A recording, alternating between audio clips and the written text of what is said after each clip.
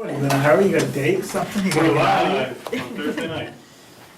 Okay, let's do the Pledge of Allegiance. I pledge allegiance to the flag of the United States of America and to the republic for which it stands, one nation, under God, indivisible, with liberty and justice for all. Thank you. 6:30, Littleton Planning Board, Thursday, March 7th, 2019. So we have board business to take care of. Bills, we've just taken care of bills, payroll, minutes. So there were two sets of minutes that were posted online, January 10th and January 28th. Well, wait a minute, what happened to board member updates? Do you want to do that one first? I thought we'd get the easy stuff out of there Okay. first. Next month, when you're chairman, you can do it your way. All right. Oh, I'm going to be Minutes, chairperson. huh? Anybody have any problems with the minutes? Yes, no problem per se, just some comments. So the January 10th minutes, I had a question. Where is town council on the 119 Russell Street decision draft? Do we know? We were waiting for the draft from the applicant. Well, the town council was working on the, not on the decision, but on the separate agreement. Okay. And Chris has now started working on that. Okay, fabulous. So I have no comment on the January 10th meeting minutes. Minutes. On the January 28th meeting minutes, my last name is spelled like the city on page 2 instead of H-U-E, just a little Yep. tidbit. And then I think this might be a question for Mark and Ed. When we were at that meeting, I had asked Judy if she would be talking with the neighbors next to the train station, and she said she would be talking with the working group about that, but that she would be happy to meet with the neighbors before the April meeting. So do you know what came of that, if she was able to talk with some of the neighbors? I think I know she's talked to the one neighbor that I put her in touch with. I don't know about anybody else, but she was going to reach out to them. Right, the latest that I spoke with her, there were two different outreach things. One will be the April event where everybody is invited, including the neighbors. The flyer for that is to go out. Actually, I received mine today. Oh, good. Yeah. I'm glad to hear that. A little concerned about making sure it actually good. And then the other thing she's going to do is an online survey. Okay. Yeah. All right, I just want to make sure that neighbors and butters had lots of opportunity, especially one-on-one, because I know she did focus groups, so that would be good. So that was my really only comment on the 28th. You got January 10th, we're still going over those minutes? Is that, you already go by that? I Because- did, but what comments? Well, I want to go back to Cooper Farm Estates on A and B. I didn't second anything, I'm not on it, so I shouldn't have seconded anything, so get somebody else to second it. Correct? That is true, you had to step off. So I shouldn't be in there for seconding anything. So that's all defunct now. Got to go back. Wasn't that the day that Nope. it was somebody else? Okay. I haven't had a single solitary thing to do anything with those. Make a motion to hold the minutes till revisions are completed. To what? The revisions are completed. Sure. Okay. Board member updates, how's that? Want to go back to that? Yes, please. Okay. I think you want to update us on something.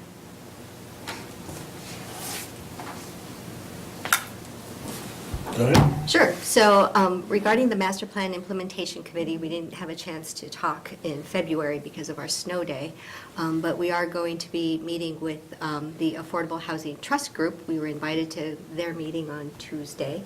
And Mark, are there any specific things that we should be prepared for? Should planning board members also attend that meeting? We're talking about going to the CPC to try to get the $500,000 that they have to put it in control of the group so that we can start working on, at the very least, a voucher program maybe to start helping people with their rents.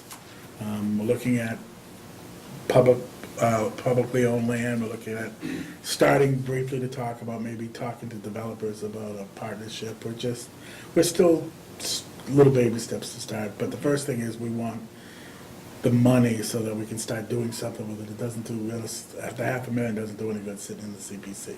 So that will be, we're preparing the paperwork to present that at town meeting on May. Great. That's about the sum. Right, and then the presentation that was being put together for the meeting on the 12th was just kind of an overview of what the Affordable Housing Trust understands about affordable housing, and it's just it's time to talk about affordable housing and who's doing what in town, and, you know, what next steps could be. Okay. And what was the date of that again? So, March 12th, so next Tuesday, yep.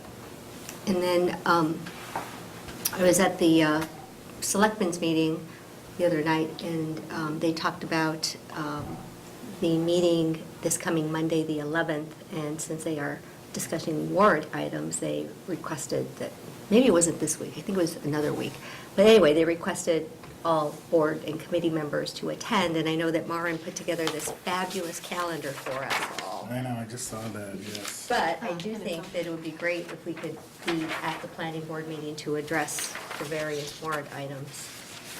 You mean the selectmen's meeting? Yes. Okay.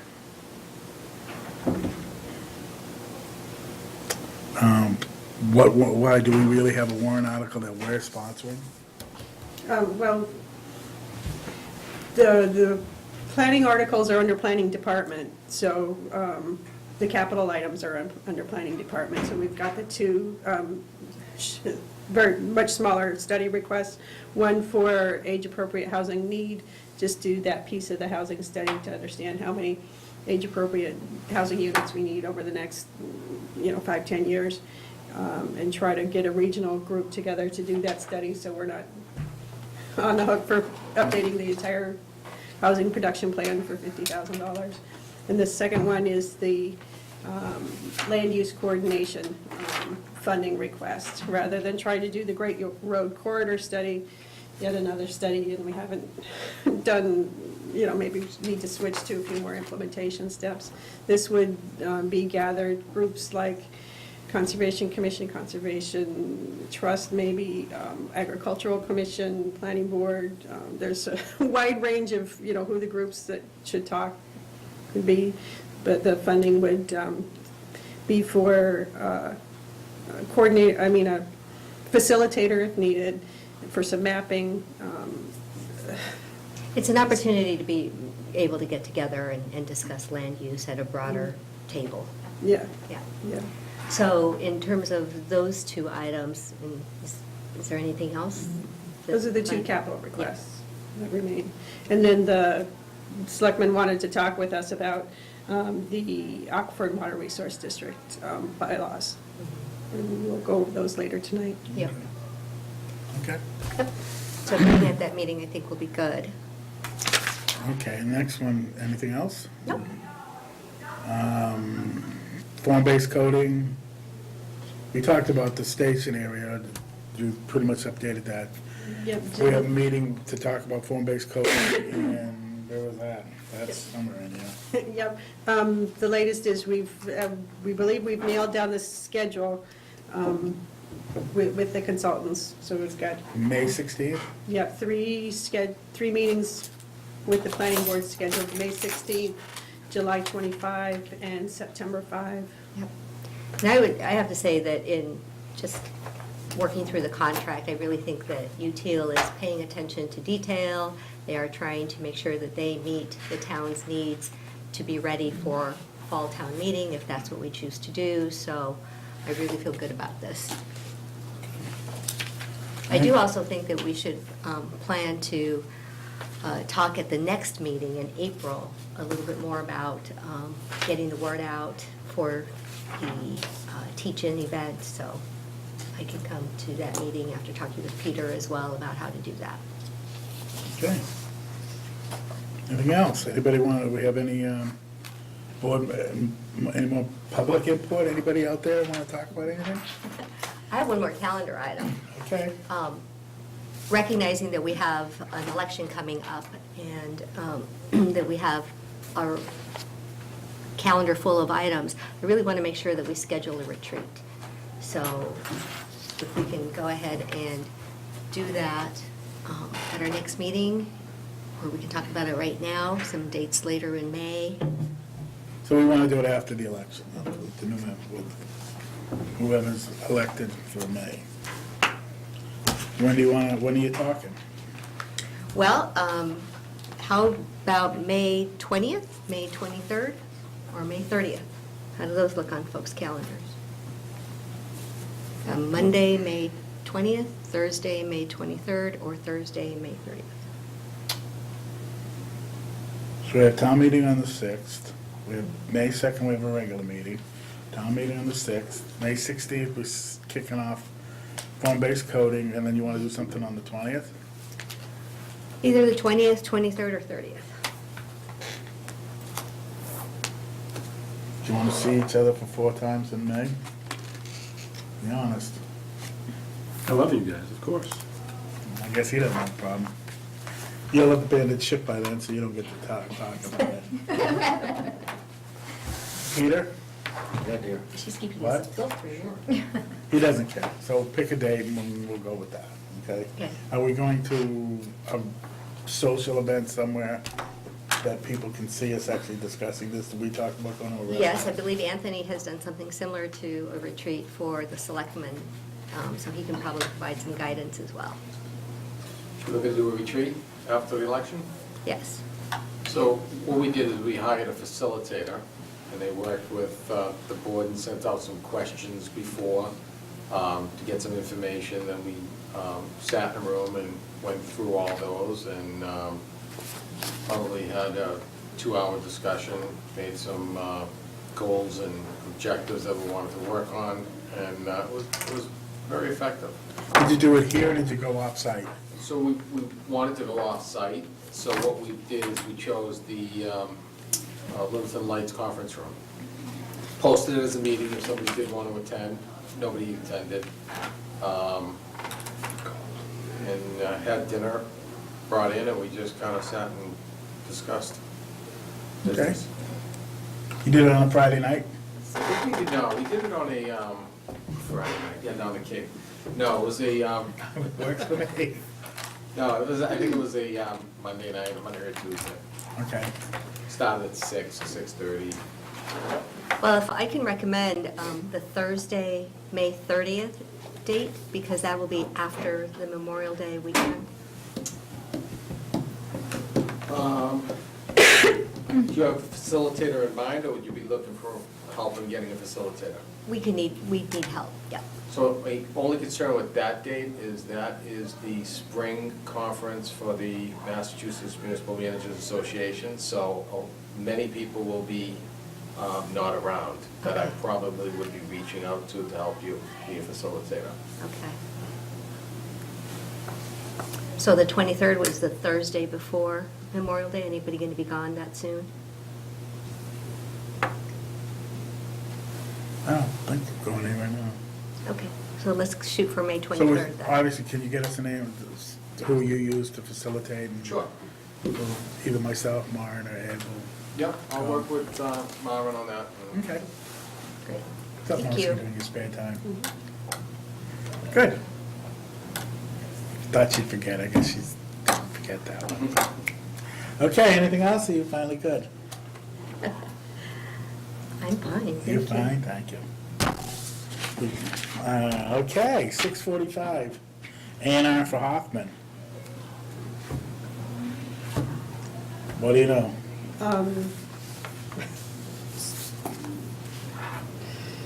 The lot line change, if I remember right, the line change was in Acton.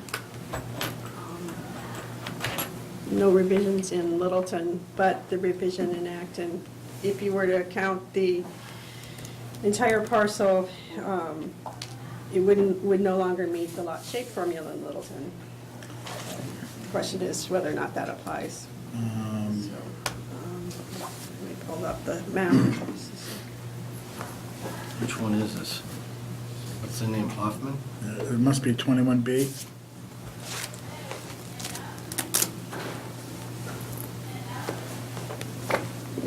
Maren, I'm sorry, what was your question or comment? I need to pull it up so I can remember. I haven't looked at it for a little while. Want to look at mine? Yeah, I have it up. Perfect. There you go.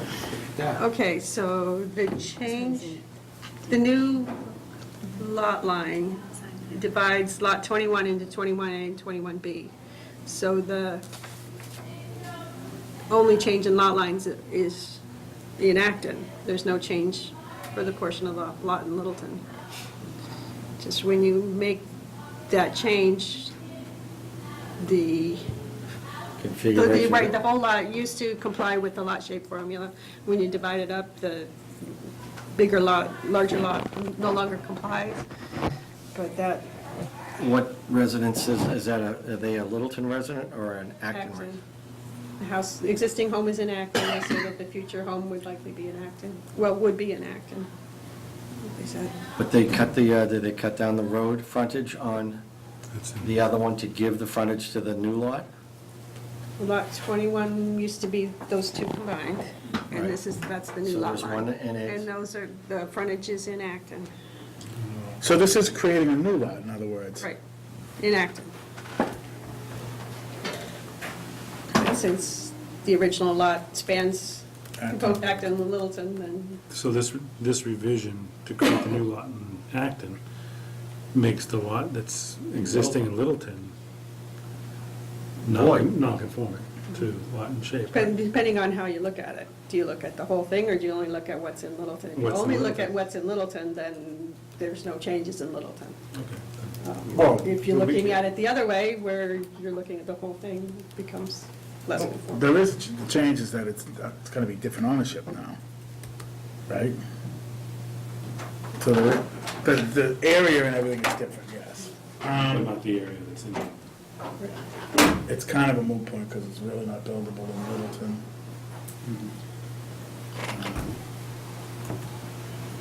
So how many feet does that leave on the front of the road from lot?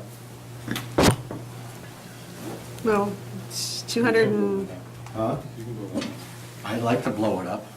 so, I think it's 50, they still have 50 feet of frontage, it looks like. yeah. They have, well, like, The smaller frontage is Yeah, 50 feet. yeah. And the other one is how much? 200? 218.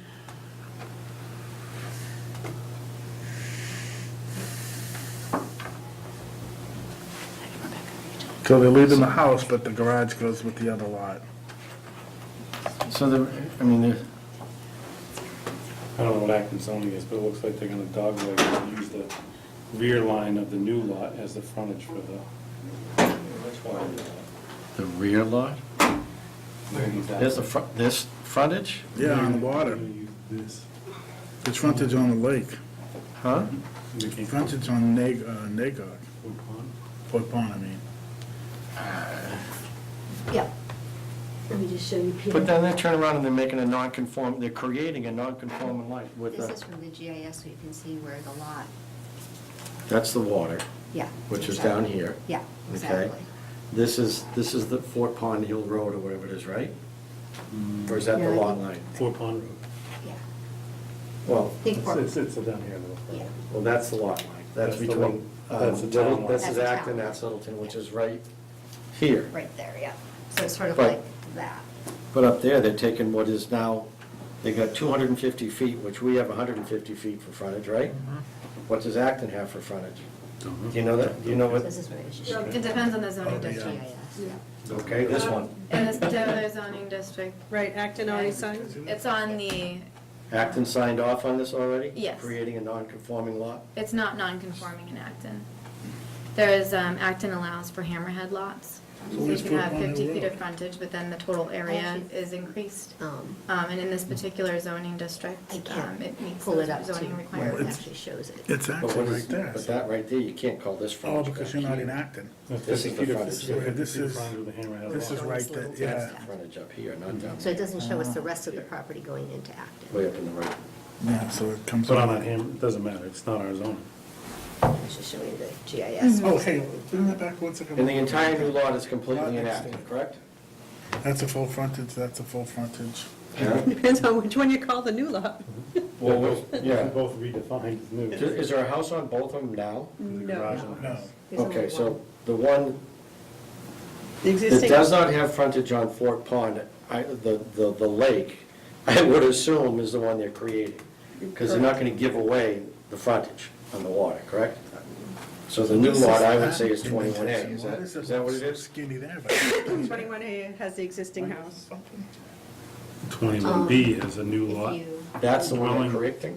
They Yes. are creating 21B. You Ah, can actually see it that's right there, weird. see how it gets skinny. I wouldn't from give there. away that, would you? See that square? Yeah, that doesn't look Yes. that skinny. That looks a couple Yeah. 100 feet. What is that? That meets the zone. That's 215 feet there, from there to there. Yeah, so you can see where it is, so that's on the Acton side. This is Littleton over here. Yeah, Oh, some way down. yeah, yeah. Wait, So no. this is really the only, this is the little. That's the little piece down there, Yeah. that's the one. Oh, Okay. that's the one you were thinking of? That's the one, if you go back to the big one. This one? I'm looking at that, but that, Yeah. So, oh, shit, this one's. Sarah Indian Way. again, that's that. Yeah. That's what you Yeah, think? because I that's thought- on the Littleton side. The rest of everything else is on the Acton side. So in reality, the entire change is all in Acton, has nothing to do with us, correct? We have to sign it because it's both pieces. Is it, Wait a minute, no. both towns have to sign it. They have to sign it, we have to sign it. 21B is getting created. Mm-hmm. We allow 50 feet of frontage, You allow 35. 35 feet of frontage. okay, on a hammerhead lot like that, as long as the one next to it is, you can't have one right next to another. And just that one square you say is all we need, No. well, that's what Acton needs. That's what Acton needs. Doesn't matter what we, All right, so 21B, does that meet all of ours? Mary? It would not meet the lot shape formula if you take into account the whole lot, but the whole lot is not in Littleton. There's no changes proposed in Littleton. I had one question related. But they're using Littleton land in order to create a lot, correct? we just own it. We're not creating. But it's it. part of the It- lot, it's it- part of the new lot, they cut it and they cut out part It of it. exists either way, whether it's one whole lot or subdivided. They don't change it in Littleton. Well, what do you think? I still have questions. Well, there you go, you're up. Go ahead, what's your question? Well, so I had a question about where it says lot 21B, and it says isolated wetlands. Do we need to be concerned at all about that? Nothing that we, no jurisdiction, as long as there's, No construction. yeah. Okay. On the face of it, it might be difficult for the new owner to permit construction on the Acton portion, well, on any portion of this, because access is not clear. And then my second question is there a precedent where there's another property that has had its location on in two towns? We've done Oh, a yeah. couple of, we've done a couple of A&Rs like this where they. I mean, I think we should both just be towns. consistent based on what that might be. Their issue will be when they go for their Title V. But That's not our that's issue. not our Right? jurisdiction. Right. Make a motion to approve and sign the A&R. So, anyone want to second that?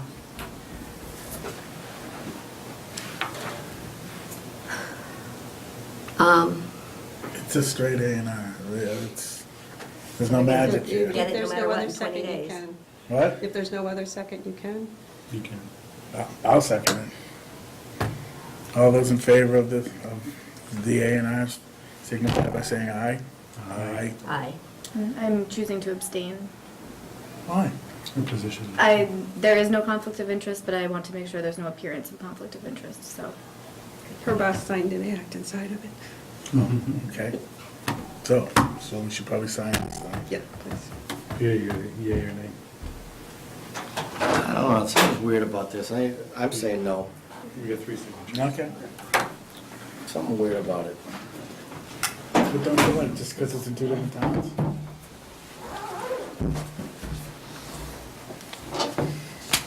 plenty of frontage, I mean, plenty of area, plenty of frontage. What is this, something? Which one? Can't figure out what, something doesn't tickle my fancy, I don't know what it is, something doesn't seem right. Okay, You know? all right. Hearing it, sorry. Sound right? Thank you. Mine's starting to break worse. Sign that one.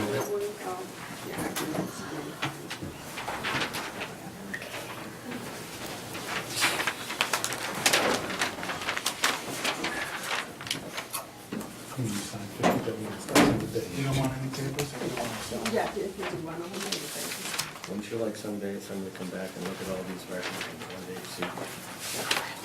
You don't want any. The one name, the tax,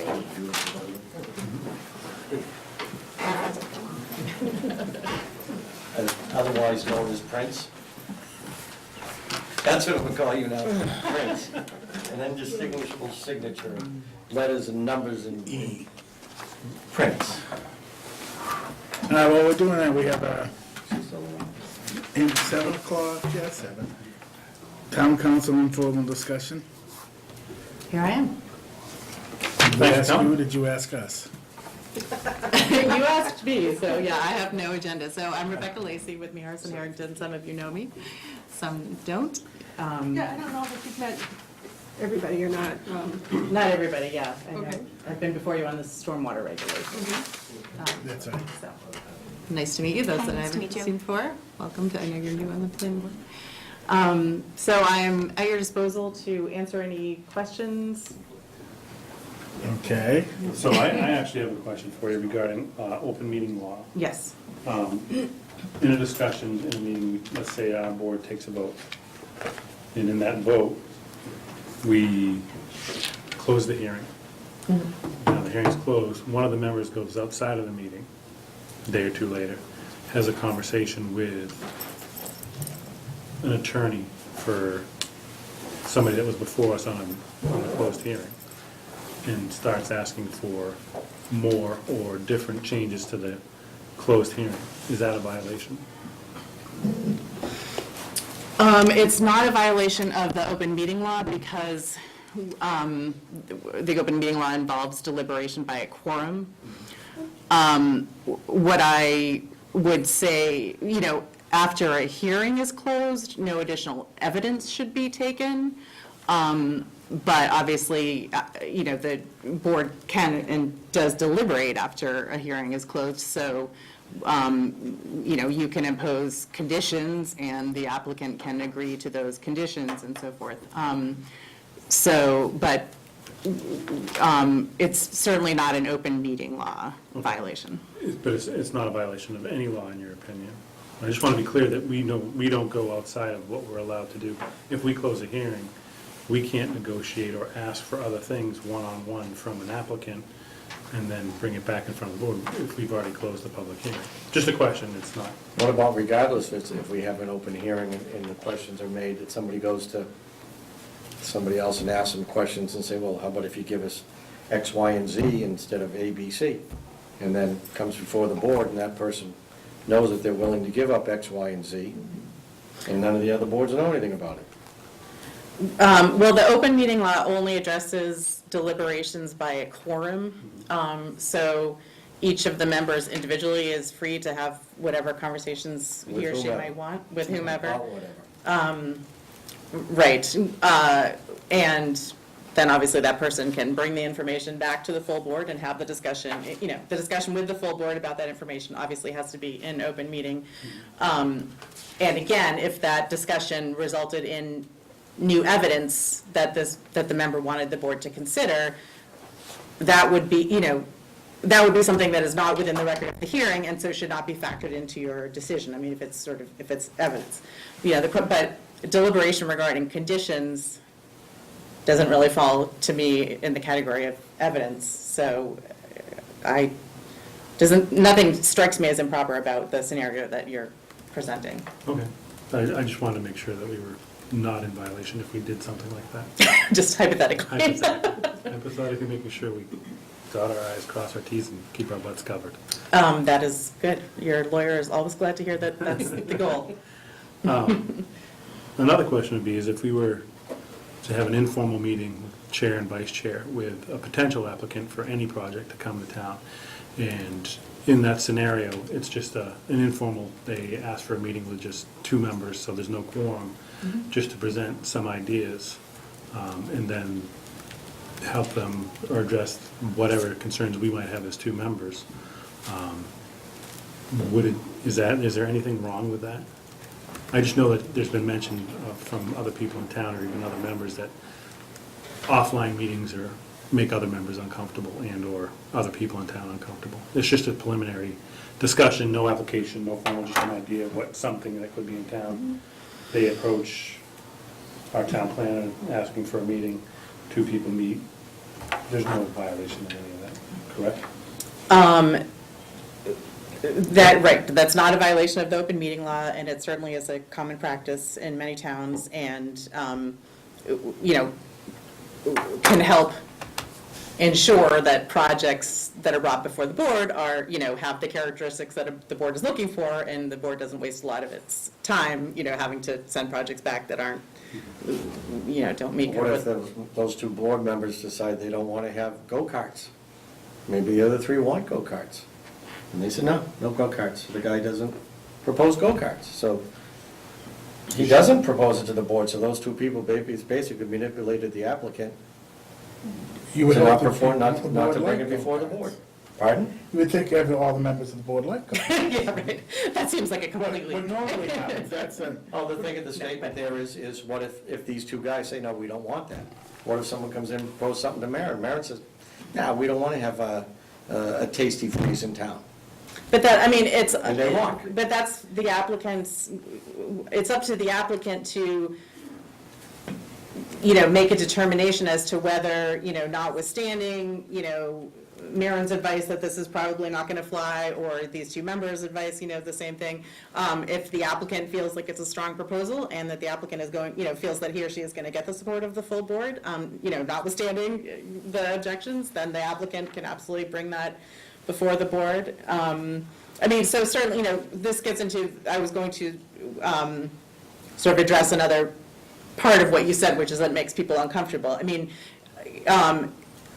The board might want to make a policy decision that this is not the procedure and that, absolutely everything, all discussions with applicants are done in an open meeting. That could be a policy decision, that the board may want to make. It may also lead to having to have numerous and extremely lengthy meetings. So everything's a trade-off. But again, it's just about the policy,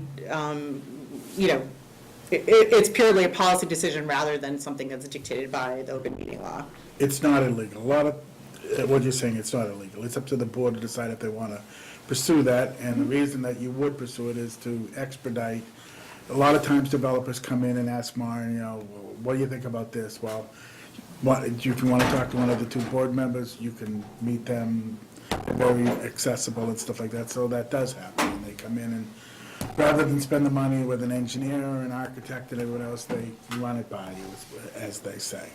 So it's, like you're saying, it's really up to the board to decide if they want to go that route, to facilitate bringing a developer in, or whether they want everything by the book in a public meeting or anything else like that. It's really up to us to decide. Just to be clear, it's by the book either way. No, but what I mean is, Absolutely everything done in the open meeting. in a public forum. Yeah. Correct. That's our decision. So Yes. if we have an issue with it, we should discuss it amongst ourselves, whether we want to continue. 5 of us or 2 of us? 5 of us. Well, the 2 should have a discussion first and decide whether we want to Yeah, bring it. whether they want to bring it to the other, yeah. Sounds like that would be a perfect topic for us to discuss at our retreat. See that? And term limits. What do you think, 2 is enough? I would say in your case, 12 is enough? I don't think I've been here. Why, can I leave now? Door's right there, my son. If you let me walk out right now, I'd love to walk out right See ya. now. Goodbye with your handy. I think I have a few things left to finish first. Thank you for the offer, though, Mr. Scott. Whatever you Do decide. you have any questions? Any others? No, thank you. 12 would make me like 72 or something like that, or 70 or something. I'm not that old. Rebecca, will you be staying through the remainder of our meeting? Yes. Okay, because I do have some questions, but I think they're more related to the applicants that are coming forward in the next hour or so. I think we'll probably, I will either try to answer them if I can, or I may have to take them under advisement and get back to you, but I will be here to do what I yeah, can. questions, you good? Do you have anything else? I thought you guys would have more. Do you have any other questions, or is everything specific? I don't, it's a little bit more specific, yeah. Okay, shall we move on to, with the bylaw discussion is next, right? Oh, no.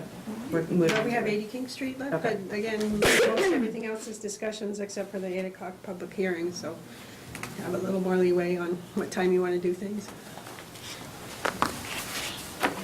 Yeah, Thank you. Thank you. Okay.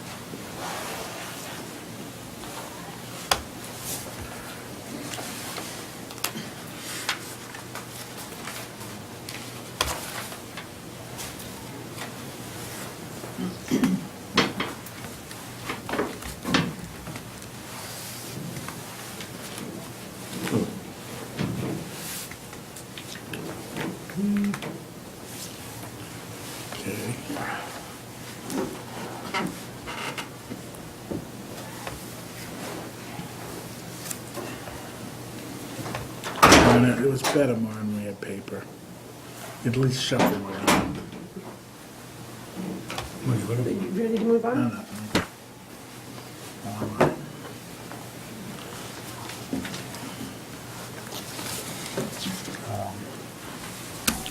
What else? for? Well, we still have 5 minutes. We got an attorney sitting right here with free answers to any You know? What else? You must have something, come on.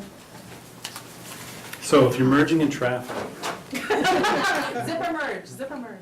right, and so one of the zippers falls out of line and then runs up against you and is behind you, but still hits the rear tire of your car and tears off your fender, who's at fault? No, I'll give you one. Zipper. Mr. Scott just refused to sign an A&R for a property that was both in Littleton and both in Acton. The part that was in Littleton had no changes to it. It had no frontage. The house might be sited somewhere in Littleton, but as far as, it has to go to both boards, but as far as what was being proposed in Littleton, there was virtually no change to the property. And he felt uncomfortable with it, not to sign it. Our policy all along has been, especially in conjunction with town Acton, if they don't have a problem with what's being proposed from their zoning and they send it over to us, and we don't have a problem with, if there's no frontage issues, they have plenty of frontage, but the frontage isn't even in Littleton, it's in Acton. It's just part of the property rests in Acton, so Peter felt uncomfortable, and maybe you can, So let me just ask you, it just needs a majority, right? That still, the A&R is going to be Yeah. approved? yeah. So that's it, yeah, behind us. It's just that there was something about where they took 250 feet of frontage, knocked it down to 50 feet to create a lot, which is apparently acceptable in Acton, creating a hammerhead lot. And the other lot stays entirely in Acton. And something just was weird about it. I didn't see that, I guess the way it was configured for where the house sits and the shed was and creating another one, it was just, they're gonna end up using land in Littleton, I think, in order to create the lot in Acton. Or if all the land in Acton, if the land stopped at the border, would that still be a buildable lot in Acton? No, but the regulations allow for the lot, for land area to be counted if the lot continues in an abutting town. Okay, but see, maybe that's what I wasn't comfortable with, is because now you've added the land to Littleton to create something for Acton. That's probably, it's just something was weird about it, and it doesn't, again, 3 people said fine, but I just felt something was weird about it. So I didn't want to sign it, didn't want to agree with it, that's all. I mean, my advice as your counsel is, you should. Legal issue.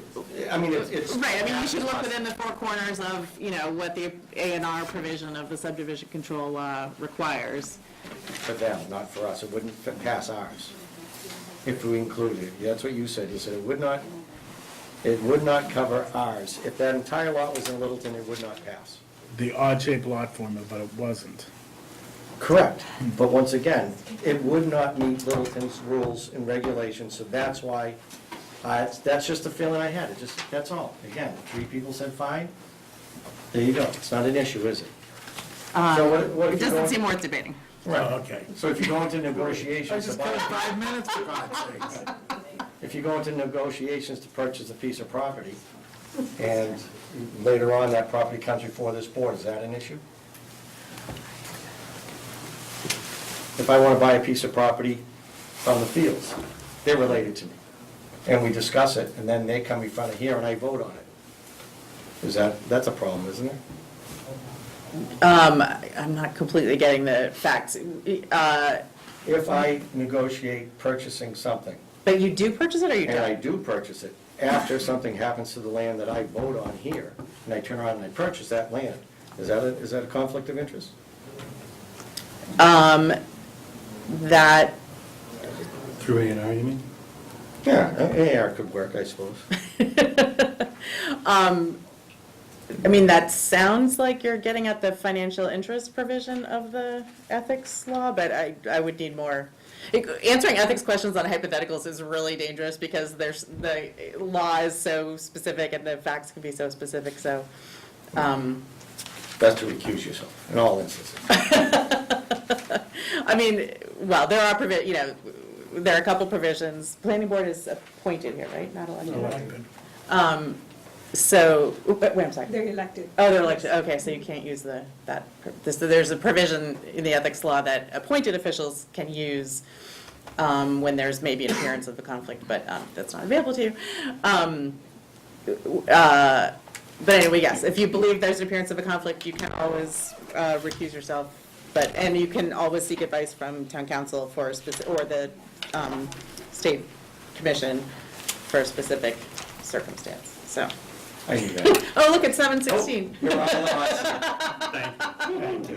Thank you, Rebecca, appreciate it. Okay. Okay, we have 7:15, planning board vote on the 80 King Street senior residential developer, special permit aquifer and water resource districts, special permits as well. Okay, This is 80 King Street, correct? correct.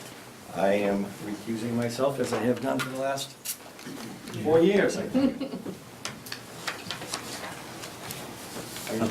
So we have closed the hearing. We have issues that we need to work through with this. And we have, I see Green is here, so I thought I saw him somewhere. Yep, yeah, you moved up, I was still looking over there. And we have the lawyers and we have town council. So, do we want to start with where we left off with Green to see where we're at with the updates to the project, or how do we want to proceed with this? Well, there's a lot here, so maybe just starting from the top, and we'll get to green once we get to that particular item. Yeah, I thought that we should work through the draft. Through the draft, you want to start with the draft, and okay, we can do it that way. I'm fine with that. Okay, so do we all have the draft agreement in front of us? I don't, because I'm slow. Well, that would have come through your email. I didn't post that one. Oh, so I gotta go look for the draft agreement. I'll go to my email, he can. I could. All right. Okay, so it's map 42, parcel 9, so property owner, property applicant.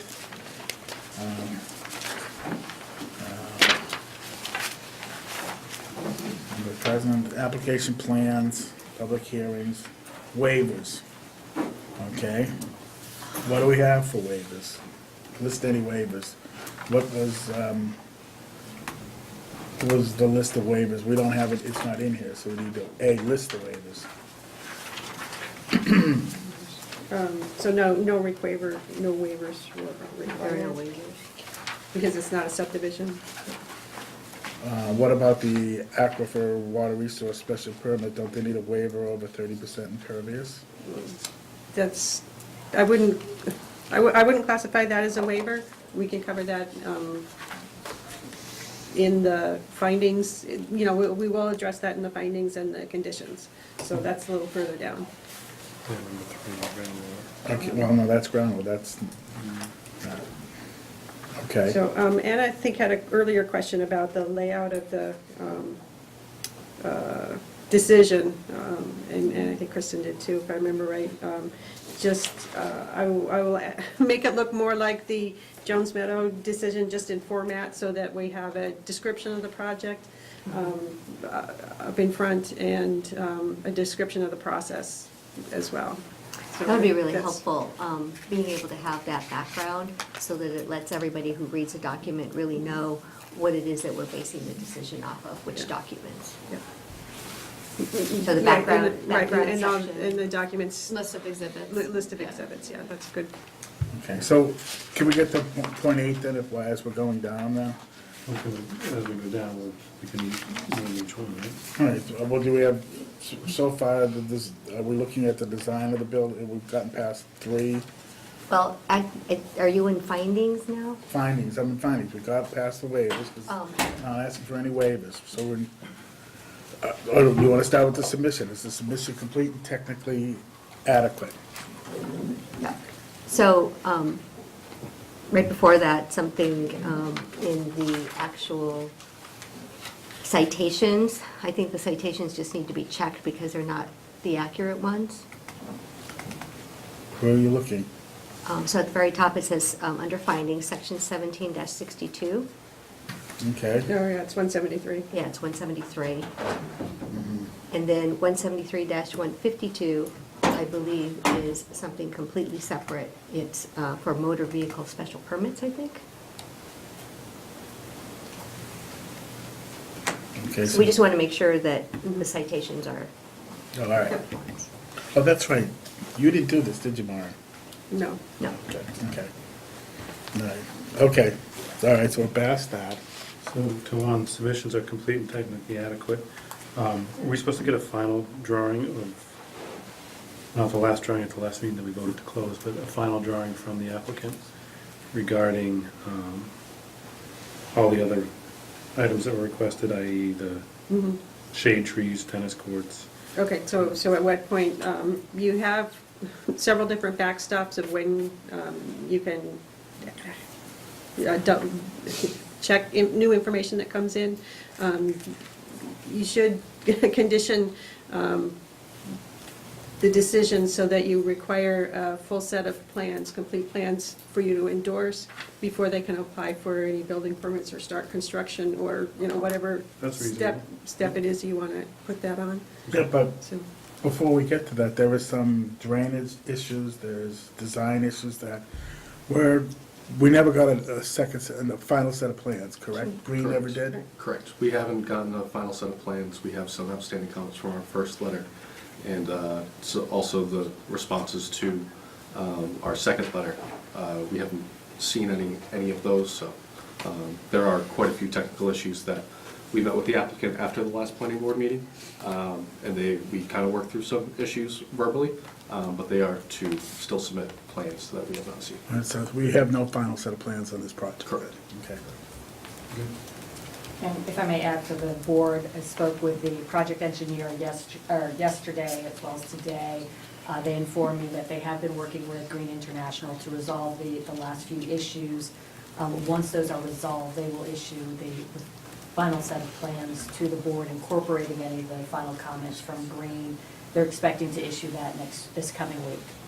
And I think there may have been, later on, further down in the draft decision, a condition, or actually under plan modifications, I believe, that the applicant shall address any outstanding comments referenced in the letter from Green International Affairs, so prior to issuance of a building permit. But I think that's further down. I think in this particular section, it's talking about the application submissions that are required. That's fine, but normally you have a final set of plans all done, and you vote on it. Mara's description was that it can be submitted and no permit issued until we have a set of plans that are endorsed. Can we vote on a set of plans that we don't have a final set of plans on? I mean, Just speak Okay. So the question is whether you can vote on a final set of, whether you can vote without a final set of plans. The short answer is yes. I mean, you should reference the existing plans, and then it should be clear what you're expecting to see for changes. So basically you're saying, we approve these plans with the following changes that we're requiring to be made, and make those changes, submit the new plans to us. That'll be a condition of us actually endorsing the plan. I mean, that's fine. but what happens if we don't know what the final conditions are to be made, because Green hasn't had a chance to adequately look at the changes that were done to see if, in fact, if we're talking about, say, for instance, drainage, if we don't know what the final drainage is gonna look like, we're saying, eventually they'll come to something, but we're closed, we're supposed to be looking at the finalized, they both agreed to it, and we're not there yet. My point is, how can we vote subject to, eventually they're gonna get it right? Shouldn't we have finality to the whole thing? I mean, it's a policy decision Really up to us, for okay. you guys, yeah. I mean, if you want to continue, if you're still within the window, or if the applicant agrees, if you would be more comfortable having the final plans, that's certainly a legitimate request. So, sorry, but I'll punt it back to you. Thank you. Yes. Are you relatively confident that you can give us plan, that you're close, and I guess the best way to say it is, that you're close enough with the applicant that, Yeah, there weren't any deal breakers in our discussions with the applicant that we wouldn't be able to work out. There was some things that they were going to investigate, try to improve, particularly with the drainage, some extra infiltration down by the minor court to make sure there wasn't a drainage issue there, those sort of things. So I don't see any major issue there. okay, and some of the stuff we actually haven't even talked about, like the tennis courts, how do they fit in, where, that's Yep. 12th hour stuff.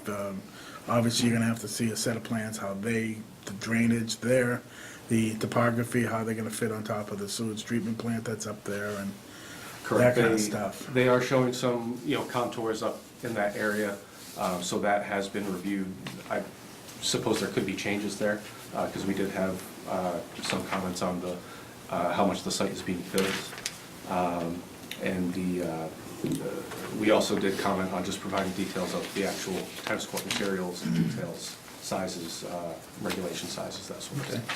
So with that comment and going to tennis courts, if we're gonna jump around, I asked Mara to speak to the athletic director in town, just to get an idea of what the town would wanna see for the construction of tennis courts. And in that conversation, he had specified a certain type in mind. If you could give me the lingo that he mentioned, I printed it. And ASBA, if I remember right. ASBA was the detail, and here it is. Right. One more page. So, Nova Sports USA, they have a section 2G, which guidelines for tennis court construction. The preferred construction, according to the athletic director, would be reinforced concrete tennis courts. And there's some specs here. I would like to enter these specs into the decision for the type of construction for the tennis courts. It's reinforced concrete, not asphalt. And that would be the preferred construction. With that being said, I know early on in discussions, once we were talking about 3 tennis courts, and then we went down to 2 tennis courts with a prep site on town land provided by the applicant. And so, wanted to make sure that we got that in there. So if anybody wanted to take a look at these, I'll certainly provide the applicant with a copy of it as well. Do you have an issue with a preferred tennis court? Yeah, Can we talk about that? This time. I've met with Mike Lynn twice, and with our last rendition of the tennis courts being on the septic, I talked to the engineer, and we talked about having either an asphalt where it's more suited for this environment where there is more freezing and thawing. Reinforced concrete's good, but it's more for the mid-Atlantic or something like that, where it's not gonna get the freezing and thawing over the septic like that anyway. Moving it over the septic? Well, if it was over the septic system.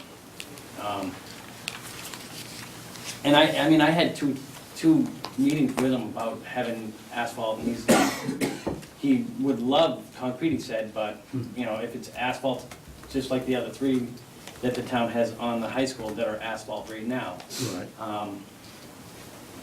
So in earlier discussions, probably, you know, before you guys had your discussions with him, we had talked about this, and I told him that this is what I thought we should, he mentioned it, and I said this is what I would ask for in our meetings, because it's what he would prefer. So I'm sticking to what I told him and saying that this is what we're gonna ask for, because the reinforced concrete on the compacted soils and installed to these specs should be able to survive in northern Canada as well, so. I mean, it's a triple the cost. And it's, you know, it's on the association's land. You know, I initially, we talked about it, we said, would we prep it, and then, you know, they would do the final coat, you know. It's, you know, when we first started talking about that, with 3 tennis courts, and if you donated to the town, if that was the case, but, you know, right now is the first time I'm hearing of concrete, right today, so. Okay, All well, right, I mean. so in saying that, there's a so, substantial increase in cost between concrete and asphalt. right, but this is a product that I think would benefit your project as well as the town. My job sitting here is to try to benefit the town, so Yeah. this would benefit our town, it would also benefit your project. If the cost is that incremental, then I would be willing to waive the request for the third pad to be prepared and just go with the 2 on the association's property. We have to investigate the cost of that before we, Understandable, but, so I'm gonna submit this for what the town is gonna request for the type of construction for the tennis courts. And then you guys can certainly look into it. Yep. Okay? So, I have a question for town council. So this is where I could use some guidance, because we have so much in this decision that's both in terms of findings and conditions. So, in trying to look at this as to what can we agree on this evening that is something that we can put down as a condition versus something that's a condition that we won't know anything about, for example, the Mass dot report that will come to us in the future. But for now, there are certain things that we do know. So is there any way to really be able to delineate between that, you know, can help us in this process? I'm afraid I do not completely understand the question. So, for example, What she's asking, Mass Dot, they need a entrance, a determination, because it's a state highway, for the curb cut to be there. They also need a waiver from Mass DOT because they're too close to another intersection. So it's always been our contention that we're going to approve it subject to, that's one of the conditions. And what, I think Ann, I don't want to put words in Anna's mouth, but I think what Anna's trying to say is, we don't know whether they're gonna get it or not, or what's going on. Can we still approve it with Conditions. that condition? Can we approve this broadly and then get conditions satisfied with backstop saying, all right, you know, we've approved it in theory or in general, but there are still 10 outstanding conditions, and before you can have A, you gotta give us B, you know, so before you get a building permit, you have to satisfy the remaining 10 conditions that we haven't satisfied in the decision, but we could still vote to approve. Yes, so you can absolutely do that, and, right, and that's the common and good way to, you know, really guarantee that certain conditions are met, is to have there be milestones, and, you know, before you get this additional you know, before the town will let you pass this, you know, next mark, you have to have done, you know, whatever is reasonable to have done by then. So, yeah, but it sounds like that wasn't completely No, your that question. actually is part of my question. Okay. It's in terms of, so those milestones, what I'm trying to get to is what can we get through this evening that we can say, yes, you're good on that, yes, you're good on that, and no, we still have to wait on this, no, we still have to wait on this, because is there any other clear way to do it? But you just said it, it's us establishing what those milestones are. Well, now, the one you're talking about is a big milestone. It hinges on the whole whether they can do it or not. If they can't get approval from the state to put that curb cut in, they can't build this. And Mr. Chairman, I would actually suggest making it a condition that we get written confirmation from Mass DOT prior to plan endorsement, only because they may require a change to the plan, and that way we have an opportunity to see it. I don't know if that That's a good point. would Yep. make sense to you, but Seems I like a would great feel a little bit more suggestion. comfortable with that. There's not a whole lot of room to make too much of a change, but, you That's a know, good point. if they're in terms of sightlines, I don't know, but No, that's a good point. But that's a big one. There's some littler ones, like, you know, if the drainage is gonna work, let's approve it subject to them figuring out how to drain. That one's a big one that's really out of everybody's hands, so, yeah, you're right. And, you know, there are different levels of conditions, so. We're gonna try to get through all of them if we can. And the word backstop, I think Ed used that word earlier, but what are the backstops in terms of?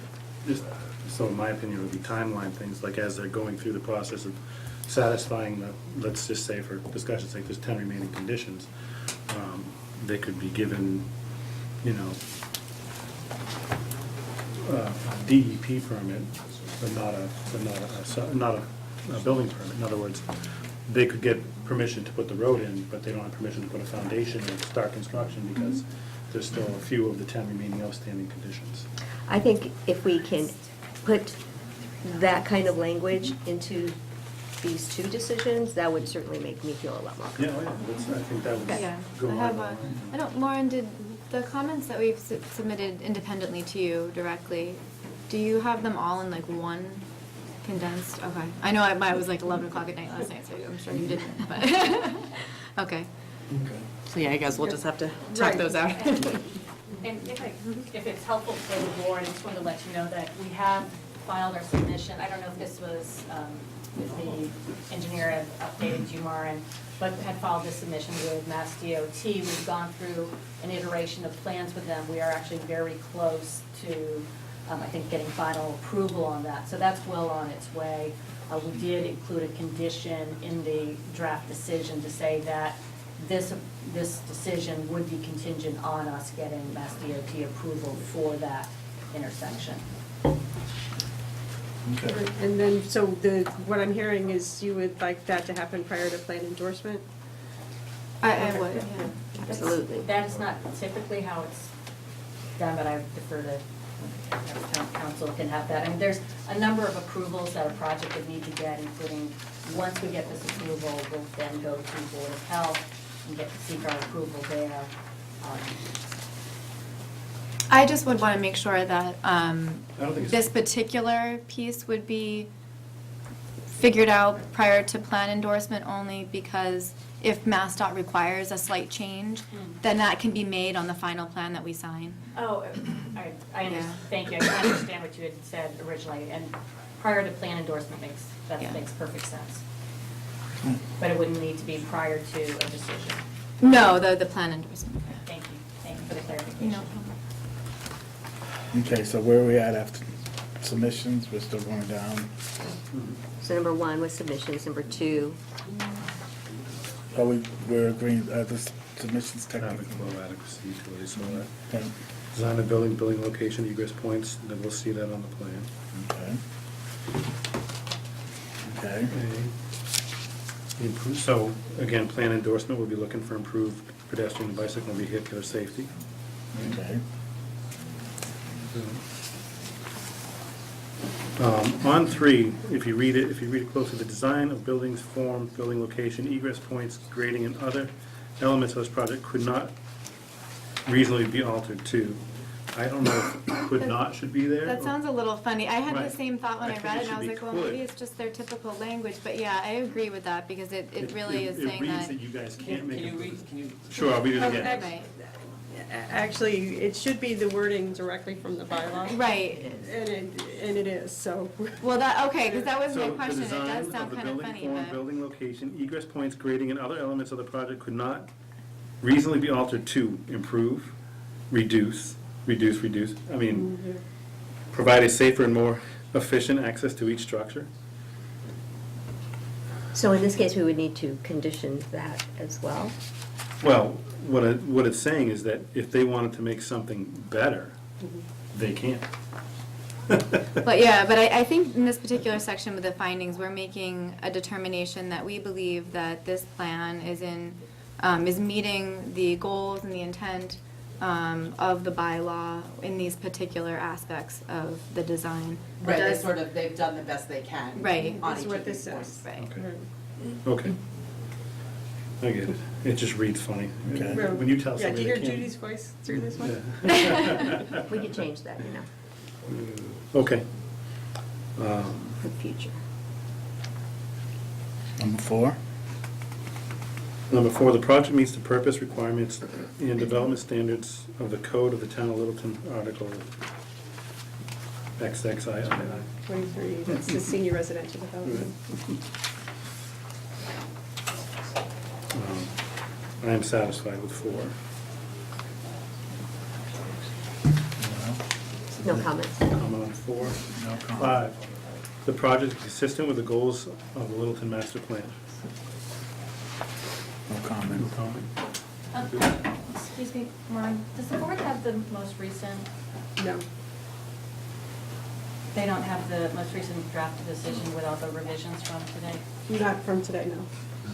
So any submissions we're supposed to get 10 days before a meeting? We received comments from the town planner last evening, so we provided a redraft today. Okay.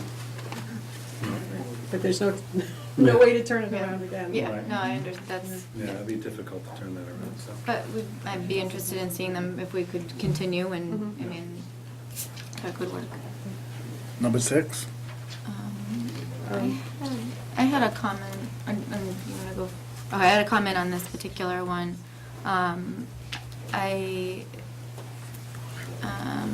Oh, for the timing of the. Yeah, I mean, I understand that this is a finding and just stating that this is what the, yeah, we can skip over that. I'm gonna keep it, that was kind of a note to myself, so I'm gonna forget I said anything.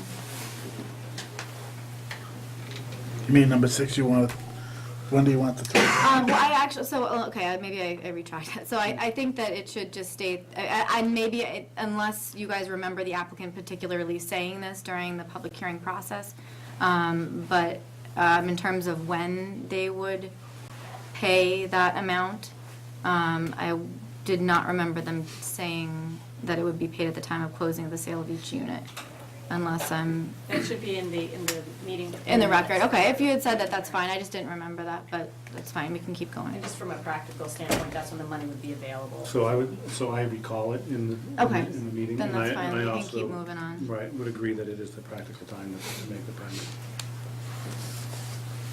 Okay. 7? No change. No. 8?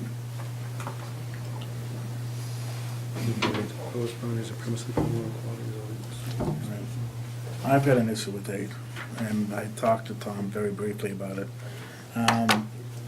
Usually when a special permit for aquifer water resource, they do a design criteria and they look at it for pre-nitrogen loading. They take a look at the plan and make sure that it's not going to be over 10% at the water, 10 milligrams per whatever at the property line. They didn't do this here. They are proposing a nitrogen reduction system.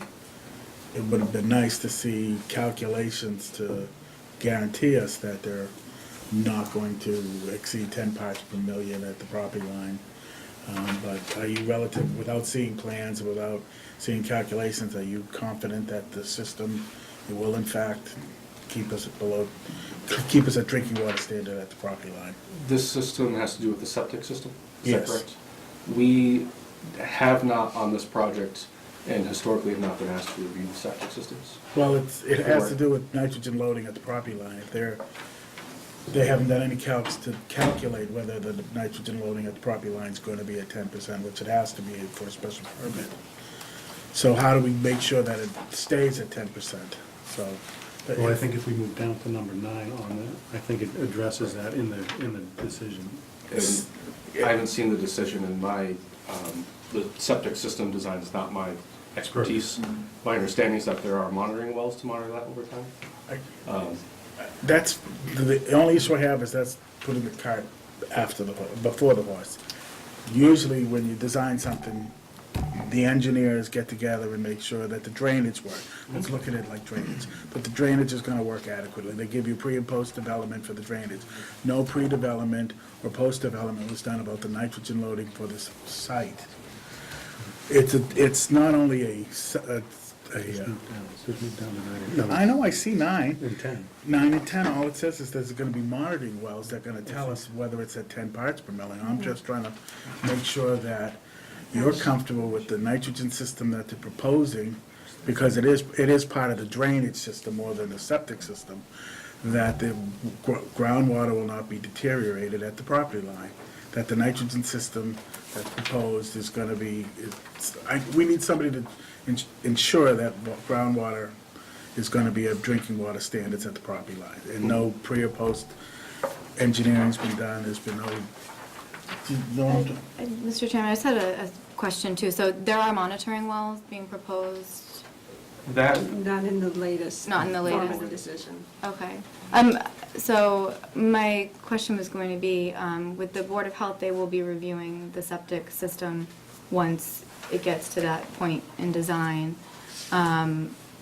If we really feel strongly about having a monitoring well, we could condition that, and we could also condition, for every 10 years that a submission be made to the health department, or that an inspection be done of the monitoring well, and we can require that to be put in the condominium documents. But that's for the septic system. We're talking about the nitrogen loading on the whole property, around the property line is, they're in a water resource, aquifer water Right. resource. And our bylaw says before we can issue them a special permit, we need to know that the nitrogen loading at the property line will not exceed 10%. Okay, well, nobody's done any calculations to tell us that. We can't rely on the Board of Health saying, yeah, the septic system's gonna work to have a denitrogen system that they're putting in. Somebody should have done a calculation that said pre and post development, the nitrogen's gonna be below 10 parts per million for drinking water standards at the property line. I'm just asking if anybody's looked at the septic, not from a septic standpoint, whether it works or not, or whether or not the nitrogen will be low enough to stay at drinking water standards at the property line, because Green didn't get a chance to see any calculations in regard to drainage, to nitrogen, to any of that. How do we make sure that the nitrogen stays? And it can't be because of monitoring wells. Monitoring wells are after the fact. It's just gonna keep them in compliance, and we have to know before it's built that it's gonna be in compliance. That's the only question I have. What do you typically do in the past We've for, always had nitrogen loading and they've calculations, reviewed it? and then they review it. I Well, don't actually, we ever send that to the remember. water We department. send it to the water department. Okay. They do nitrogen loading calculations as part of their special permit. Right, but also the Board of Health has the same limits well, actually, they do the 10 gallons per 1,000 square feet of lot area, right? 6 gallons per 1,000 square feet of lot area. And whether, they were saying it does not need a nitrogen aggregation plan, because the flows are too, It doesn't I'm trigger probably that. not saying this right, but you were saying you do not need a nitrogen aggregation plan for this, is that correct? From the water department? For the wastewater treatment facility. It's only 6,000. It's under 10,000 It's a gallons. microfast system, but right now, we could get the monitoring wells that are adjacent at the high school. They have the water samples that the wells are within 50 feet from the lot line there as well. So we could get a sample of the water that's adjacent right now to have a number that's prior to us doing anything. Is there somebody from the water department out here somewhere? Yeah, for the next meeting anyway, yes. A couple of them. Can you guys address, like, normally we send calculations to you to make sure that the water quality at the property line is gonna be at less than 10 parts per million of nitrogen. We're relying on a system, I guess, to do that, because no calculations were submitted for their aquifer resource water special permit for that. I know that it's gonna be total recharge into the ground and everything, but still, nobody's weighed in about whether or not the nitrogen at the property line is gonna be at 10% or less. 10 parts per million, yeah. Yeah. I know for commercial properties in the past, we've relied on monitoring wells, doing the sampling before and after. As far as what can be done after the fact, that's sort of the big question, is if down the road, after everything's built, there are values above that 10 parts per million, then what recourse does the town have at that point? That's always the question. But my experience with that's mostly been with the commercial properties. Right, but we send you calculations, we've always, as past, sent the calculations to the water department to make sure that the engineers do a calculation to prove that it's below 10 parts per million before they even build it. We don't have that luxury right now, that's the issue that I'm getting at.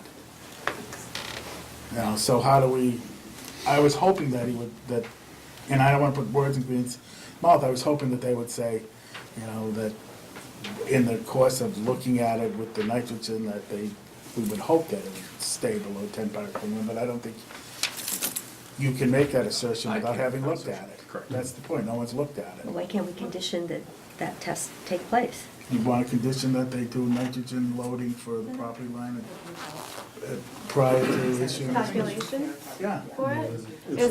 I think I would say, Maureen, is there a trigger for requiring those calculations, and does this project meet that? If there is one? To require those? Right.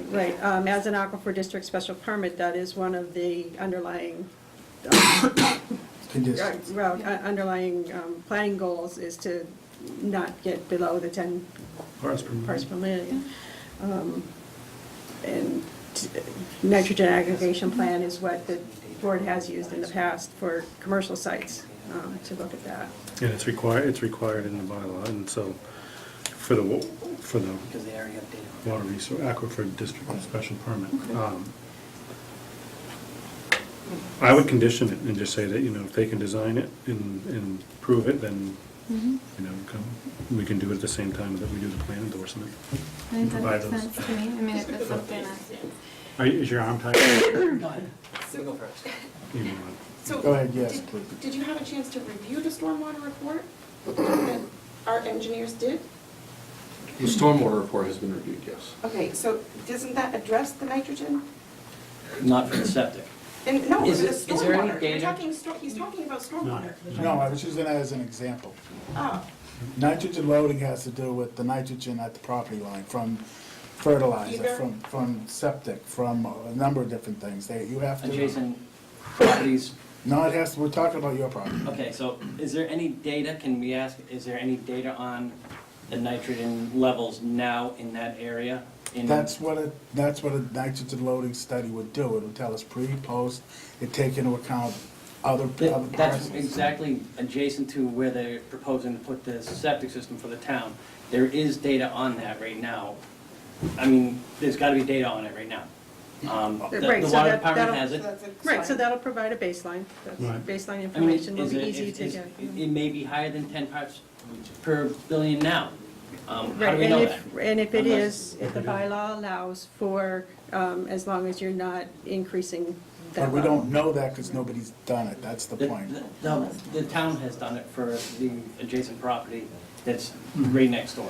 I think, Mr. Chairman, I think what we're, and Maureen, please help me out here because I know I'm kind of new to all of this, but what we're trying to look at is the impact of this particular site within the boundaries of the property. So we need that baseline to know what's going on today, but then we're also trying to understand what this particular septic system will be producing in terms of nitrogen and how that affects the area. Septic, fertilizer, runoff. So we're really looking to see what the baseline is and then what the calculations will produce for this new site.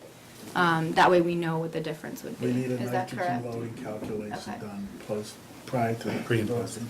So it's Pre- just getting some numbers to the paper Correct. Get the and engineer making to sure do that it. we can say, yep, we can confirm that it meets the special permit requirements, so. Another condition.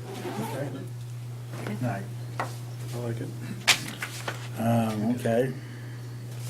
11, no comment, I'm good. Yeah, you're working on 11, making sure that the runoff it'll be able to take a 100-year storm, the infiltration basins and everything else. It'll be able to contain a 100-year storm. Correct, they're containing all their runoff on site and infiltrating 100% of that. Okay. Okay. Stormwater management has been designed. Yes. And I was just gonna suggest adding a finding, it's just kind of to reflect what's coming in a condition, but just a finding that the driveway curb cut will require a permit and waiver, I don't know what the technical term is, but from Mass DOT. Just stating that we know it's a finding, that we've learned through the hearing process. Okay. And maybe even say, like, it's a state roadway and therefore, What about 12? On page 3. No, yeah, page 3. Impervious cover. We're at 42%. 42%. Mhm. Special permit is 30%. They need a waiver at 42%, or do we not, are we not concerned about it? I think in our discussions at the last, before we closed the hearing, was that because they were treating all of their runoff on site, that I was comfortable with providing a waiver for the 40% or 42, whatever. So then they need to ask for the waiver. There's no request in there? There's no request for a waiver. well, I think we can find that we know they need one and to make the decision. And I don't know that we use the word waiver Yeah. in the LID manual. Right. I believe the Right. LID manual just says that the planning board may approve more than 30% per on the site. So it's just a matter of, Right, of saying that we would, and I think we have. I think we said that in closing the hearing, that we agreed that because they were treating all of the runoff on site. so maybe we can just clarify that finding a little bit and just state that, what the percentage is and that the board finds that the 42%, given that all of the runoff will be maintained, retained on, or infiltrated on site, the board finds that, We'll allow it to be over 30%, so This they needs don't to need a be waiver for that. Okay. But we have addressed it by doing this. Okay. Okay. And what's the backstop to that in terms of, because again, that's something that won't be known for some time. The stormwater? Yeah. It is we know that they're treating it all on site. Okay. That is known. I heard Tom say that, so.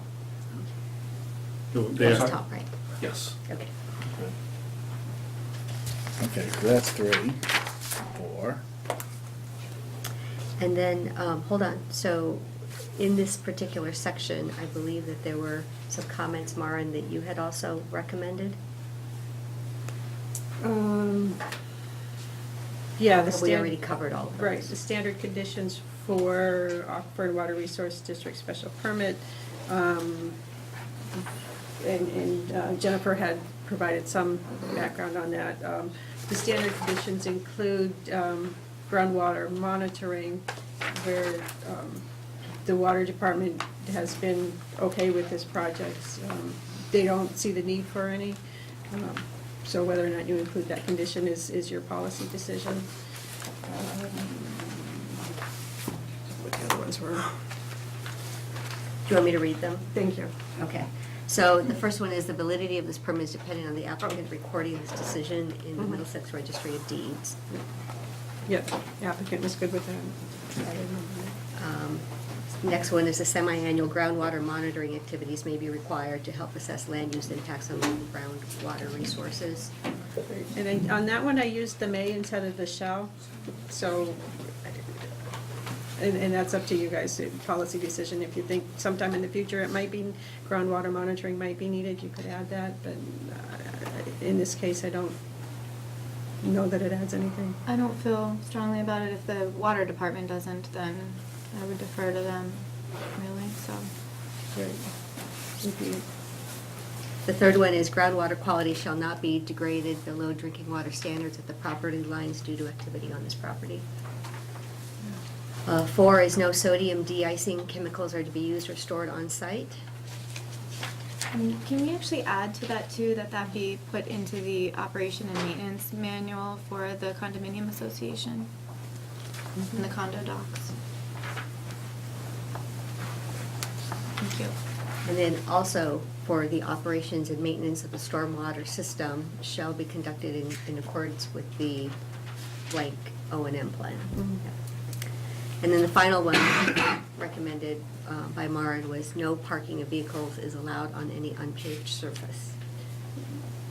Yeah, that's the standard for the commercial ones. I didn't know if you wanted to step in on the residential.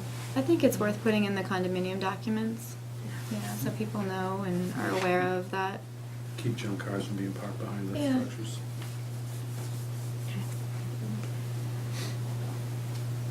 Okay.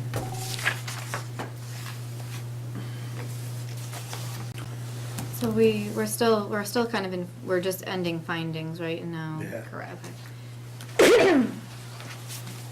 I was going to make a suggestion that, I know we have the vote and we'll kind of keep that there for now and kind of table that, obviously.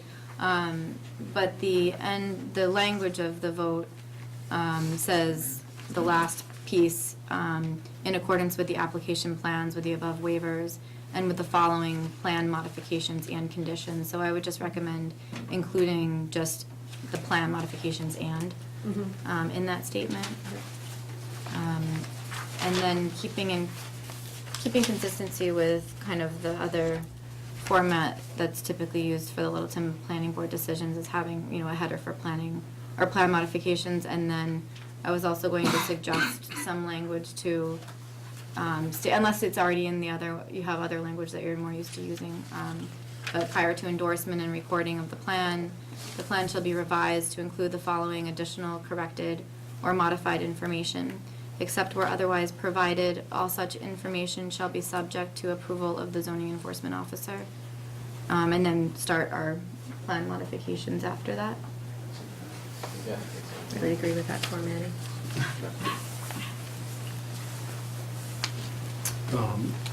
In that also, I would like to include Mass General Law 41, which is part of the subdivision plan. In that, when a subdivision is endorsed, no building permit is issued until the roadway is complete. This is not a subdivision, so the law doesn't apply, but I felt it should be a condition where the roadway should be completed before a building permit would be issued. What phase of the road? Binder? I would want to just binder, yeah. I mean, I wouldn't want them doing, So, yeah, I wouldn't want to see a final road in until all the construction's completed. With binder. Are you gonna ask for a bond for lot releases, or since this is? I mean, I'm not sure if we would necessarily want to ask for a bond because the town wouldn't be accepting the roadway. Right. So, Okay. yeah, I think it's just a condition, so no bond. Okay. All right, so are you ready to move into conditions then? Can we, the plan modifications, I had some more comments. Sorry. So I know we've talked about some kind of throughout our initial discussion. Can I stop for 1 second? We have, obviously, we're running late on this one, we're gonna run late on Jones Meadow, but we have the water department all behind us. Can we stop this for, does the board wanna stop this for a little bit, get the water department out of here, and then? That's fine with me. Okay. Take a recess on this. Yeah, and it's a then good place to stop. Just so that we can, those gentlemen, the bunch of guys back there, I think we should probably get, they don't wanna hear any more about this, and we're nowhere near being done, so. Does the board have a problem if we stop and then continue? So we're talking about moving down to 8 o'clock. 8 o'clock. the public hearing? Yes, we have it scheduled for 8 o'clock. It is it's the only thing that we have that has an actual schedule. Yeah, so why don't we do 8 o'clock and then we can come back and spend a little more time with this one and then move on to Jones Meadows. Yeah. We're obviously. Well, we need to finish King Street. Yeah, we're coming back to it. Yeah, that's what I'm saying. Okay, all right, folks, so we're going to, We're running a lot later, unfortunately, sorry, we're running a lot later than we thought we. we're going to proceed with the 8 o'clock public hearing. This is the Planning Board Special Permits Whitcomb Avenue Water Treatment Plant. The Town of Littleton Planning Board will hold a public hearing on Thursday, March 7th, 2018, at 8 p.m. in room 103 of Town Offices, 37 Shattuck Street, to consider the application for a special permit pursuant to Massachusetts General Law, Chapter 40A, and the Code of the Town of Littleton zoning. The application is for an Aquifer and Water Resource District special permit under Sections 173-61 through 173-64, and site plan review under Section 173-16 through 173-19 of the Littleton zoning bylaws. The property location is across the street from 76 Whitcomb Avenue, map U41, parcel 38. The applicant and owner is the Littleton Water Department. The applicant is seeking special permit approvals to allow development of a water treatment plant across the street from the Whitcomb Avenue wells. Okay, thank you, John. All right, thank you for having us tonight. Appreciate it. So I put together a little presentation here. I'm hoping Myron won't mind advancing slides as we go. Might as well start off here with a little bit of background on the project. So the Whitcomb Ave wells are the oldest well site in town, 107 years old. They provide 45% of Littleton's water, but they're the only unfiltered source in town, so the water quality is pretty poor, and the wells have lost much of their pumping capacity over time. So as the town grows, and we all know it's growing pretty fast, the demand for high-quality water is also growing. So we're proposing to replace the existing wells and also build a treatment plant across the street to improve the quality and quantity of the water for the entire town. So just to give you a little overview of the area we're talking about here, this is the location. Actually, I'm going to use a little laser pointer here. Oh, it won't work on Oh, it those. won't work on that? Okay, that's fine. I mean, most of you are probably familiar. You can see the depot. Lauren can move her hand around though. I mean, if you'd like, I can get up to that screen there and point out a couple of things, just to help out. So just to orient you all, we're looking here at the depot area. So we have the train tracks coming in here. You have, here. You have Taylor Street coming up here, meeting Sanderson Road, Harvard Road, and King Street at the depot. Then Whitcomb Ave comes up right here. So down here, you can see the existing well site. And the old highway garage is also in that location. And the field across the street is the site of the proposed water treatment plant. So that just kind of orients you a little bit to where we're talking about. Oh, and I should mention, the field across the street we own. The property line is not where you might think it would be. It's not the tree line. It's actually from this corner lot here, coming straight down to Whitcomb Ave. So we own from there over. So there's a strip there that's obviously remaining undeveloped. Okay, so next slide, please. So I'll just walk you through the process we've been going through here. We're about, a third of the way through it. 2018 annual town meeting approved $7 million in funding to build the water treatment plant. Unfortunately, the explanatory language in the town meeting report did identify the existing well site, 76 Whitcomb Ave, as the location, but that was just an assumption at the time. No engineering had been done. Once we started engineering, it became apparent that the location across the street would be more suitable. But it's important to note that the town meeting article was to authorize funding, not to site the plant. And, a town meeting vote's not required to site a facility, so it's You're important. sticking with that? What's that? You're sticking with that? Yeah. So then, after we received the funding, we proceeded with the design. And as I mentioned early in the design process, it became pretty apparent that locating the facility in the field across the street was going to be preferable for multiple reasons. It decreases project costs, shortens the project schedule, improves long-term operations of the completed facility, and it provides significant improvements to environmental protection and public health protection. So after that, we're still in the design process, obviously. We're about 75% complete with that.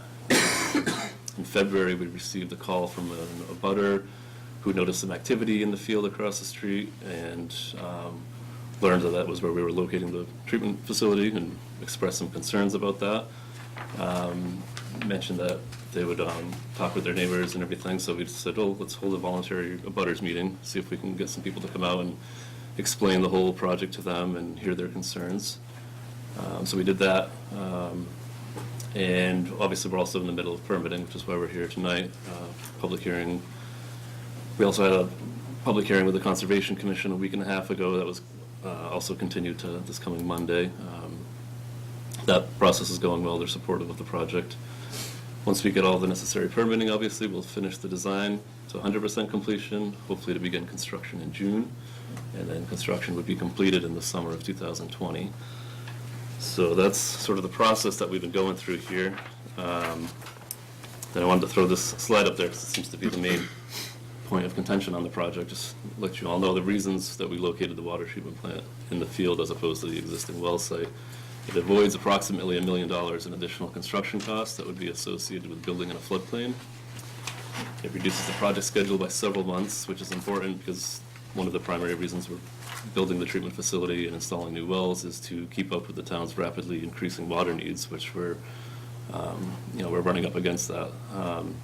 And then it also allows for restoration of 22,000 square feet of impervious surface and hazardous building materials within the Zone 1 of a public water supply and a wetland resource area, which obviously better protects public health and improves wildlife habitat as well. Next slide, please. So the abutters meeting I mentioned, I told you an abutter expressed their concern and mentioned they'd bring their neighbors together to sort of oppose the project. So we decided, well, let's hold an abutters meeting and a site walk. We had four abutters attend that particular meeting. And we listened to their concerns. We've made some reasonable changes, including adjusting the layout of the facility and adding landscaping to obscure the view of the facility as much as possible. So I wanted to kind of show you what we did there. On the next slide, you can see the original plan, which is what was submitted to Mara a couple weeks ago. So I'll kind of come up here and point out a couple things again, if you don't mind. Just real quick. So this is Whitcomb Ave down here to the south. The driveway, the entrance, obviously, you can see coming here, kind of wrap around the building a little bit. This is the treatment plant building itself. There's pretty good tree cover already along Whitcomb Ave, but we'll be adding a bunch of additional trees that you can see here on the plan to just improve, provide additional screening. Over here, the VFW is located over here, and there's a pretty open view there. So initially, we hadn't proposed any landscaping there, but I'll show you those changes on the next slide. And then, before we move on to the next one, up here in this sort of corner, you can see these are drying beds, so they're just essentially like 3 foot deep holes in the ground, essentially. And that's part of the treatment process, or disposing of the iron and manganese that's removed as part of the treatment process. What we noticed on the site walk, this particular drying bed is very, very close to the abutter right over here on Sanderson Road. The reason why we originally put it like this is because we have a bunch of underground piping coming over this way. So we decided to go back and revise some things based on the concerns with the view over here in this corner and also how close these were to the abutter there. So the next slide shows the changes we made. So you can see we kind of shifted that. We redid the piping over here, shifted that drying bed down, added a bunch of bushes around it for screening, so hopefully we won't see anything there from this property as far as the holes in the ground, essentially, that'll be there. And then we added a couple more trees to the corner over here to try to block the view a little bit from that corner. So those are the changes we've made so far. There's not a whole lot we can do. It's not that big of a parcel, and we obviously need a lot of that space for the facility. The treatment plant itself is, as you can kind of tell, it's located in the best spot to, so that's not too close to anybody's property land. What's the footprint of the building? It's just under 7,000 square feet. It's all on one floor, basically, so what is Yeah. it, Just 60 by 80 or something like that? Yeah, somewhere around there, yeah. And those retention ponds of sorts, are they full of water all the time, or do you just No, put water no. goes in and drains and? Probably like 3 times a year that water gets pumped into there, water drains down, the material that's left, we scoop it out with a backhoe and put it in the dump truck and get rid of it. It's just iron and manganese, it's natural material. There's no odor associated with it, anything like that. The wells are on the opposite side of the street, so where the existing They're wells gonna are. stay there. Yeah. When you say you're gonna dig new wells, you're gonna try to tap into the exact same aquifer, but just in different holes? Yeah, exactly. They'll be 15 feet away. They can't really go any deeper. The depth that they're at now is where the glacial till starts, which is basically just very tightly packed material that doesn't transmit water very well. So putting them any deeper wouldn't provide any benefit in terms of water quantity or quality. How deep are they now? They're mostly like 20 to 25 feet. Yeah, there's actually 7 wells over there. How many gallons per minute do they produce now? Well, that's one of the issues. Right now, they're only producing 450 gallons per minute, but we're permitted for 600 gallons per minute. So there's, Each one or all of them? no, all combined. So by putting in new wells, we'll be able to, return to the 600 gallons per minute. So that's like a 33% increase. By putting more holes in the ground as opposed to, you're gonna keep using the ones you have? No, we'll be abandoning the old ones. They'll just be new wells. So over time, wells get kind of plugged up, essentially. So eventually, you always need to replace them eventually. Thank you. Yep. All right, so next slide, please. It's just a summary slide there. So just to summarize the reasons for going across the street, it's better for the Littleton water ratepayers, lowers the capital and operational costs, and improves the water quality, obviously. Better for public health. Like I mentioned, we're removing a huge amount of infrastructure that's currently in the Zone 1, which is the 400-foot radius around a public water supply. We'll be removing iron, manganese, and incidentally arsenic. Better for the environment because that same infrastructure, those impervious surfaces, are also within a wetland buffer zone and riverfront area. So there's multiple benefits to going across the street there. What's the design of the building? Is it a steel building? Is it like a residential building, or? No, there'll be this like split face brick, or not brick, but block, brick color. Yeah, we do have, Mara wants to bring those up. I just had a question while she's bringing them up, if that's okay. It looks like you had the landscape plan, you had mentioned there's already existing vegetation in front. Mhm. Will you be able to retain that? Yep, yeah, the only place we'll have to remove it is the driveway entrance. It's about 50 feet wide. Sorry, I think you said that, so just wanted to clarify that. Sure. No luck? Leave it in. There.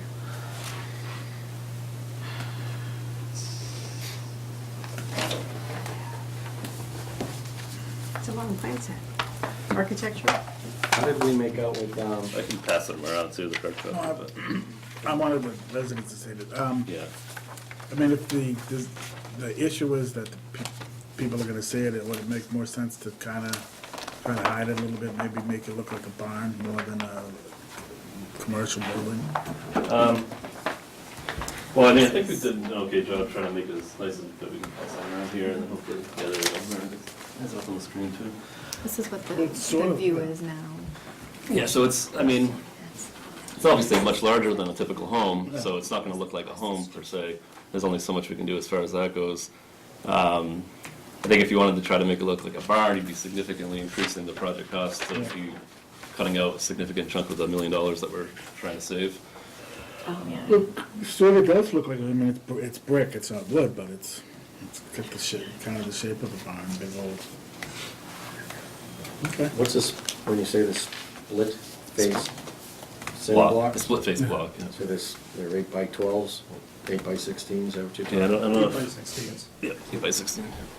And the color of them would be, But they'd be like a brick red color. oh, all right. That's exactly what our Beaver Brook treatment plant that we built 5 years ago looks like. It's the same kind of facade that we use there, which, Which is the one that's by the dump road? that's Spectacle Pond, that's an older building, but the newer, Brick, isn't it? Is that? that one, yeah, I think that one is brick, yeah. That was built probably 25 years ago, something like that. But the newer 5-year-old Beaver Brook plant, that's out behind the Dover Saddlery out there. I don't think I've ever seen Yeah, that. yeah, most people haven't, but if you were to take a ride back there, you'd be able to see it. It's How many pretty nice. employees? What's that? How many employees will be out there? Oh, I mean, for the most part, it's an automated facility. There'll be one visit per day on average. You So just it's not a pick lot up of truck. traffic? No, one pickup per day, and then maybe once a month, an 18-wheeler will have to pull in there just to deliver chlorine. It's basically it for traffic. Okay. Does the board have any questions? Peter?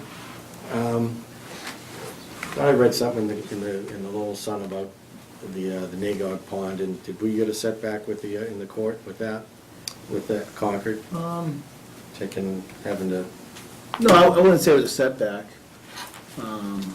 They dismissed our SJC case, but it was without prejudice. So the SJC dismissed it, and they basically want the land court case to go first. all right. Is that, without question, we're gonna end up having it, it looks like we're gonna need that water at some point in time. This will obviously help us down the road. I'm just wondering if Concord wants to get off their wallet and maybe make it easier on us. What does that have to do with the, Has to do with the approval of it? Just a thought. You know what I mean? Never mind. So in the existing mall site now, where we have the impervious surface in the floodplain, restoration will start at the same time that construction starts or after? What's that timeline? I guess that hasn't been fully determined yet. I mean, it'd be around the same time, it'd be within the same, year and a half timeframe that we're looking at for construction. I'm just wondering if you could run both simultaneously. I think that would be beneficial because you'd see a shorter window. Right. I know you probably, when you select one contractor, sometimes they can only focus on one site, but if you can maybe paint the picture, focusing on both sites simultaneously, Mhm. I think we'd see a benefit to the town. Okay. Do we have funding to decommission the other site already, or? Yeah, it's part of the $7 million Okay. funding, yeah. That's great. Anna? Well, recognizing, as you said in the presentation, that this is really for the betterment of our drinking water, I think we all want something done well, done quickly. But I think there are still some outstanding issues and questions. And so I have a question going back to at the time when the land across from 74 and 76 Whitcomb was taken. What was the original intended purpose of that land? The field where we're proposing to plant? Yes, exactly. Yeah, the town meeting article that authorized that taking mentioned aquifer protection. But it's the general laws that were referenced allow the water department to use it for any water-related purpose. And, as far as aquifer protection goes, the Zone 1 area is the most important part of the entire aquifer. So by building on the land across the street, we're able to restore that Zone 1 area. It's Zone actually 2. better. So Zone 1 is where the current wells are located. Right. And Zone 2 is across the street. Yeah, and Zone 2 is a much larger area. It covers many, many parcels. But, yeah, so we're able to better protect the aquifer by putting the building there, even though that parcel was originally identified for aquifer protection. So knowing that a year ago, this was going to be put on the warrant, and there was language that related to the existing site, was the floodplain not known at that time? I mean, it seems to me that everybody knew that, and so that the engineers would be able to determine, even before saying any, or before even commencing any work, that, why don't we go investigate that first? Can you tell me a little bit about that process? Yeah, I mean, we hadn't gotten the funding yet, so we really didn't engage the engineers in any design yet. So we didn't really know that. I mean, obviously, you would know there's floodplain somewhere, but we couldn't go into the extent of determining exactly where it was at that point. There's a whole bunch of facilities there already, so it was just sort of everyone sort of assumed you would put the plant there. And then once we found out that, the floodplain was going to be an issue, then we started thinking about the other reasons that I had mentioned, and it just became clear. It's not just the floodplain, it's all those other reasons as well.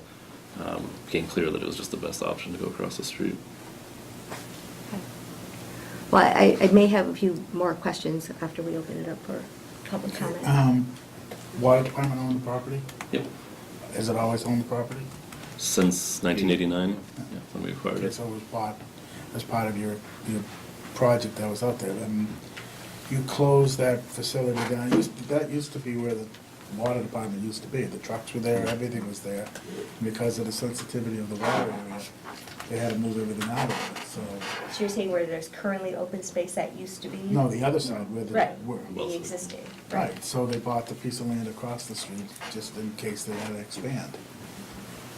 So I don't understand whether concern. I mean, it's the water department owns the property, it's the water department, they're expanding their water facility, it's not, it's a well, it's, Well, that's why I was Our asking the water question. it's our water supply, yeah. Like I said, years ago, 20 years ago, everything was removed from there because it was too close to the, Right, 'cause it was in Because- zone one. yeah, to zone one. So, anyway, anyone else have any questions before I open it up to the? No, at this time. Does anyone have any questions or concerns? Yes, sir. Name, please, for Maren. Mark, I'm Paul Alphen. I represent the Sanderson family and the Oak Hill Trust. The Sanderson family, can you put the site plan back up? They're the immediate abutters. They also own 5 other parcels that are on the list of abutters, their parties in interest. And they fully support the water department's objective to improve the water quality and protect the water quality in Littleton, but they have a couple of concerns, one of which I assume has already been taken care of, that this is in the R district and a public utility is not permitted in the R district. So I assume this has already been addressed someplace, either by use variance or an opinion of council, someplace.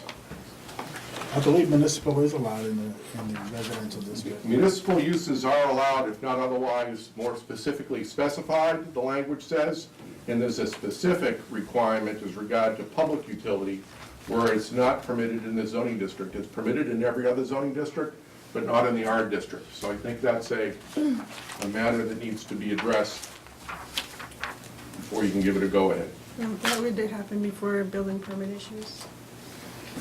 The other concerns have to do, assuming that it is somehow allowed in the residential district, it has to do with the siting of the building and the way the site is laid out. As currently configured, the building is going to be 68 feet from our client's property line of the residentially zoned property. On the Taylor Street side, that land is zoned business, and the building is going to be 145 feet from the business district. So it's 145 feet from the business district, but it's 68 feet from the residential district. And one would think that if you're bringing in this sort of semi-industrial type of use, you do what you can in order to keep it away from the residential district. Another concern has to do with the lack of a buffer between the project and the residential property. If this were any other residential industrial use, there's a 50-foot buffer requirement for with landscaping and trees between industrial users and residential users. This proposal calls for a 20-foot wide lawn area, and that's it. So in light of the fact that this is going in a residential district, assuming it can be in a residential district, I think more thought should be given to the impact that this could have on residential property, and improvement should be made to the plan so that it's shifted away from the residences if it has to stay on this piece of property, and it's adequately buffered as other industrial uses would be in the town. Thank you very much. Thank you. Mr. Chairman, I actually have a question Sure. pertaining to that, and I don't know if it should be directed to town council or Maureen, but a couple of different types of uses were just brought up, and I'd like to hear town council's, I guess, perspective on how you would classify the Littleton Water Department. I was just looking, and I guess, I'm trying to catch up a little bit here, but for a definition of municipal use versus public utility, and then also the use definition or the use terminology of industrial use was also raised. So those are really 3 different uses that I think it would help me to better understand what. Exactly this one falls into, whether it's industrial. I mean, if it is up to us, or if this has been like historically, I mean, public utility, I typically consider, something that is like NSTAR, or, Verizon. When it comes down to a municipal use, I look at what the Littleton residents are you know, are they part of our government system? So I just wanted to get clarification on that. I just want to make sure I'm understanding it correctly in terms of definitions.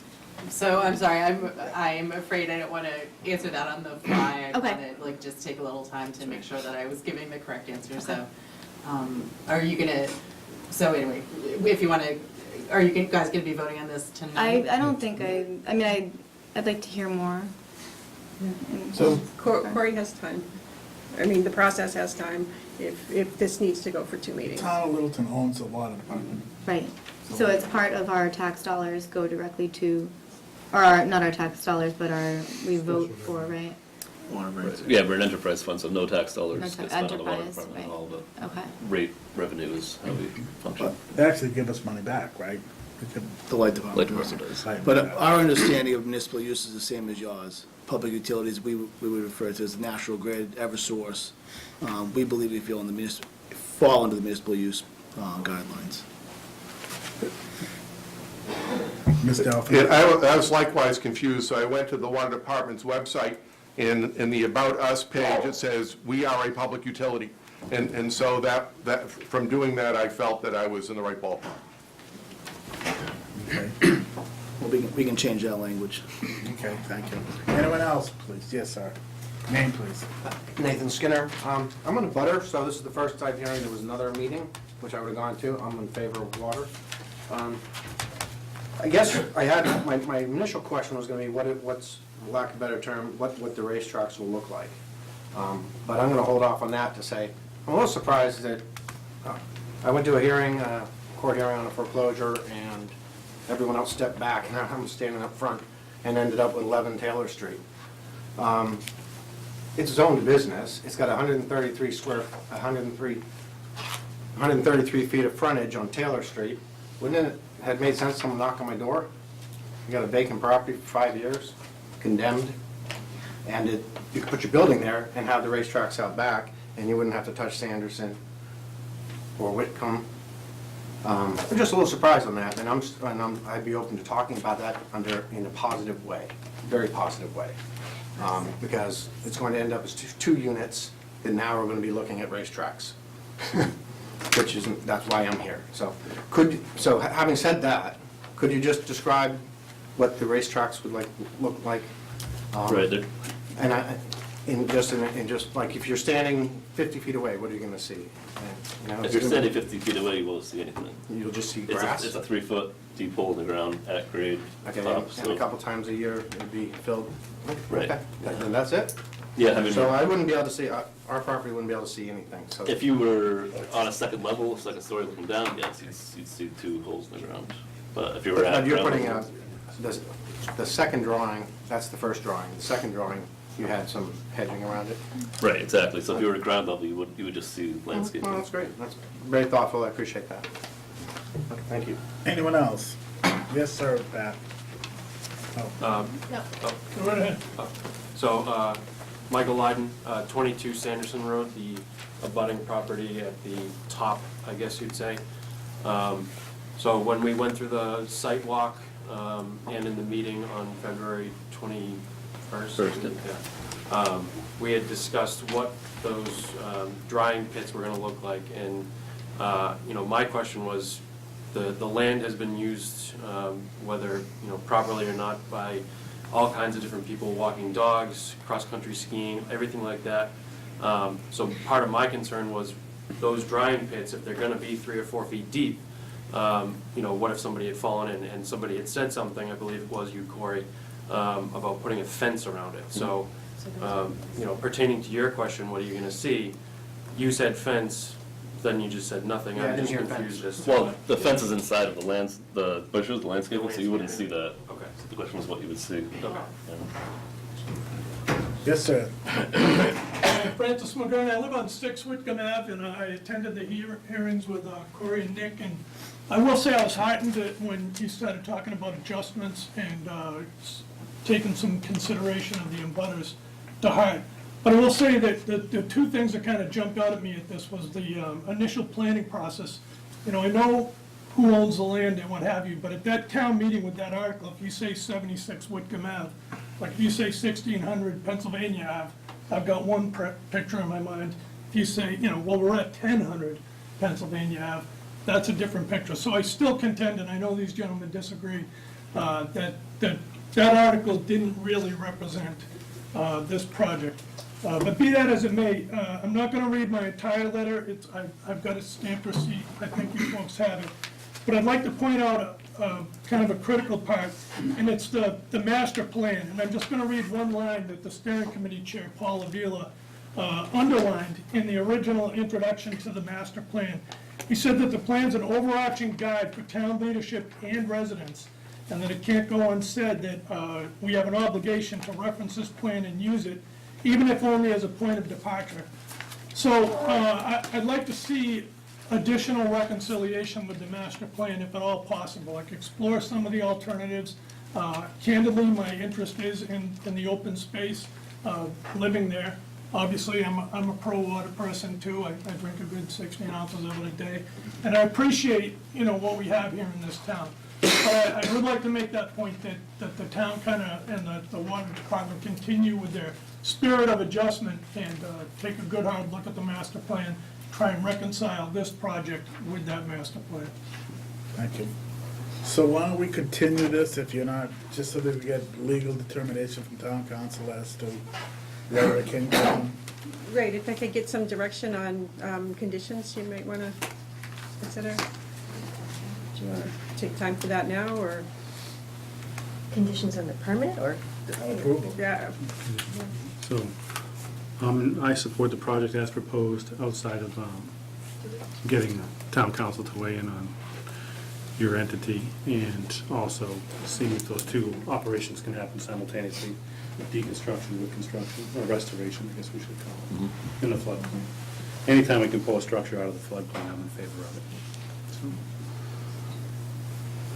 So. I'm not convinced yet. I think that I still need to hear additional information, specifically in terms of any other alternatives to being able to do everything at 74 and 76.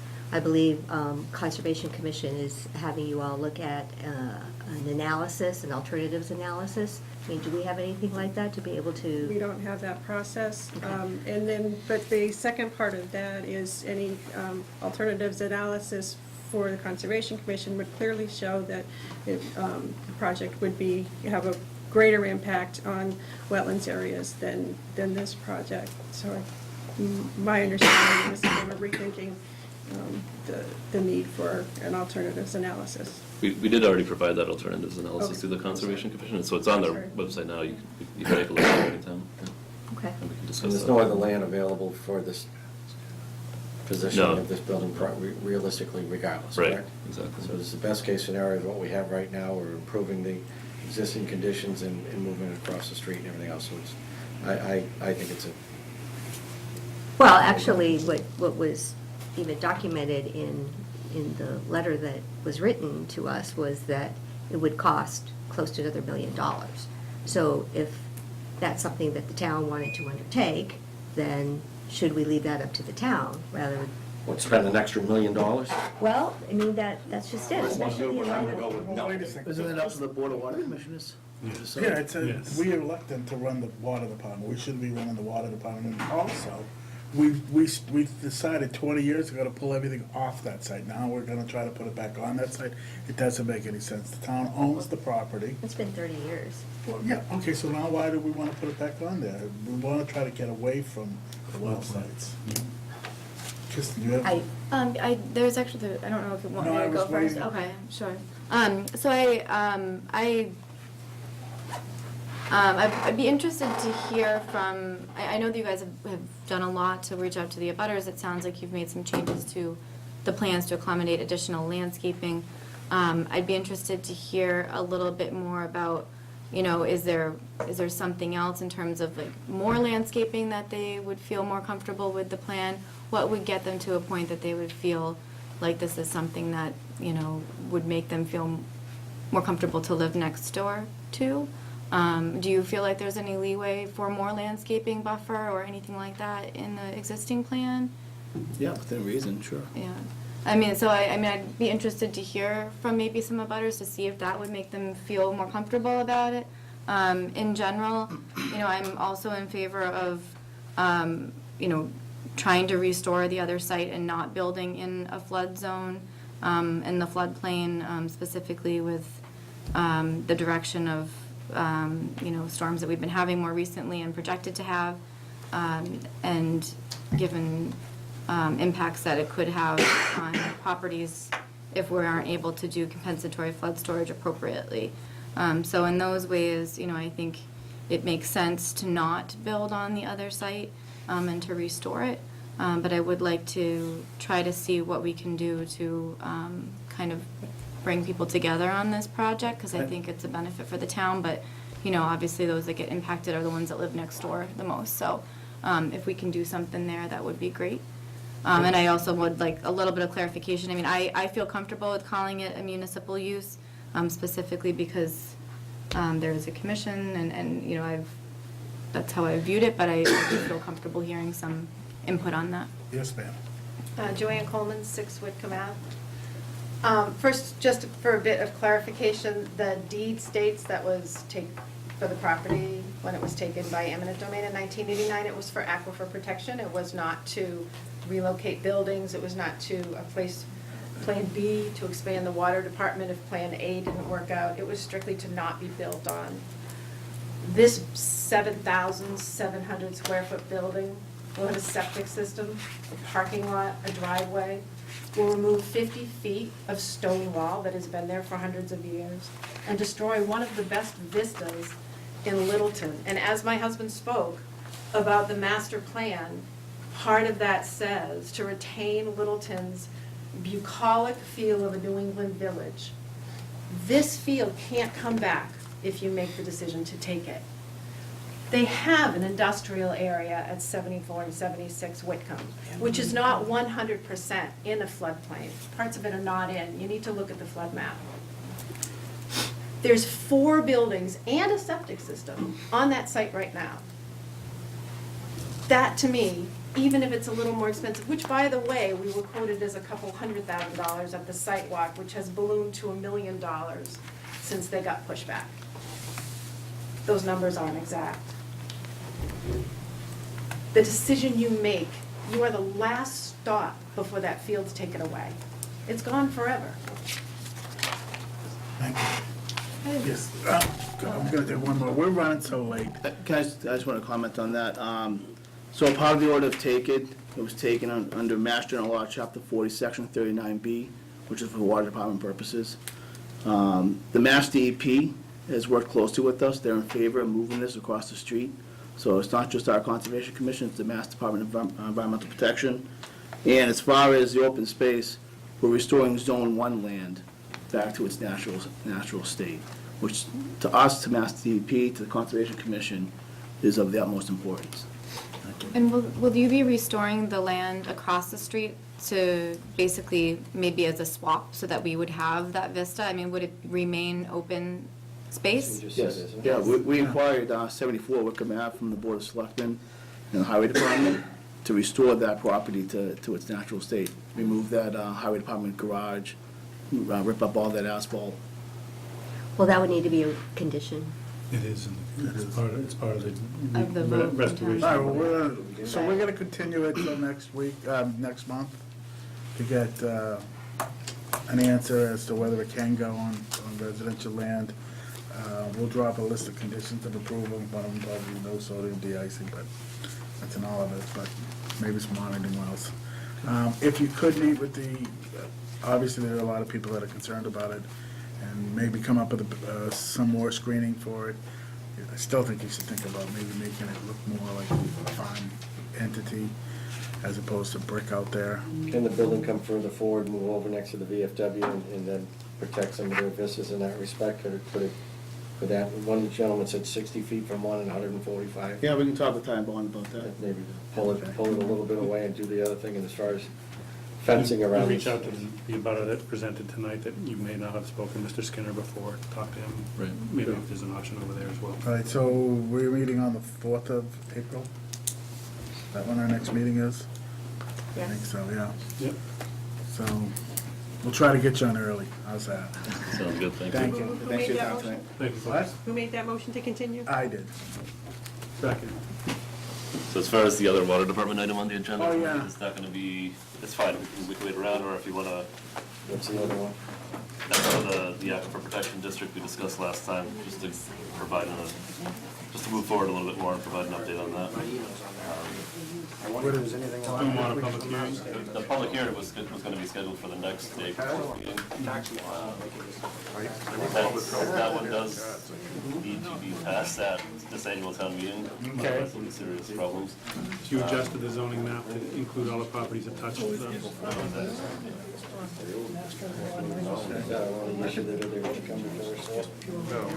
You need that vote by April 14th. You need it tonight? Well, the hearing was gonna be on the April 4th, so we would need to vote then. I think if you adjusted the lot lines, I think that was the only request of the board, was to adjust the lot lines to pull anybody in that touched it, so that there wouldn't be any half properties. If that's been done, I think that we can vote at the next meeting with the conditions. We can go vote it right now, can't we? No, they don't want No, to. you're in the zoning bylaw, you need a public hearing. for Yeah, that. yeah, we're having a public hearing next week. Yeah. All right, so that's that, then we can vote on that one in particular, and possibly this one here also. Okay, can we do that for the next meeting, you guys are good? You guys good? We already did Well, that? actually, I have some questions. If I'm not going to get to ask them here, then I can. It means you're. Well, we can, Okay, have a seat then. Well, why am I not surprised you had questions? Go ahead, go ahead. Get your $5 worth. Go ahead. People want to have questions. No, you want to have questions. Go ahead. Exactly. Inquiring minds want to know. Go ahead. All right, so my question is really more related to Article 17. So that seeks to ensure that any new special permit development within the area has guardrails, right? So that everything, so that the water can recharge. So this one's not being proposed by the water department, this is a separate one. Right, this is the one that I started working with Corey with after, as soon as we got done with the Okay, so you're revitalization talking Article roadmap. 16. Yeah, so Article 16 is the one that needs to be approved at this annual town meeting. Sorry, I don't have any questions. Okay, goodbye. So I will be looking for policy direction from you, whether or not you want to move with Article 17 for May town meeting. Corey, thank you. Thank you. Corey. All right, we're back to 80 King Street for a little, we're going to take another whack at it for a little bit. Anybody left? You want to keep going? Want to quit? Arm wrestle? What do you guys want to do? So we left off on plan modifications, right? then the one still sitting there, and then I can go. No, you're going to have to, we're going to finish it, we're going to spend a little more time. Okay, so where were we? Plan modifications? Land modifications. And I had some, and if anyone else did, I don't want to just jump in, but if Go I'm ahead. the only one, okay. So I was going to suggest including a plan modification, in the condition it says install a stop sign, well, I think we should show it on the plan, so I'm suggesting we show a stop sign on the record plan at the end of the project, project roadway at the intersection with King Street, just so that gets on the plans before we endorse it. I think I've mentioned before to obtain written confirmation from MassDOT about their approval. Do you mind if I'm just gonna ask? Could somebody in the back close the door for us, please? Thank you. Thank you, that's a little hard to. I couldn't hear. Yeah, thank you. Yeah, we've already beat the mass deal. Yeah. to death, yep. And then I was going to also suggest that we ask for a plan, a plan sheet being submitted showing the location of the affordable units. So delineating which units would be designated as affordable. And also I'd like to see the revised landscape plan showing the additional shade trees prior to endorsement as well. And then any changes that result from modifications in the letter from, and updates from our drainage and stormwater review process, I would want that to be reflected in prior to plan endorsement too. Did we ever see any plans about the exterior, what these were gonna look like since we went from Yes. Yeah. single family to duplexes? Yeah. You good with that? Yeah. You good with the fact that the affordable has to look the same as all the other, you can't, it shouldn't be able to be outside showing different, right? Yeah, they has to. Right, I'm remembering some track record where there was some question to the board whether or not single unit or duplex units would be the affordables, given they're half and half. It should be one of each. Okay. So, that's all I have for plan modifications. If we want to move on to, if anyone else has any, I'm not sure. And again, that's one of the reasons for having all that documentation in the background, so that we're all on the same page. So, on number 5, where we talk about the amenities. Actually, Anna, do you mind if I'm sorry, I just want to, it's kind of a suggestion I had, like, as a precursor to explain the conditions. Got it. Just before if that's okay, okay. So having the title conditions, and then if we were to state that the following conditions shall be binding upon the applicant and its successors and assigns, failure to adhere to these conditions may render the special permit null and void without force and effect, and may constitute grounds for the revocation of the special permit and any of the building permits or occupancy permits issued hereunder. The town of Littleton may elect to enforce compliance with the special permit using any and all powers available to it under the law. And then starting our conditions. I like it, thank you Okay, well, I'm for that Gee, contribution. why am I not surprised? You just killed 2 trees with that one. All right, It's electronic, so we're not killing All any right. trees. okay, are you done? For now? For now, yeah. Why did I Go do ahead. that? Okay, So, number 1, we discussed that? yeah. 2? Yeah, I did want to talk about that a little bit more. I know I kind of mentioned that in advance, but it's a little, I mean, I understand what the applicant was suggesting about at the time of closing of each sale of each unit, but it really doesn't give us anything to hold them to, because the sale has already gone through. We may have already issued a building permit and an occupancy permit. So I think I just don't know how we would track that. I mean, unless we have somebody constantly monitoring the registry for the sale of their units. Well, It's a lot of work to put on. we've had other agreements that weren't dissimilar. Okay, and you felt comfortable with how it worked out? Yeah. Okay, that's fine then. One of the ways to do that too is through the permitting process. When they go for their C of O, typically they don't go for C of O unless they're gonna.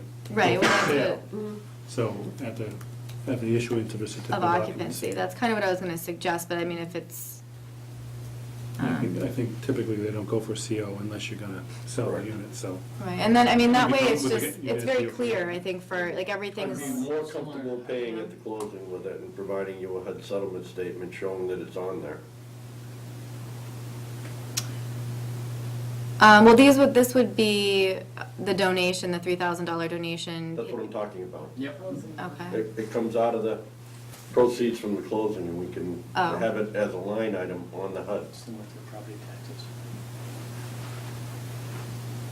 Getting paid. I would defer Do to we whatever just you guys are wanna comfortable explore with. some alternatives? Sure. Maybe you could recommend, outline what a couple options are. Yeah, I mean, I don't feel strongly, if you're comfortable with doing it that way, like managing it that way, and you've done it before, like, that's fine by me, I just. I mean, so it sounds like, let me just make sure I'm understanding the problem right. It sounds like the concern is that by the time you get to closing, there's like nothing left, there's no further milestone or, Right, they're done. backstop that you can dangle and say, like, we're not gonna give you this until we get the HUD statement. Right. Is that the problem? The No, we want 3,000, we want the money. $3,000. Yeah. Right. We're giving it a fee of what? Donation, Donation. contribution. A donation per unit for the market rate units of $3,000. But I think the concern is that that is unenforceable. There's nothing to, Safeguard not getting it. Right. Do you have Well, a? they're gonna have to believe in us. On the last unit, I guess would be because you could at any point say, you're not getting another building permit, you're behind on your $3,000. That's a good point, that they Well, could, if right, it was but they'll get- the last unit would be a CO, all but the last unit, get the, that way it's the backstop. What if we just said then, and all must be paid prior to the issuance of the last CO? Right. No, but then they could wait That's until good. the very end. No, we don't want that. We want it as they go. Well, we can do kind of both, so we can do it at the closing of the sale. They'll You provide. can't wait till the last one. Yeah. No. Right, so it'll be at the time of the closing of each unit, and furthermore, all payments must be made How about if we prior. do this? No further building permits will be issued if the 3,000 is in arrear for any previous ones. How about we do it that way? I'm fine with that, too. Yeah. That way they don't give it, if they're not. If there are any I know, more building prob- permits. Yeah, if there are any more, yeah. I'm fine Or with that. COs, right? Yeah, Yeah, so, COs. yeah, I'm fine, But it's related to the market rate units only. Yeah. Right. understood. Yeah, in a similar situation, we, town treasurer was drawn into the discussion, and they were the ones that were tracking. I was thinking for the Board of Selectmen for the 40B project. And the associated lots on Appleby, or, remember those? Yeah, my concern was more of the tracking and it just being a big burden on staff time and this making it easier and having something to hold it to the end, but it sounds like that's fine. All right, we'll come up with something, okay. All right, anything else? Not on number 4. Number 5? Number 5, I have something under amenities. So it says community pergola. We had been talking about a community gazebo as shown on the plan, because it actually says gazebo on the plan, so changing that language. And then also at one point, we had talked about a bocce court, and that wasn't listed, so. We traded those for tennis.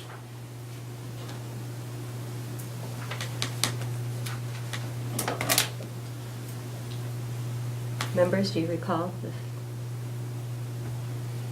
I'm Italian, I can't weigh in on that one. I honestly don't recall bocce courts, I wouldn't even speak to it. I've been hyper-focused on tennis courts, to be honest with you. Since I've been on it, but I mean, I wasn't here before, so I can't comment, but, okay. Get additional amenities.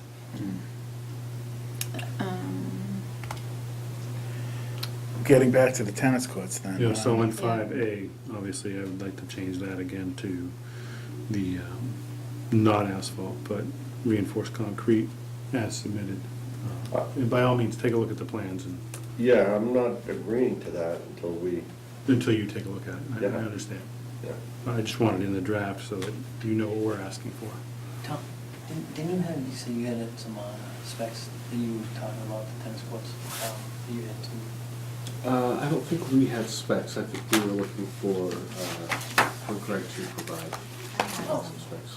Yeah, we have specs, but I thought you said you had additional specs that you used on other projects. I can check with our colleague on that, my colleague on that. We're assuming that these are gonna be all set to go, you can, Absolutely. nets, fencing, everything. You want me to, I'm just, we're assuming that they're gonna be Yeah, fully functional. They're fenced in, functional, that's all. Okay, Ready to play. ready to play. Yeah, so with that, I guess in the condo docs too, we'd have to work out some agreement that you make with the athletic director or the town of Littleton or the school department. Public use. For public use and what times it would be required and Yeah, that way. we can You got it. 6, you know. Okay. Weekdays, whatever would be prior, you know. Okay. So prior maybe to we the should, school, if, you know, during tennis season. Right, so at what point do you want that agreement finalized before final occupancy? Or where do- that would be fine with me. What about the, Before tennis season. what about the building of the tennis courts? When are we talking about? When is that gonna be? Are they gonna be as these units get sold, or are they gonna, we wait until? No, again, you know, we talked about the completion of the road to Binder. I think the tennis court should be a part of that agreement as well. To come in at the same time as the road, the tennis courts can be constructed. All the site equipment should be there. I would think it would be the proper time to install. well, that's a big burden to put on us right up front. I It- mean, it- even it has to be- having a private road fully binded before we're pounding spikes and getting sales lined up is tough. Okay. That's really hard. The septic has to go in before any houses are occupied anyway, so the system will be done before houses are occupied. You know, so, So system goes in, and the tennis courts follow along with the system installation right on top of that. the system's gonna be complete, the whole system will be complete before any houses are occupied. So we could make the condition that the tennis courts are completed before occupancy for any structure, any residence. Sure. Okay. Works? About Yes. 30% of the structures. I mean, that's We need fine some sales with me. to. Yeah, I mean, I that's a. I think we just want to make sure they get done, so. Okay. So 30%? Yeah. I'm amenable, yeah. All right. Okay. Anyone else? I was going to add a little bit of specifics for the garden beds. The plan showed 8, so I just was going to say 8 or more raised garden beds with one of which shall have an accessible walking path directly to access the raised bed. AAB compliant? Yeah, that would be great. So the raised garden beds that you're thinking about, would those be, Oh, I guess I should specify. I'm thinking of if there can, well, I guess also one accessible raised garden bed that you could actually wheel up under, similar to how there are accessible picnic tables and non-accessible picnic tables. So one that you actually could, I mean, it would just be higher, really.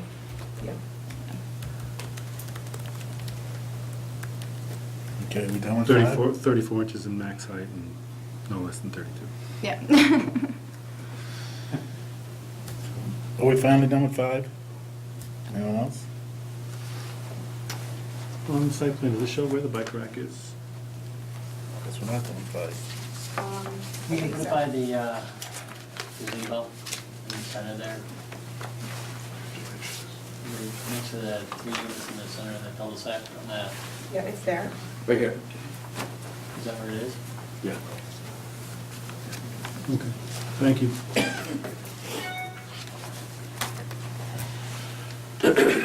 Everybody good with 6? They're provided. Okay. well, actually, what I'd like to add is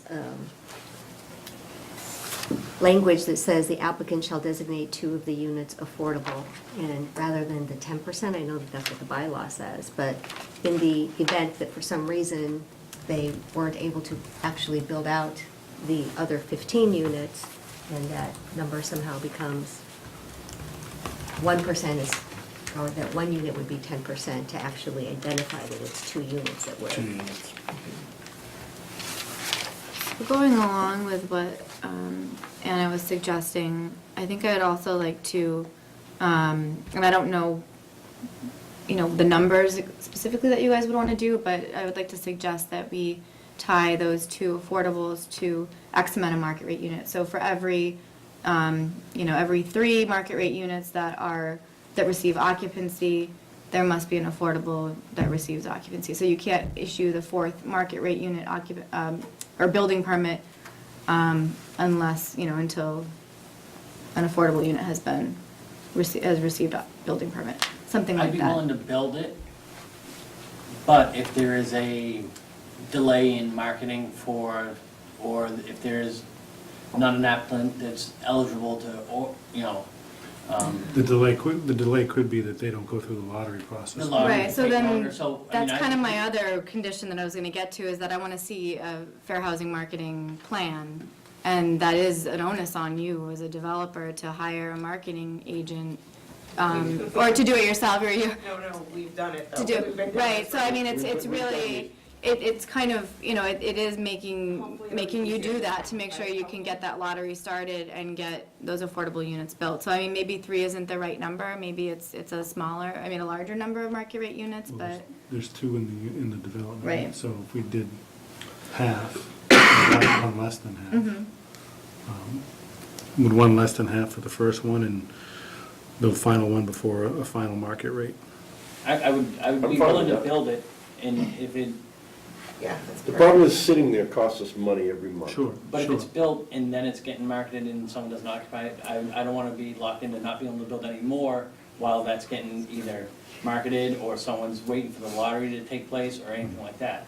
As long as it's built, then There's a guarantee, so how do we get the I- guarantee? I mean, I don't think there's gonna be an issue with finding people, frankly. Just knowing the need out in this area, if it's marketed well. There's a long waiting list in many different communities, on these lotteries, Right, so let's look around for wording that we can, We could talk to council too Yeah. as well. That we can live with, Mara. yeah. Yeah, yeah. I mean, it's just, you know. Yeah, there's no, it's reason been not done to in, build it it's if been done in gonna other get towns. marketed. One at one less than half, one at before. Yeah, we final. would, I mean, But we I don't want a understand. building permit held No, up no, because I agree, I agree. To be built. affordable unit is not filled. To be built. Mr. Scott, we can't talk to you. You're not even supposed to be in this meeting. Oh, we had this discussion earlier. Can't talk to you though. I can't make a statement as a resident? Nope. Nope. Yeah. You remember? Town council, he's not even supposed to be in the meeting, correct? If he recuses himself? Opinions differ on that. I think we've asked that he stay in the room for, in case of need for, what is it, necessity? Standardized? Oh, for the rule of necessity. Rule of necessity, so. Okay, he would that makes come sense. along, We can't, we're way past Mollenization and everything else now. I don't have a problem with you staying. Oh, you don't? Oh, that's sweet. We can't, he can't, He can't participate. he can't participate, correct? No. He's recused That himself. is the better approach. Okay, so we, unfortunately, Peter, we can't recognize you. According to town council. Okay. That's cool. I understand. Okay, we good with 6? 7? So under number 7, I request that we change the time period from 4 months to 6 months. I think similarly, in terms of being able to market, we want we want to make sure that we have as many marketing materials out in the community, and having those extra 2 months, I think, will really help to be able to get the information out to the 55 plus. I mean, from the standpoint that there are no deed restricted units, being able to make sure that we have a strong marketing plan out there, I think is important. So I agree with a strong marketing plan, but it does fall into senior residential development, so I think the marketing should always be a senior residential market. If somebody under 55 buys a unit, it is what it is, but I think the definition is senior residential, and I think the marketing should continue to be senior residential. That's my opinion. So do you think it should be only 9, or what do you think?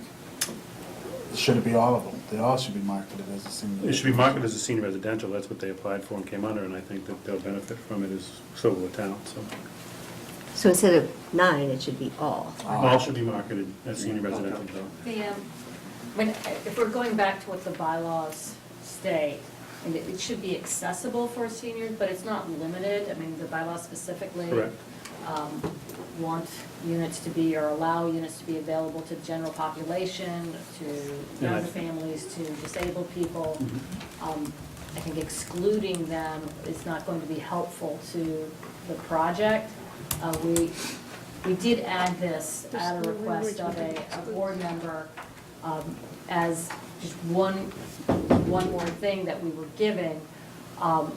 But realistically, to be able to develop the project and market the project and have it be successful, you need to be able to sell some units. And if we're restricting everything for 6 months, that just doesn't make, it's not feasible. So the way project. the way I'm reading this is that this is about marketing the units.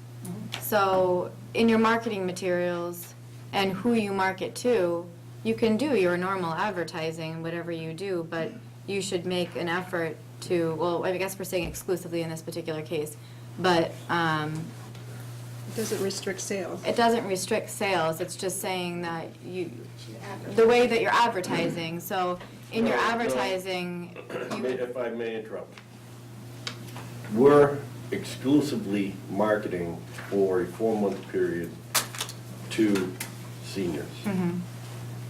That's what we're doing. We're not opening it to all, it's just, that's what we're, So what is the There's nothing in here concern? that restricts who it's sold to, and I don't think that's what the board is asking No, for. it's just about marketing So materials. if we want the marketing to be focused on seniors, are you I mean, that's kind of what you're doing anyway, as I your am. goal, right? I don't really think We there's, were marketing another project, the seniors right now anyway, so. Yeah. I think that's acceptable. So we're saying all of them for 6 months, is that what we're? So it's our marketing efforts, but they can be sold to anyone. Correct. yeah. But the marketing, oh, so are we talking about a marketing program for each unit, 6 months for that unit if it doesn't, or is it just 6 months from the beginning of this project, that's it? Beginning of the project till they're done. All exclusive, to senior, you know, marketing. Because, the Michael, whole thing. we're marketing the entire project. Yes. But This will be built out in a year. So that was my point, so if Lot A is the first one built, you're gonna market that for 6 months as a senior? I'm gonna market the entire project, start to finish, for 6 months. That's not what I'm asking. Supposing this takes 2 years to market it, to sell it, so you're only, for the first 6 months of the project, you're only gonna market it exclusively for seniors. I'm marketing towards seniors anyway, so that's what the bylaw is. That's why we'd like to see it marketed for seniors. when you marketed the last project, and The whole thing. and 4 of them were, I can't hear both. right. Say that again? Michael? I guess if you're marketing for seniors anyway, why should we have to put a restriction to the time? Just market. Just I'm market it just to marketing. Right, so that Yeah. part comes out. You're marketing it the whole time. There's no time frame. Right. All of them are. Because we're not restricting the sale, we're just I'm sorry? asking, we're not restricting any I know sales. that, I From the understand start that. of the project, we'll market it the whole time to seniors. Yeah. I mean, But it's no longer exclusively, so it's being marketed to seniors. Because I think that we need to be clear on that. It's going to be, the whole development is being marketed to our seniors, but it's also clear that anyone else is Eligible able to buy it. to look at a unit and to buy a unit. We're Correct. not taking some out of the market and holding them aside simply for a senior, Correct. only for a senior buyer. Correct. And I like the intent of this condition in terms of enforcing this condition. I really don't think it's an enforceable condition, so I think no matter what we put in here, you know, I think even saying that the developer should make a good faith effort to market at all times to over 55. I mean, unless we want to all be on, you know, Zillow and everything, everywhere. I mean, it's just not, Right. it's not what the bylaw was intended for, but I think that by stating that the developer shall make a good faith effort to market at all times to over 55, you know, I mean, we could say, if we really want to push for it, we could say that we want to see a marketing materials for over 55, to be submitted, you know, to certain locations in town that we know of that might be helpful, like this, you know, COA, you know, things like that, but the way it's currently, We're marketing one right now on Cooper Farm, yeah, so you so. can look online and see all our marketing. What about the last line? No age, no deed restrictions. Yeah, no, I don't think that's what we would do, because the bylaw is constructed in a way that, What about the two affordables? Shouldn't we at least think about deed restricting those so that seniors? No, since this you're is the either, same- you can't pick on the two affordables. It screws up the lottery. Well, then, they have to be treated The the same. same, yeah. all right, well, then I think it's, if you're not gonna have deed restrictions on this one, I think Jones Meadows should be the same way. If you're not gonna ask the developer to deed restrict it, I don't. Well, think they offered, just Well, like they they offered offered the- $3,000 to us, just Well, because they they wanted to offered us- offer. If They someone, offered 3,000 as well, but I think they were, but if someone offers something and it's good, you take it, you know, I mean, why do it then? If it's, if We that's, can address that when we get to that. I'm just saying, and if we're not gonna address the issue here, I don't think we should. it's not an issue for me. It's an issue for me, and it's always been an issue for me, so I'm still So working. I'm on willing it. to have that discussion when we get to Jones Meadows. Yeah. Okay, all right. Next. Where else? Okay, well, That was 7, so 8. how much further do we want to go with this? We're already at 9:15 and we're not even done with it. Well, I We have think we have Jones to Meadows. finish. Yeah. Well, you took an hour for the water department, And jumping I think in. we should work through this one. Okay, I don't know if okay. you want to check with the applicant from Jones Meadows to see if they want to continue, but. No, do you want to continue, Mr. Kennard, or you want to wait till we're done with this and keep I'd going? like to continue, You'd like to Continue tonight, or you would like to continue to another meeting? continue tonight. Okay. Yeah, okay. All right, so for number 9, I would just change the word will to shall in both statements. So heating for homes shall be energy efficient hybrid heat pump systems. Homes shall be insulated with. And I think in this particular case, I wanted the homes to be built to meet Energy Star code, not just stretch code. You know, so since we wrote this, we have done more research and we are going to be able to do Energy Star. I think. Okay, that's great. We'll meet it. Okay, so, We just, I just had to get confirmation that our HVAC contractor that we prefer, who we met with about the heat pumps, would be able to, you're using air source heat pumps? Yeah. that he would be able to obtain his Yeah, certification. 5 years. So he has to be certified to meet Yeah. that criteria as well as, us too. Okay. Okay, next, fertilizer, No, number 9. 9, oh, okay. I think there was some question that perhaps was in the peer review about trees. I think there needs to be a condition about replanting either trees or other greenery in order to supplant what was there to the best of the ability.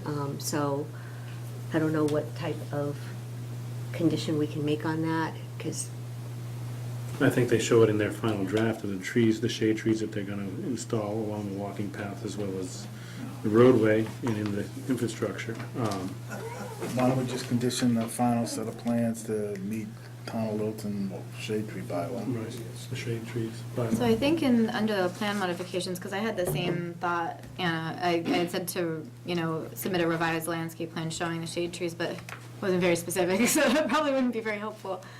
So maybe we can kind of tighten that language up a little bit. I'm all ears. I was looking for I'd like to suggestions. talk to the tree warden in Littleton. The majority of these trees are pine trees, white pine, and they're not desirable trees to begin with right now. A lot of them are dying. Maybe we could talk to the tree warden first and see what he says about what trees, or, the. Is it Chris now? I don't know who's acting. Because it was Jim. It was Jim, yeah. It was Jim, is it still Jim? Yeah, no, No. Yeah, so who is it? Chris, it's Chris now. It is Chris now? Yeah. Right, I would hate to tie the Yeah. project up, waiting for time to talk to Chris. Yeah. I think if So- you have your land surveyor, if they would be willing to do a tree survey, Yeah. and provide us with that information. If they did a tree survey, they already have a plot I plan. don't even know, we kind of have existing conditions in a way, but He already is did a there, tree survey on it? could you kind of help me understand what our bylaw There isn't. requires in terms of the, Nothing. Permit. nothing, really? So, Well, it's okay. something about a 6-inch diameter. In terms of the removal, so there aren't any, really? Okay, so then I'm okay Because with that. right, the one that you're referring to is to minimize the removal of those Right. trees. So, And if there They're aren't disturbing any. 90% of the property, so most of the trees are gonna be gone anyway, so. But they're gonna do some replanting, so. Yeah, okay. so can we just identify what some And a is? large portion of the property doesn't have trees on it now. It's mostly scrub in the large, or at least half So- of it now. So I'm used to dealing with a tree preservation bylaw. We don't have one in this town, and Thank God. we I- don't. Well, that's I something else agree. for us to work on, isn't it? no, it isn't. Not as long as I'm on this board. Probably need So- another staff person to. Yeah, just to do the manage sort all of of that. So that being said, I think that they have a tree survey. They can identify the trees that are diseased, dead, or dying, and in that, they're already providing us with a number, and we could just see what the balance of shade trees to be provided with the number of trees to be removed that may have survived, or would have survived without the development, and offset the balance. Okay. Okay. I mean, part of it is shade, right, and part of it is trying to reduce runoff and also making it look nice, so maybe it's a hybrid of trees and bushes and other kinds of things, so. There's not gonna be a heck of a lot of trees there. It's mostly asphalt and houses and little strips all around. Trees, they're gonna get squeezing a couple here or there, so. Anyway. Okay. we'll work on that. So, number 10? Fertilizer, water soluble nitrate food, other than Prohibited and put in the condo docks. Yep. blasting, that's pretty standard. 12 we're aware of. Yeah. Well, I would just like to change the language. It says, address all issues outlined in Green International Affiliates peer review letter. It's language similar to what Marin has written elsewhere, because rather than outstanding, it really just says addressing all of them.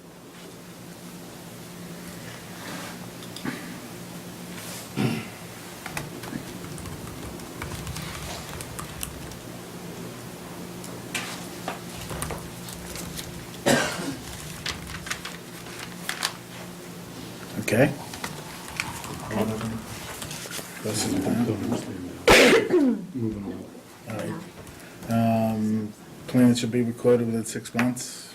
That's typical of a subdivision plan. It falls under, if it was a subdivision, it would fall under Mass General Law, so it's the same. You got your stop sign at King Street. I'm actually going back to the, and this is it just reminded me of what Maureen said before, but if we just group it together with the decision that the plan and the decision shall be recorded prior to issuance of the first building permit, or issuance of any building permit, and just clump those two together, just to make sure they get recorded at the same time. Okay. Might be easier. I mean, it doesn't, either way, it doesn't matter, they could do one, whatever, but. Next one's your stop sign, you got 15. Well, for 14, can we just say, the stop sign shall be installed at the end of the project roadway at the intersection with King Street prior to the issuance of the first occupancy permit? Why don't we just say it has to be installed? Why does it just have to put it up? Only so that the resident doesn't drive out into King Street, so before an occupancy permit. Do you want it before that? Yeah, just, as they build it, put the sign up. I'm sure they intended to put it up much sooner than occupancy. I'm sure they do. But it gives them a Right. start, so. Prior to occupancy, first occupancy, fine. Okay. 15.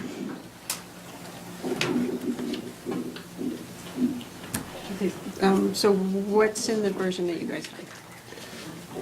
According to section 173-148E, the open space shall be conveyed for normal consideration to the town of Littleton, the care and custody of the Board of Selectmen, which shall subject the open space and permanent conservation restriction. So, I don't know that we want that part in there. I don't want it. Right, so the new proposal is the open space shall be conveyed to the project homeowners association or homeowners trust, and shall be subject Subject to a permanent permanent CR, conservation. permanent conservation restriction enforceable by the town Either the Board of Selectmen or the, conservation trust, whoever's going to accept the restriction. So we're not giving it to the town, we're giving it to the homeowners association? That's the proposal. So, just thinking about this out loud, this is an abutting property to the schools.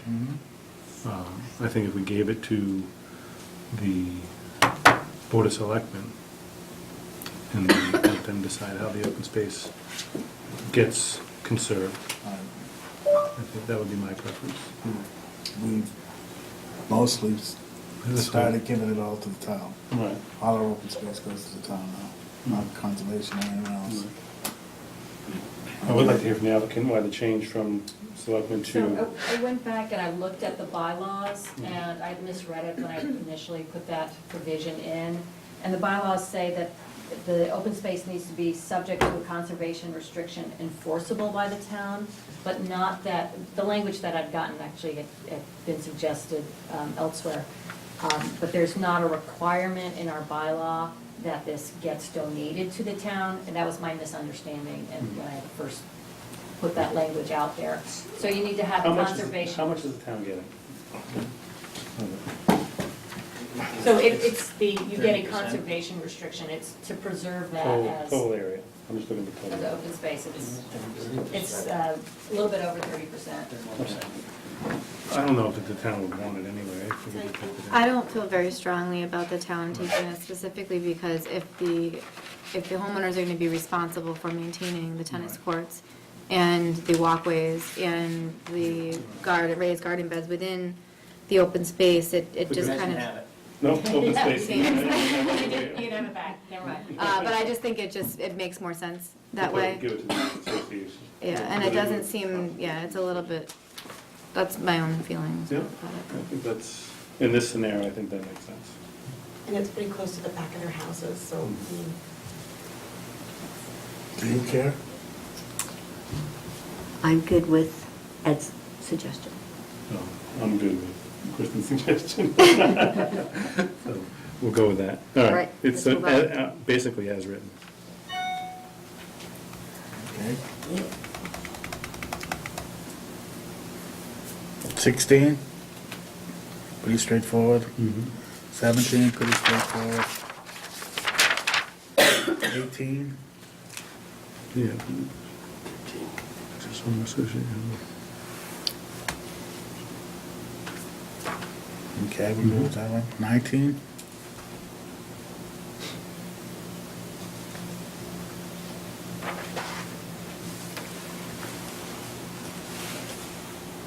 Just tie that to a time frame. Oh, the time for the high school? So I think I made the offer to the applicant, I don't know if you guys heard me, but if they were to go to the reinforced concrete, to not require the preparation for the third site, because the reinforcement does, in their opinion, potentially cost triple the cost of an asphalt. So if that's the case, then we could lift the requirement for preparation of a third tennis court site. I think that sounds reasonable, although I don't really. I'd love to have a lot of stuff that's far, that exceeds everything else, but the 5 tennis courts that are currently in use in Middleton right now are all asphalt. Why are we, can we get subject to a higher standard just because we're paying for it? And we're giving you a gift.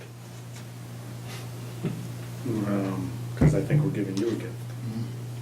It's a zoning bylaw. Ridiculous. It's a zoning bylaw that's approved. So, let me say that this is a requirement that I'm putting in there for review. You guys are welcome to look at it. Yep. And get back to us on it. I think it benefits the town, and in benefiting the town, it's my job when I'm sitting here, is to get what we can for the town, make sure it's beneficial for us and for you, for your residents in that, they'll benefit from it. It will last longer, maintenance is less, so, read the specs. I mean, we'll look at it, and I've met with Mike about if there is a problem that arises from, some heaving or something like that happens, the maintenance for that is far greater than it would be if they have to go in and do, something with an asphalt-based tennis court. I'm not thrilled about putting a concrete one on top of our Yeah, I don't septic think- system, Michael. I really don't think you'll be able to put it, because it encroaches a little bit on the septic, but we'll look into it. Let's not waste everybody's time talking about it right now. It needs research. All right. okay. Could always do clay courts. Sorry, I was trying to add humor in. Or grass, we could place the nice little bundles up there. So we're kind of at the end, but I wanted to make a suggestion, the end of the conditions that we're looking at. Because I had a couple of questions, and maybe they're for town council, but, and it got me thinking that maybe we should have kind of a little subsection in the conditions about the affordable units. So I know we have one aspect of them that we're gonna try to hone in on a little bit more about, when they should receive occupancy or in comparison to the market rate units. But we talked about wanting to make sure that they're going to look the same. So it would probably be good to have a condition about that, to make sure that, You're talking State regulation already requires that. yeah, so, Right, so maybe it's a program of how there would be a review of the building permit applications. Exterior finishes. right, right, and, To be equal to the same. They can't be identified by the exterior, Right. affordable versus a market rate. yeah, and I would also want to make sure that in the market rate units, that the affordable units have the same appliances, or it doesn't have to be exactly the same appliances, but that they, have a fridge obviously an oven, but also a microwave. So you want, They come with a stove, microwave, dishwasher. It's actually more, the requirements for the affordable is more strict than the other units, so it's very detailed in the state documentation, so. Okay, so I mean, I guess and that's kind of part of my other question is, what do we see for the local action units? Like for the applications for them and the town, like how does? I'll share all the paperwork with you. Yeah, because I mean, I think we'd want to see that, right? I mean, and we're part of a regional housing organization now that I don't know if they would have input on any of the documents or any of the marketing materials, or if they've made. It's like pretty handy to have the state.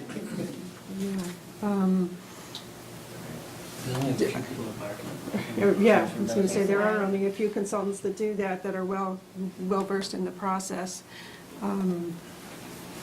But we're happy to share the marketing plan. Yeah, I mean, I think it would just be nice to see before, I think they have to approve anyway. Yeah, it has to go, Yeah, yeah. DHCD has to approve the marketing plan. Yeah, okay, so we don't need to have any formal sign-off from the town, like, we don't need to. I don't see the need for it. I think the town is happy to assist in getting the information out there once it's prepared. Okay. can I ask, can we go to Green real quickly? Yeah, no, that's all, I just wasn't sure how that process worked. How about where we at with, do you think you can give us a final set of plans and a final determination on what's going on out there? How quick and what do you need? I think we should be able to turn around it within a week, once we get the plans back from the applicant. What are the outstanding issues? There's a couple of things we need to weigh in on. Correct. One of which, we had recommended, I think we talked about the access permit. I know there was some talk about just an agreement between the abutting property at the minor chord and the applicant. I think that was talked about at the last meeting. Just some documentation of that being provided. That was one of our recommendations. I thought we told Monaco, they have to come in for their site plan once this is all done, because they've never really finalized the parking out there. They've been using the existing parking, and it was here. Can And that's why we we, piggyback, that's why we have it drawn right there on our plan now. Well, I think he still has to come in. He's parking on the front, on the unpaved surface and stuff like that. I think he needs to come in, and we let him open and we never really finalized his site plan, so he has to come in. He needs to come in, but I think. He needs to come in. I mean, you can One more use thing. those plans Sure, that I'm we happy to have. take a look at the plans you have, if he wants to I provide. mean, we've already met with him, I mean, that's, There was comment number 13 in our letter about the, just requiring a PE stamp on the retaining walls on the site. So let's add that maybe to, well, it's all in the plan, yeah, okay. I think they're still over 4 feet. the one on the right side as you come in, that's right on the right side of the road as you Right. come in, that got reduced down to 3.9 feet.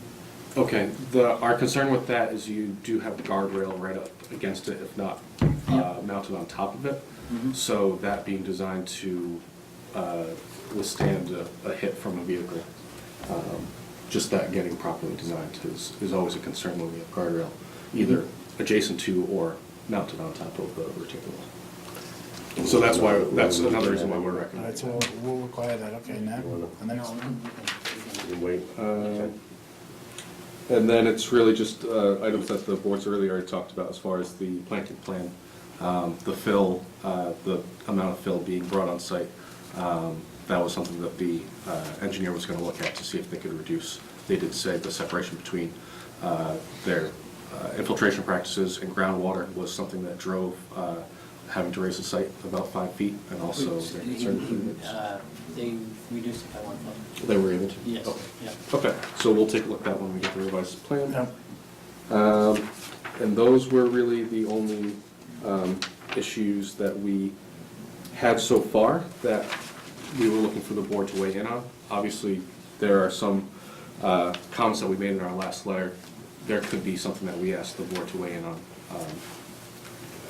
as those comments get resolved. So. Okay, so really, we need a final set of plans to you, to finish the loop here, Yes. so to speak. Okay. All right, so we've addressed everything. We know we need another set of plans. We know we need nitrogen loading. We know pretty much what we have. Now what?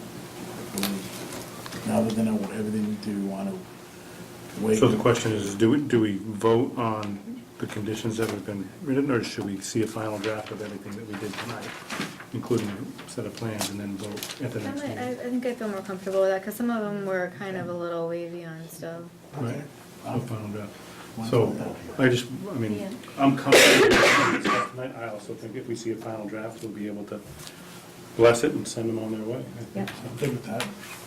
So, put them on for, And I know part of what we had discussed early on, which seems like days ago now, but early on about the milestones were that town council brought up, but if we can sort of phase this in terms of, you know, these are the things that have to come in at this particular point. We hit this milestone, then the next things get approved, this milestone. So if it's possible to do that, to make it pretty clear for us in terms of the path that we're going to take to making sure that everything is done, that would be very helpful. Can we ask that everything be to Green and to town council and to Maren by, what's a realistic date? Because everything was late here, to be honest. There were no final set of plans. Maren got her stuff on late Friday of last week. What's a legitimate date that we can expect to have everything back to us? So are you doing the next turn on the? April 4th. April 4th. So in terms of the plans, it sounds like it'll be to Green within a week, and then Green, you'll be getting your comments to the board and to us Within a week, is that? We would. the yeah, week give it after, about a week. within the next week, so it sounds like 2 weeks. 2 weeks, so everything, and you can work on the draft with Maren and all the conditions that are in there. And then that All works. right, so can we say 3 weeks from now, we'll have everything buttoned up so that a week ahead of The 20th of March. So a week ahead of the next hearing, you have everything in front of you. at least, yes. That would be nice to give us enough time to actually really, So we can see that, at least it will. So well, let's pick a drop dead date. 27. 27th. 23rd? 27? That's a Sunday. Monday then. 26th is a Tuesday. Sounds good. That gives us 10 days. Yes. That's good. That's fine. Good night. so I moved to continue, oh, never mind, we don't need to do that, we already did that. No, Oh, no, God.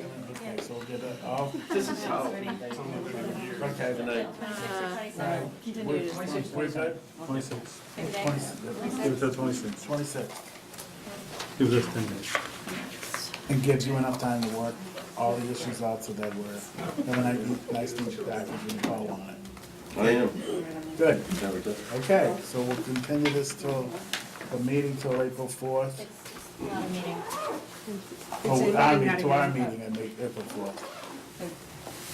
For voting, deliberation, and, yes, Review and vote.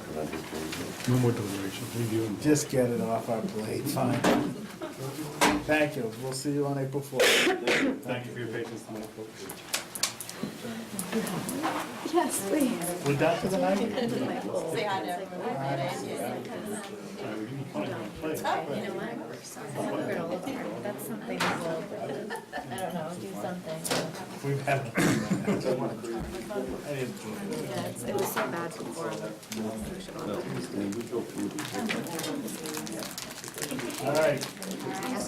Mr. Kennard, would you please come up? I know you're gonna give us the Reader's Digest version, right?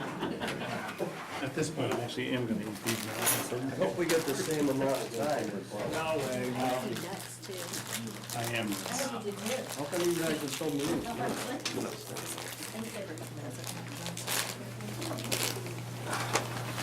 Great, give me some nuts.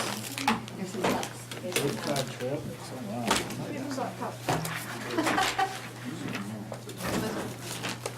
Are you doing this all by yourself, Roger, or, you know? Somebody stand up there, we have to talk to somebody. Oh, we're right here. You want us up here? Yeah. These are for you. Come on, it's right here. Yeah.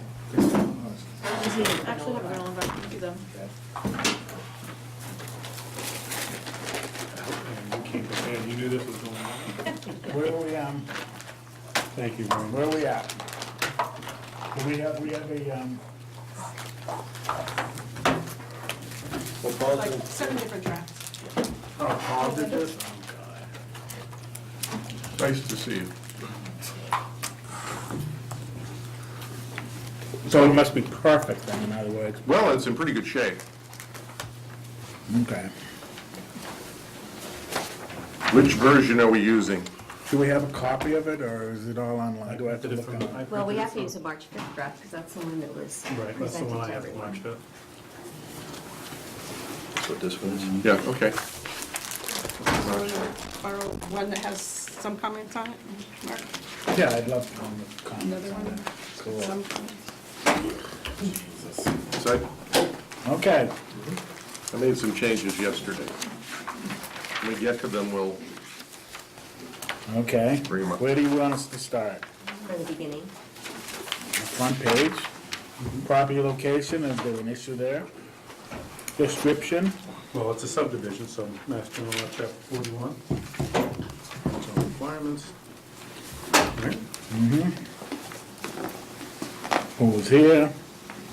Public hearings, we're good there?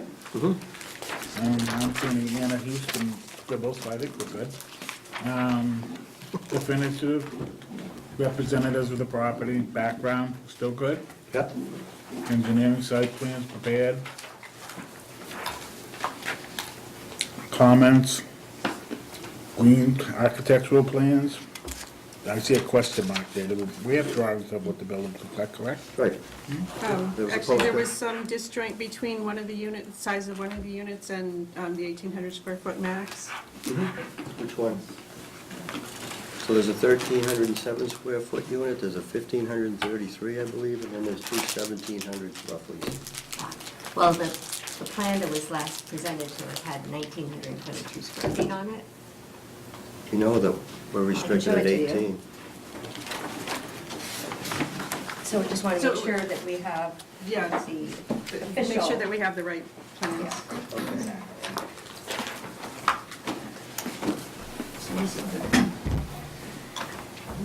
It's in such tiny I print. know, that font is Yeah. terrible.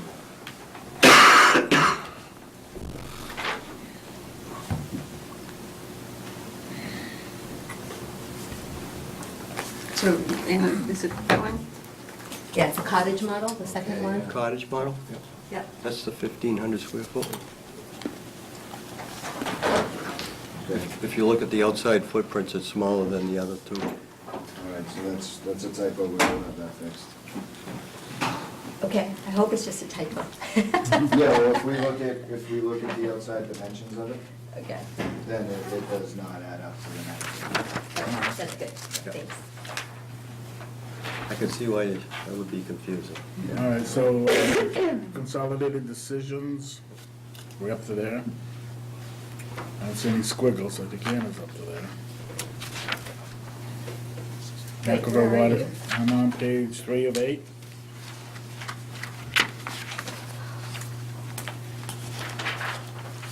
Okay. Determination, Special permit determination? yeah. Okay. Aquifer water resource.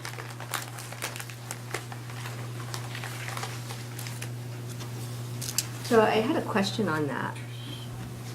Under AW1, in that paragraph, toward the bottom of that paragraph, it says where existing groundwater quality is already below those standards. So do we know that there is groundwater below standards out there? Groundwater below standards. Okay, so all the wording is directly from the bylaw. The question is, Okay. Where are you reading from? Never mind, AW1? it's good. AW1, Thank you for that reminder, Mark. the version we have just says A next to it. Yeah. Okay, so I'm gonna ask you the same question we had earlier. Nitrogen loading at the property line, that's the groundwater standard. Okay, yeah. But no testing has been done to determine, Right, we got a letter from Corey Godfrey on that. no, not about the drainage, about No, about the You have nitrogen the loading. percentages from What's the existing. percentage at the ground, what's the percentage of the property line? I don't know. Well, you have to demonstrate that the groundwater's gonna be a drinking standard at the property line. So you're looking for nitrogen loading calculations for this as well? Did we, whatever we did for the last one, I Same think we condition. would wanna make sure it's You are an consistent. aquifer district? Yeah. Yes. The other project had the same letter. Yeah. This is also seeking the They special. got 4 acres. I know, but you have to do the calculations to show us that what you proposed is going to meet groundwater at the property line. So you're seeking a water resource district special permit, Mm-hmm. so that's the reason why. We made them do the calculations. No, that's the July one, there's another one after that.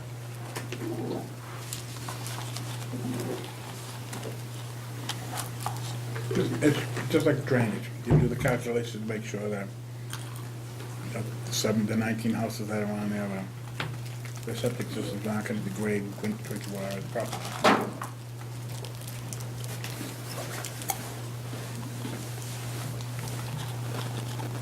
Okay. Oh, well, we can go on while she's looking for it, I guess. I don't have anywhere else to look. Well, You don't have it? They're not posted. Okay, go ahead. what percent impervious are you? You're at, Impervious? no, impervious.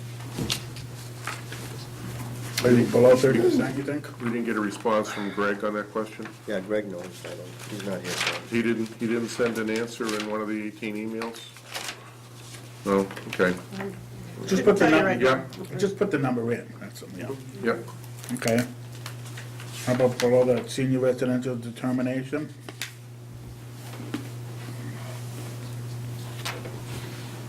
Social, economic, quality of the natural environment. We didn't really address those in the last one, so I don't think we're too many issues with that one. Design of the buildings, is good there. Subdivision waivers approved. Beat paths, curbs. No, those are actually denied. Oh, denied, yeah. Okay. Vertical granite curbing, yeah, okay. Conditions,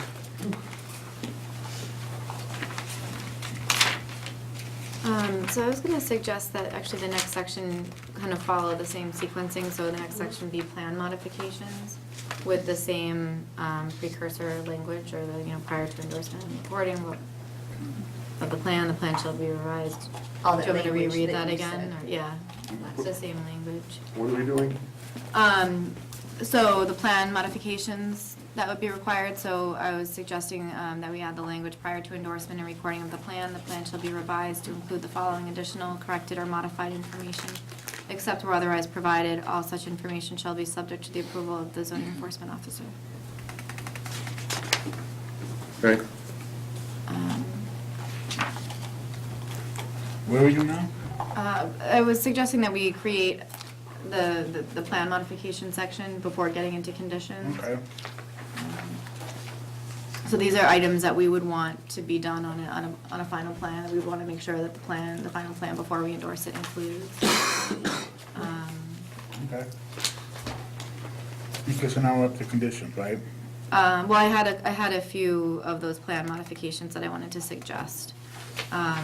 So we had talked previously, well, I had requested that there be a shade structure, as well as some pedestrian scale lighting and seating in the location next to the parking lot area. That would be kind of the main access point to some of, or to the field, the open field. And the applicant had indicated that they would be willing to do that. So I'd like to see that on a plan. Did we talk about post lights in front of each house? You for did, that?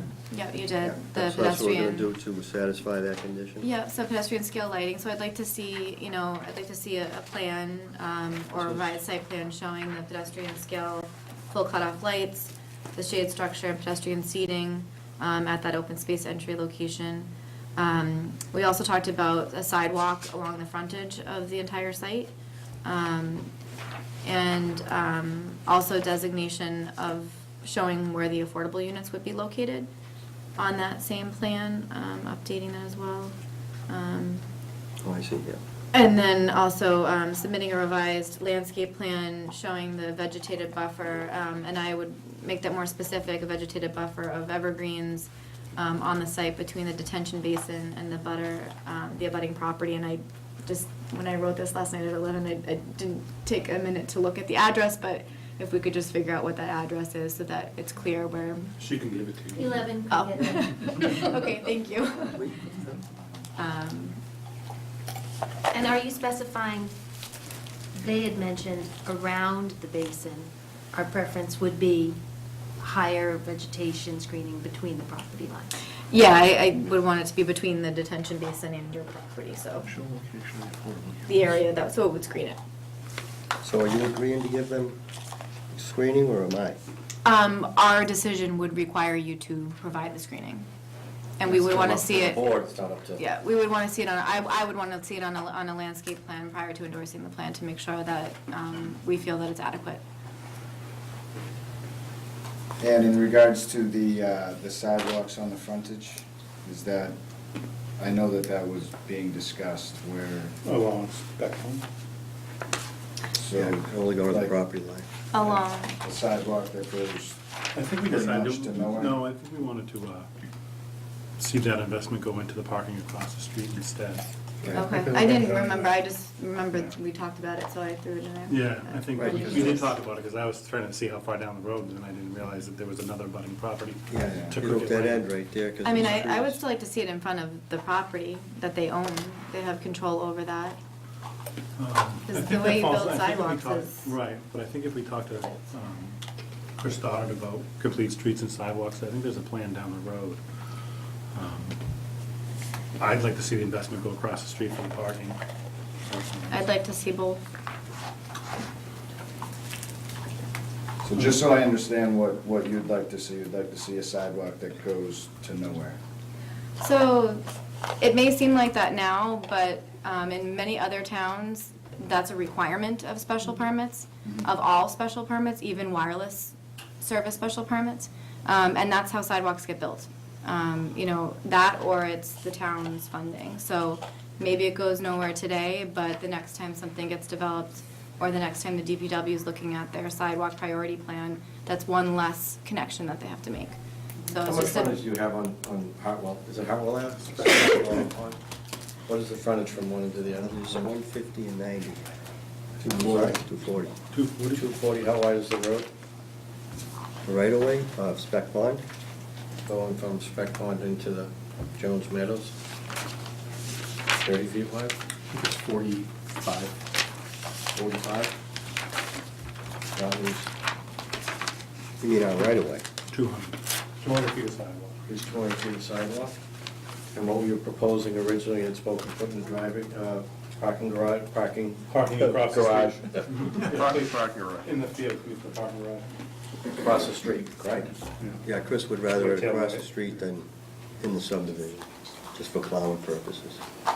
Yeah, I guess, and plan modifications, but that's So we just agreed to, that section.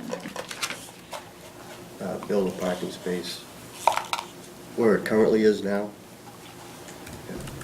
Enlarge it and enlarge it. Yeah, it's the conservation for whitetails woods, right? Which is in pretty rough shape right Been there. Well, Yeah, yeah. yeah. now. Yeah. How much larger would you make the parking space? The parking area right now. There really is no plan for that. Chris was gonna go over that with me, what he'd like to see, so when he plows it, he can plow that away too. How about if we just see what Chris is proposing for the size change of the parking across the street before we assess a sidewalk and a parking spot? Is that reasonable, see what someone's proposing for that size? I mean, if they say it's 10 by 10, then you're SRO. Oh, no, it's gonna have to be. So, I think that a size would matter. Yeah, we'll talk to them. Yeah, I mean, my only thought is if they're gonna have all of the equipment to do a parking lot out there, right? They're gonna have the materials, everything. It's the same to do a sidewalk, right? I mean, it's Sidewalks, not. granite and concrete. Well, because you have a shovel, should you shovel 495 in addition to your driveway? Can we move on?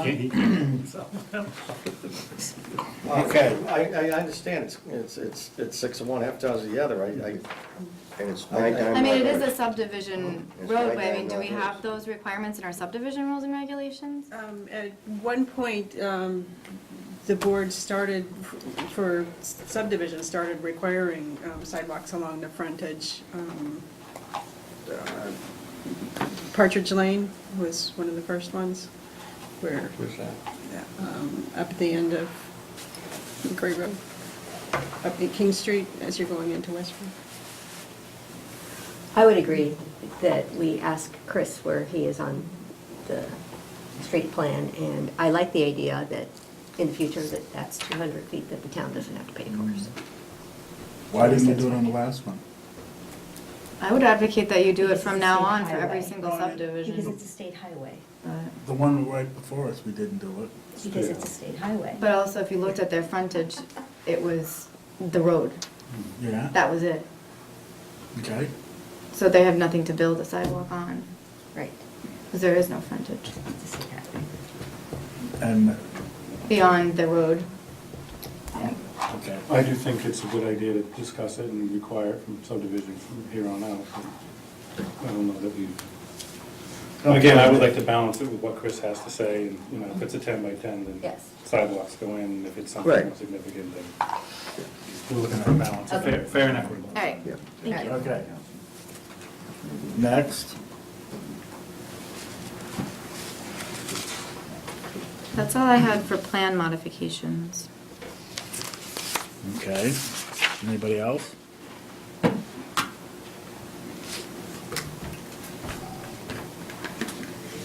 Ready to talk conditions yet? Yep, let's get into, okay, what's your issues? For conditions, Let's go line by line. Yeah, go ahead. So, line one, anybody issued with condition one?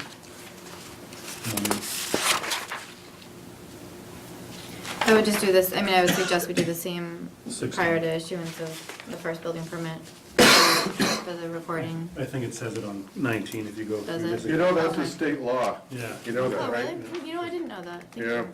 you. It is a state law. If it's stated in condition 19. There's many times that Yeah. It doesn't happen. the law doesn't matter, so it's good to have it maybe again another time. did we reiterate? Yeah, And you're sure? and a reminder for us, right? Okay, anything on 2? Two, the letter that we can't find that was issued by the water department says that in their opinion, the monitoring isn't required. Is that right? The Correct, letter yeah. says, so assuming you see that letter and that's what it says, would like to eliminate condition number 2. But obviously, we can't ask you to agree to that right now if we don't have the letter. Okay.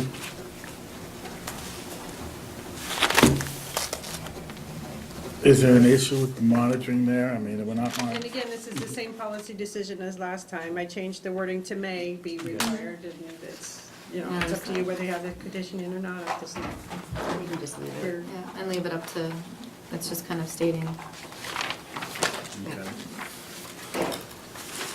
Okay, 3? 3 is fine. They're gonna do testing, they're gonna, Do nitrogen infiltration analysis.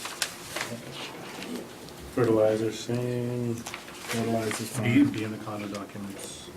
No sodium de-icing, not operating maintenance. 6 is, we're gonna use boilerplate for that, 6. 7, 7, we have to clarify the setback requirements. I think they're flexible, they're up to the board. Roger and Steve are trying to figure out what they're going to fit in there in terms of decks and the units on these relatively small lots. So they're proposing 8 for side yard setback, and they are proposing 25 for a rear setback.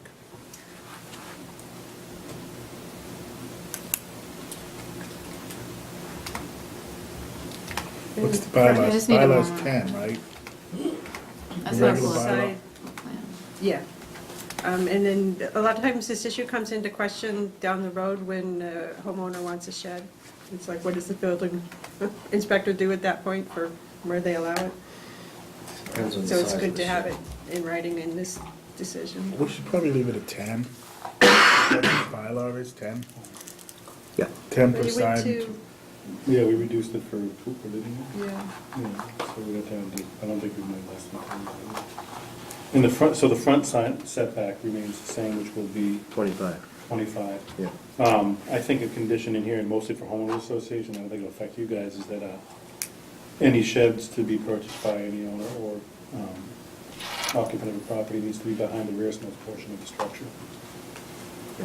So it's within it, right? So your rear lot lines are 25 too? Front 25, rear 25? Yeah, yeah, I was thinking 40, but by the time, if somebody does want a deck, I think Roland's going to include that, and Ed would correct me if I'm wrong, he's going to include that with the structure, so Correct. I'm going to need, Absolutely.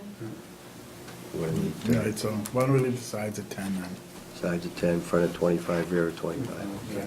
And shed to be behind the rearmost portion of the structure. Okay. He had proposed the open space go to the Littleton Conservation Trust. That is, there's two open space parcels. There's parcel 1, which is the large one. Parcel 2 is essentially going to be a detention basin. That one should go to the homeowners association because later on, and in the documents I drafted, the homeowners association is responsible for all things having to do with the stormwater detention system. But Roger's proposing open space 1 go to the Littleton Conservation Trust, who will impose upon the property an agricultural preservation restriction. We're not thrilled about that because the town, that gives limited access to the residents of the town of Littleton to use it. I think what we're thinking here was there was some concern about if it was under the control of, say, the Board of Selectmen, that some future Board of Selectmen could choose to do something else with the property. As it would be the decision of the town to make that decision, correct, not one individual? So I like to be in the name of the town, not the Conservation Commission. well, he didn't say commission, he said trust. Trust. So Which is a private I entity. don't agree with that personally. I say it goes to the town at the decision of the town floor. What's the Whitetail Way? That town of Littleton? Conservation Trust. All the stuff I've done in the past was Conservation Trust. This is an open field, and I think the agricultural restriction makes sense on this one. It's I also, wouldn't want to see a future use go in Yeah. that field, so I think if we Right. do restrict it in that it's scenario. also a billable piece of property. Right. So, I just. so you're we- tying the town's hands if you we put into just- that. Yeah, we just usually give it all to the town. The town hasn't done anything with any of the land that they've gotten. They don't build on anything, they just keep it, and then it makes it so that the residents can walk on it. So in this scenario, I understand what you're saying, and in the past, I voted the same way that you've talked about. But I think in this scenario where they have worked so hard to guarantee the abutters the open space that's left, that in this scenario, it should be, 1, an agricultural restriction, and 2, conveyed to a conservation trust. 90% of the time I vote the other way, but in this scenario where everybody's worked so hard, including the developer, it should go to that direction. We've had problems with conservation. This is an agricultural restriction so that the farmers can access it. Pay it. Exactly, It's called a conservation. Trust. I still say town. That's where I'm sticking. There's a difference between the trust and Conservation Commission. There was a difference. It's a different landholding. One's a private nonprofit, the other is a town board. You mean like Sudbury Valley Trust? I know where you're going with that. Done? Ladies, would you like to weigh in? I like the idea of having an agricultural restriction. I know that it was mentioned at the public hearing that the soils are like prime for agricultural resources, so. So if we eliminate the conservation trust, because I think that's what the issue is here, if we made it to the town with an agricultural restriction. So So it's in the control of the Board of Selectmen. I can agree with that. Restriction. I can agree with that. That sounds good. I'm fine with that. Do we, You all right with that, Paul? Sure, whatever you want. Really? I was just Which one you got asking, on you? I was asking, Anna, do we have an agricultural commission or agricultural, can they They can hold the property, land? yes. They But can- someone else, a different entity other than the town has to hold the restriction. Right, okay. If the town owns the property, the same entity can't hold the restriction and the Right. property. Thank you. Perfect. Oh, you didn't want to think about that one, you got that one right down. Okay. So who's gonna hold the restriction? How does that, what's, I mean, the Conservation Trust could hold the restriction. The agricultural But- restriction. but the town would have last say of it regardless. If The it town was would something to own come it out and of it. The Con- town would own it, and if they decided they want, let's just say in 100 years they needed that for Let's something else. go backwards. What if it was an association? What if the association owns it and the town holds the agricultural restriction? Well, it still takes it out of it. So not developable. I prefer Well, the it's- town. I mean, whoever holds the restriction has the most power. Right. That's what I'm saying. So if we hold the agricultural restriction, we give it to the town for agricultural restriction and the association holds the land. And then could we have an easement for the town? On top of that? I feel like it would kind of be like, no, you can't do that? Okay. Because then the association, which would be the homeowners, correct? They're the ones that have control over the land. They could restrict people from They going could on. restrict people from walking on it if they felt like it. They don't want to have a. So that a brings us softball right game back around to there. conservation trust. So I say it goes to it goes into the selectmen. I mean, and again, it doesn't ordinarily to take it out or do anything different with it. The town votes what happens with it. Correct? It goes, under most let's say we wanted to build a school there, isn't the town gonna vote for it? If they wanna put tennis courts in, they wanna put a pool in there, the town votes on that. It's not just 5 individual people. So that's what I'm saying, us 5 don't have the bottom line, and neither does the 5 selectmen. The town has a statement. That's how I want it, I say we give it to the town, we figure out how to get it so that it stays within. so that it isn't developed in an easy form. I mean, I think I would want it to be an agricultural or a conservation restriction, one or the other. I was supporting both. I'm trying to make Yeah, it work. so I would support either or, and both. Well, I mean, it could just be deeded to the town for conservation purposes. And that would- That gives it Article 97 protection. Okay, Okay, we'll just do that. conservation That purposes. sounds But good again, for it's me. not to the conservation And trust, the it's not to paper the ball. Sudbury Trust. So the town still has say on what can go in there at any point in time eventually. It's not restricted just conservation. Well, if you say, no, then it has Article 97 protection. So then, yes, If you it say would. that it's for conservation and open space, then it has Article 97 protection. And that doesn't give control to the Conservation Commission? What, saying, no, it's sort of two separate Okay. thoughts. I mean, yeah, if you give it to the Conservation Commission, it will probably Okay. inherently have. So the Article care, 97. custody, and control of the Board of Selectmen for conservation purposes, reference the, no? No?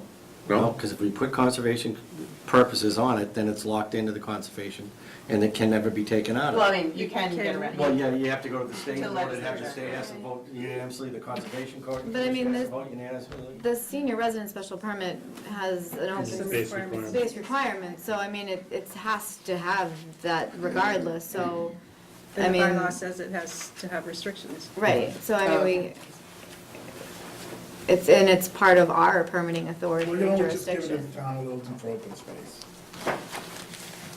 Leave it like that. And you'll figure it out? Yeah, the town will figure it out. Town will figure it out. That's awesome. But the bylaw requires a restriction, right? No, it just Warren? requires that it goes to the Or town. do you of mind Littleton for confirming open that for space. us? Yeah, let's, Doesn't call. I tell you what, can we go back to it while she looks it Sounds up? good. And then we'll Yeah. go to the next one and then. Yeah. And no problem with parcel 1 going to the homeowners association, so they can, That's preferred. wonderful. So then, real Parcel quick, 2. who's going to be doing the maintenance plan on both of the Homeowners open space? association. For both spaces? Well, the Well, town will do it. the as a town- The town. Okay, For the drainage, just because it's part of the roadway, right? okay, but we should specify all I'm that, gonna right? make sure that we Given have. It is, town- I think that's what we just talked about. Yeah. The homeowner controls the open space for the detention ponds and Right. Right. That's the town's. Okay.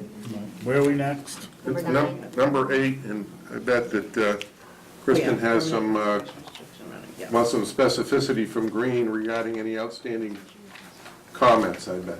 On 9. Yes, number 9. No, number 8. 8 says conveyance of open space. Oh, well, My numbers are- the numbers are screwed up. The one regarding address all issues outlined in Green International Affiliates peer review. Well, we need a final set of plans, and Green needs to My numbers aren't matching. do everything, just like Yeah, you said none of them before. will, We, because do we you've have got so many outstanding different issues that we versions. need to weigh in, or do you? I've been trying to follow. There are some outstanding issues, So that- but I think yeah. most of them were covered in the last meeting. Here's the thing where it's Um, 10 days. They're all before mentioned. We should have this stuff. They don't come in front of us. That's all. Okay. We tried it, you know. We do recommend One more time. there be a condition for the HDP piping, and that be CCTV'd 1 year after installation, and then any repairs be taken care of. That was something that we ran by Chris Stoddard, and he Yeah, was he was good. supportive of that. Concrete pipe. So we'd want to condition that, yeah, so that would all, But like the other one, you know, we haven't seen any revised plans on this one, so I could imagine there may be some additional recommendations. Okay, so based on when, our we're gonna plans. condition that within the next 3 weeks, you get 2 weeks, you get final set of plans so that you want us, We're waiting for our traffic study to complete those plans so Green can review it. What did you say, a couple weeks for the, They said 2 Yeah, weeks. they've got all their information accounted for, they just got a rough draft. okay. Next, Do you want to go back to the open space? yeah, It does, so the bylaw does say a permanent conservation restriction running to or enforceable by the town shall be recorded for the common open space area, blah, blah, blah. So I would suggest that either the land, so that means the town has to hold the restrictions, the town cannot own the land. So either the land should go to the Littleton Conservation Trust, or it should be retained by the homeowners association. I think, Kristen, to address your concern, I think there is something we could probably do, probably in the conservation restriction, that would ensure that if the homeowners association retained ownership, that they couldn't like prohibit, they couldn't exclude people. We prefer not this homeowners association own this parcel of land.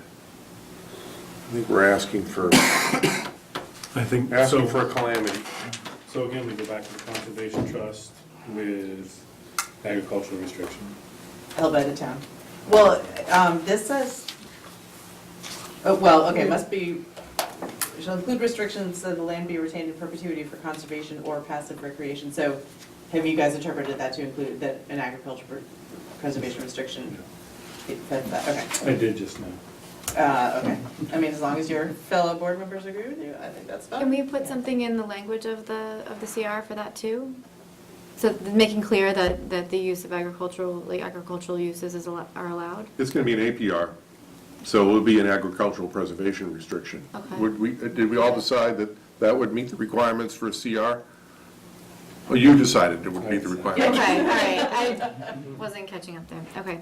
That's why you were smiling. So, All of that, all week, just to get that. is there any consensus? I think, I'm reading it. Yeah. Town holds the restriction. But the And the fee will be in the trust. trust. fine. And will we have that recorded prior to issuance of the first building permit? It depends on how long it takes in order to get the APR approved, but, we'll give it hell. Well, I was gonna ask the board what they felt that they wanted. I don't know what you've done in the past. I think we should probably be consistent for whatever you've permitted in the past for that requirement. Yeah, understanding that it always takes a long time to Yeah. get the restrictions put in, approved through the state. How about prior to road acceptance? I mean, I'm not gonna plow this thing forever. Yeah. I'm gonna want it done. There you go, he's on the hook to plow it until. Right. Okay. Okay, that's fine. All right, next. The nitrogen loading, the water department has also said that's not necessary considering there's 19 units on 12 acres. So once we can confirm that, hopefully that condition can come out. Well, isn't that's the monitoring wells that they were talking before, and the extras of this, the letter you're looking for, if this is what was... Apparently was that letter determined by- refers to both items. Right, so then in retrospect, these monitoring wells aren't necessary, is that right, Mr.? Right. Okay. Sorry to interrupt you. Give it hell, come on now, take the ice on it. I'm done fighting that fight, I don't care anymore, you know? The way it's supposed to be done is he's supposed to do the scientific evaluation of the They're nitrogen. doing the nitrogen loading. That's what I'm Yeah, saying. we're gonna do that. He's, all right, so. But we're they're not doing the it. monitoring wells. No, I don't care about the monitoring wells. They're doing the nitrogen loading Okay. calculations. I thought, Well, monitoring wells isn't still in May, isn't that what we said back above? Yeah, if the water district felt that they needed it, then, yeah. It still All right, needs to what- stay They're in the there with May. experts, so they'll. What if you read the letter and then make a decision? but they can't really address it because nobody ever did the calculations to do it. Just the water department saying that you have good drainage here, the water's gonna go up. Yet they have no way of knowing what the nitrogen is on that property now. They could be fine. I don't remember doing this up at What? Foster Street, did we? Yeah, they. It's now Aquifer Water Resource District. Yeah, I knew that, so. So I knew there was a reason. That's why Marin is here, But to they're help supposed us to pay along. Can we Okay, get to so- number 11? Where are we? All the numbers are different, so. Oh, yeah. So what's the name of the road? Bluebird Way. Okay. Plnbrd Way. Bluebird Way. Okay. Bluebird? Yep. Recorded within 6 months, we're good with that. Electronic copies, don't care. 14, are we good with 14? Yeah, it's Mass General Law. Yep. 15? My numbers are, what? what does your Yeah, number the- 15 start with? We're up to 19, if roadway has not been released from the security. Okay, Yeah? that's what I have for I have that 19, as but. 14. That's 19. That's No. 19. I have that as 14. Oh, maybe if you, it Roadway. Maybe she has one of them. might be an extra number. It's for the new one. Roadway's 14 to fine. 19 are treated. So maybe 10 days before any of this, so we could all have one copy and. Right. And then you get the water infrastructure with the water department. They don't get us. Subdivision land, develop town of Littleton cost for inspection and consultation. Applicant shall install a street sign, subdivision road, street sign, street name for the subdivision, homeowners association will maintain the subdivision road and provide for its keep clean, passable all the time. So that, are you, until the subdivision's accepted by the town, okay? So that's number 17 on mine. The applicant shall install a street sign for the subdivision road prior Yep. to the issuance of the first building permit on street Yep. name. In that, I'd also be Yep. common sense, but also stop sign. Right. Subdivision street name, I just had a quick question too. Does the fire department or safety officers comment on street names? Yeah, I ran that through Tom Clancy. He approved it. planning board, there's And a then, lot. As long as we have the homeowners association responsible for maintenance of the drainage system. How about 19, we're good with 19? Well, you're 19 and mine 19. Prior to the board's endorsement of the approval of the subdivision, the developer shall furnish guarantees to the planning board. The next one regarding unit size restriction, we should just paste in the language regarding the definition of a cottage dwelling unit, which is maximum size of the 1,800 square feet. And so I think we should just paste that language in there and put in, add, and keep the language that says that this restriction will be contained in the Declaration of Covenants and Restrictions, which I already have a draft floating around with Maren, and I think she's passed it on to town council, and we'll update that as well. Okay, next one, age restriction. Age restriction, we saw some very insightful thinking about the age restriction in an earlier discussion here this evening, and would like to benefit from that intellectual discourse. Run that by me again? There's no requirement in the zoning bylaw that the units be age restricted, just accommodate people of that age.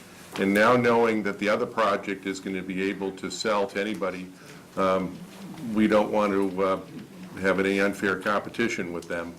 And I think the same standard should apply to this project as applied to that project. But you promised. No, What do you mean, no? I don't understand, no. because it has been agreed to by them beforehand. No. And it is one of the primary reasons for actually looking upon this project as a senior residential development, because you age restricted I'm it. gonna disagree with you on that one. If you didn't do it for one, you can't do it for the other. Nope, they agreed to it. They agreed to be accommodating when You're right, they did. because I asked for the direction of the board. the meeting was very contentious at that point, and Mr. Kennard asked that, No, yep, no. I can tell you right now what my decision will be, if that age restriction goes away. So why didn't you do it on the last one? Because we discussed it, and that And they was didn't something. agree to it. We, Well, the actually, I board, wasn't there. we discussed it. Exactly, thank you. No, and they didn't agree to it. And You- furthermore, in terms of amenities, it's very difficult to even state what is an amenity at this particular development for a senior versus the other development where there are more What amenities for amenity is there seniors. for the other one? So I'm not going to discuss the other one, we've already been down that road. I So- think the developer was nice enough. That's my input. I don't think you can, if they don't want to do it, you can't make them do it, because the other developer isn't going to do it, then I don't think it's fair Then it's a for them. condition of this particular development. My concern with this development over the other one is that this one is basically looking like a standard subdivision with fee simple lots, individual homes, no duplexes, no senior amenities. We did push for a little bit and got a senior, a shade structure, and some seating and some benches. I do see a very big difference in the two. I see that this one is more marketable to other people that are not maybe over 55. The only thing that looks senior about it is the actual unit itself, in terms of accessibility. But, it's one of those things that that's how I felt about it when I kind of looked at it. But, that to me, it kind of made sense that like, okay, it does seem, that they're gonna do that to offset the way that they're planning to lay the land out. But, The building single. I'm not, that's how, I'm not, They're building single-family homes, which is what we asked for from the beginning. They reduced their density. They could have 30 units out here. They reduced it down to 19 to be accommodating with the neighbors. The other house has duplexes, which are gonna be a lower price point, which is what we were trying to get for the seniors. They're not gonna have a shot at it because it's not senior restricted. It's not fair to this developer, if you're not. I'm not saying which way I'm feeling. I'm saying saying they should how I both was be. looking at both of them They when should it was both being be offered. age restricted, but if Yeah. you're not gonna do it to one, I don't think it's fair to do it to the other. I think there's a valid argument in that, but I also think that this particular developer came to this board and showed this particular plan with the layout of this. I mean, this is a standard subdivision. This is not, I don't think what, at least I had envisioned when I voted for the senior Because residence bylaw. that even But begs more of a point. This is a standard subdivision. This is what he could do almost by right. Not the amount It's- of units. You've got At all. You've got 19 units on They're- 4 acres. They're getting a density bonus. So is the other one. They're getting a bigger density bonus because they're getting Right. 17 units on 4 I'm acres. just explaining to you how I'm feeling You about it. You please can lower feel your differently voice. about this. Can you please lower your voice? This is. Thank you. This is 19 units on 10 acres, not 12 acres. I'm thinking about the bigger picture of how we're designing these for seniors and how we're using the land. So, I mean, I'm not, this is just how I'm just expressing how I was looking at one versus the We're other. doing them both the same. They're both And- going to be handicapped But every land accessible. piece is gonna be different as you're looking at them, and every site is different.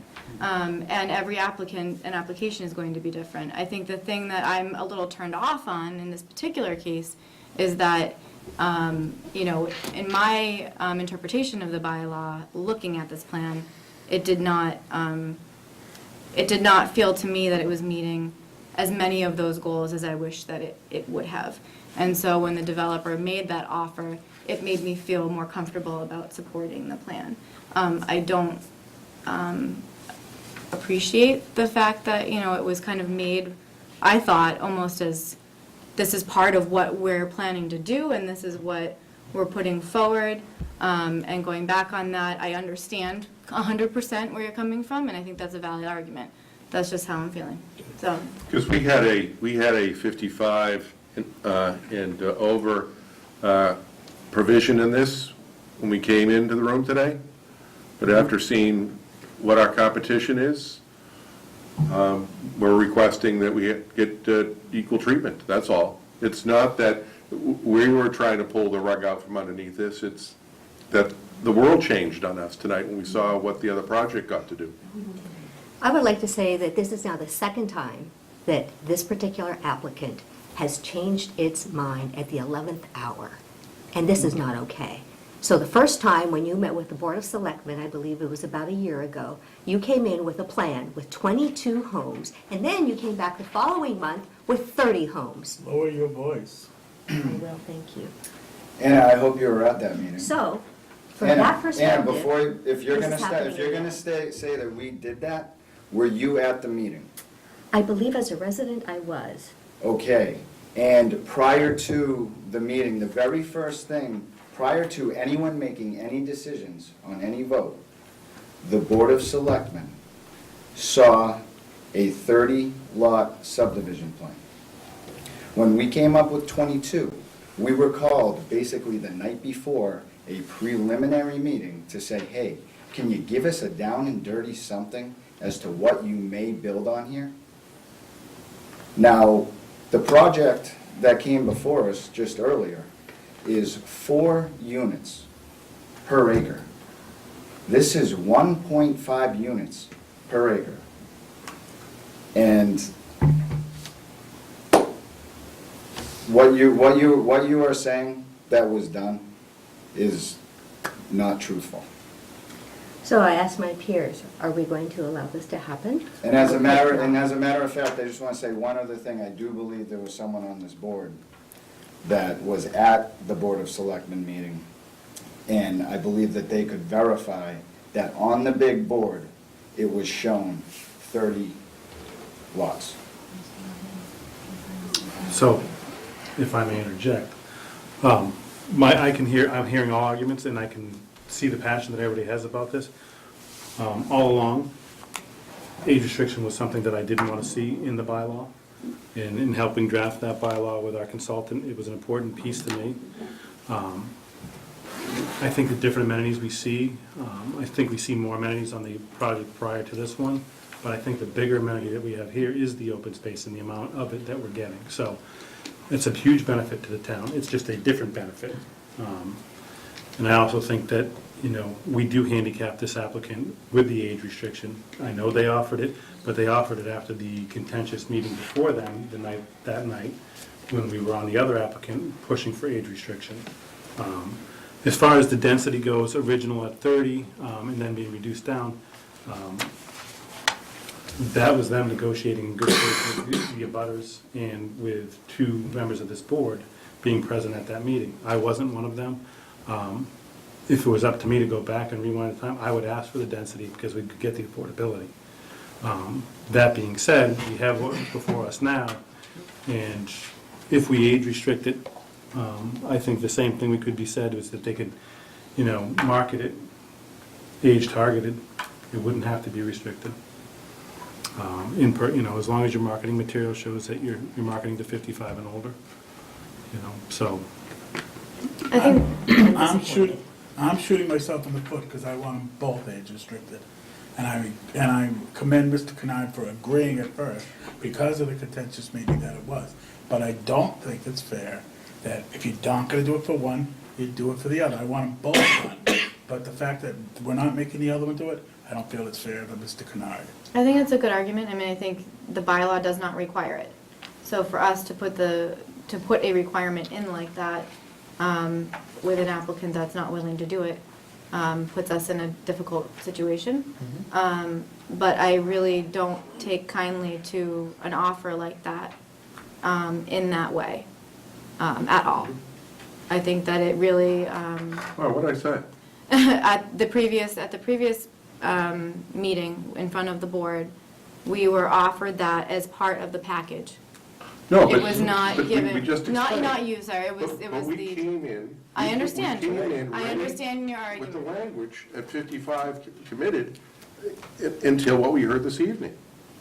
I think that's understand that. justification to change your mind. But at the same time, the way that it was presented in a fashion that if this is our development plan that we are bringing to you for consideration.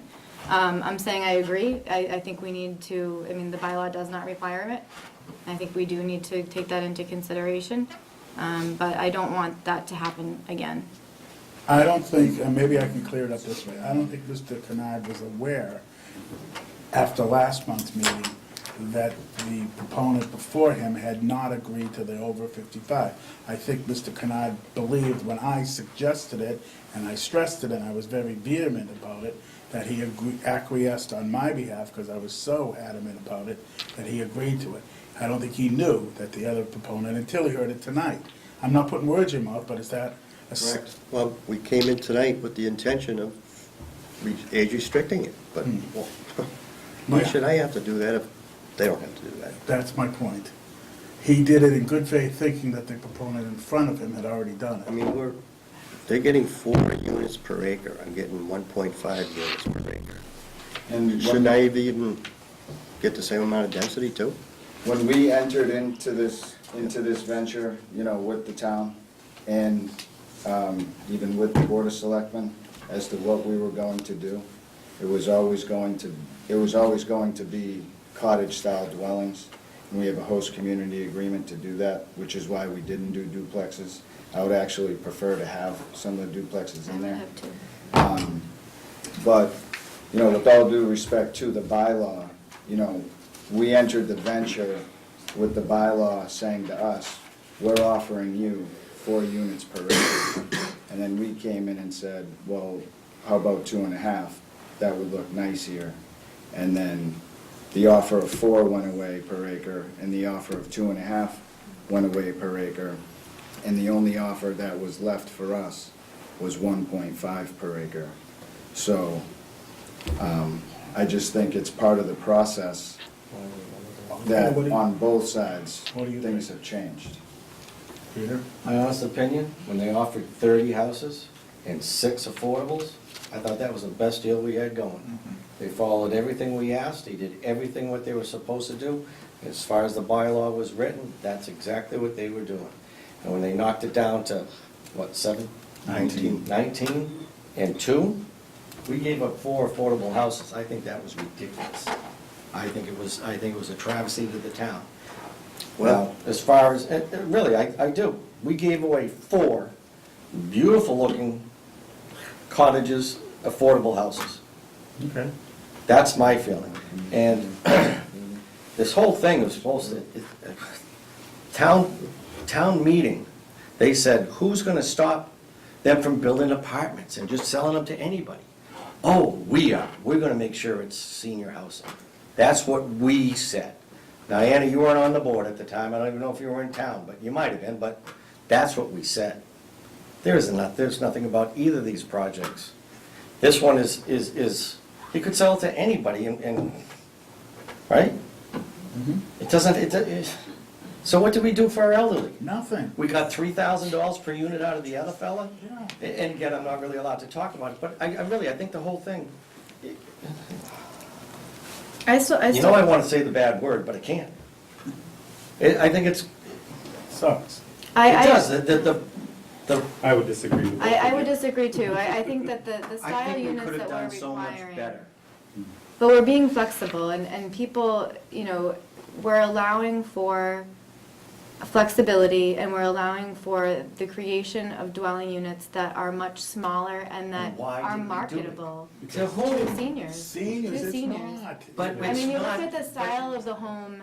I you understand that. ask- I'd love to live in one of these. I'm almost a senior. But I mean, But you know what, I mean, that's people that are, you know, people that are moving to downsize, yeah. you know, if they're 50, they're gonna not stay there for a year and leave. They're gonna meet the 55 requirement soon, right? So I mean, this is supposed to be marketable to seniors, and they are. I mean, the dwelling units are. I have, like, I've expressed my feelings about the layout of the land, but in terms of the dwelling units, they are marketable to seniors, 100%. I mean. Yeah, they are marketable Right, to and the seniors. market, in They're terms great. of They're free on one market, floor. They're exactly you know. what we asked for. We asked Judy Barrett, Mhm. and this, exactly what she asked, told us this is what we want, this, in order to get a developer in here. Well, he showed up on our door and he gave us everything we asked for. Then she does the report on him and says, no, you can't do this, you can't do that, it's too dense. Well, the whole idea of the That was not density. in her report. 2 dense was not in her report. Yeah, it was. Yeah. Was it or was it not? It was, Style. shockingly it was. Yeah. I don't know why we had, never mind, I don't wanna go down that path. So,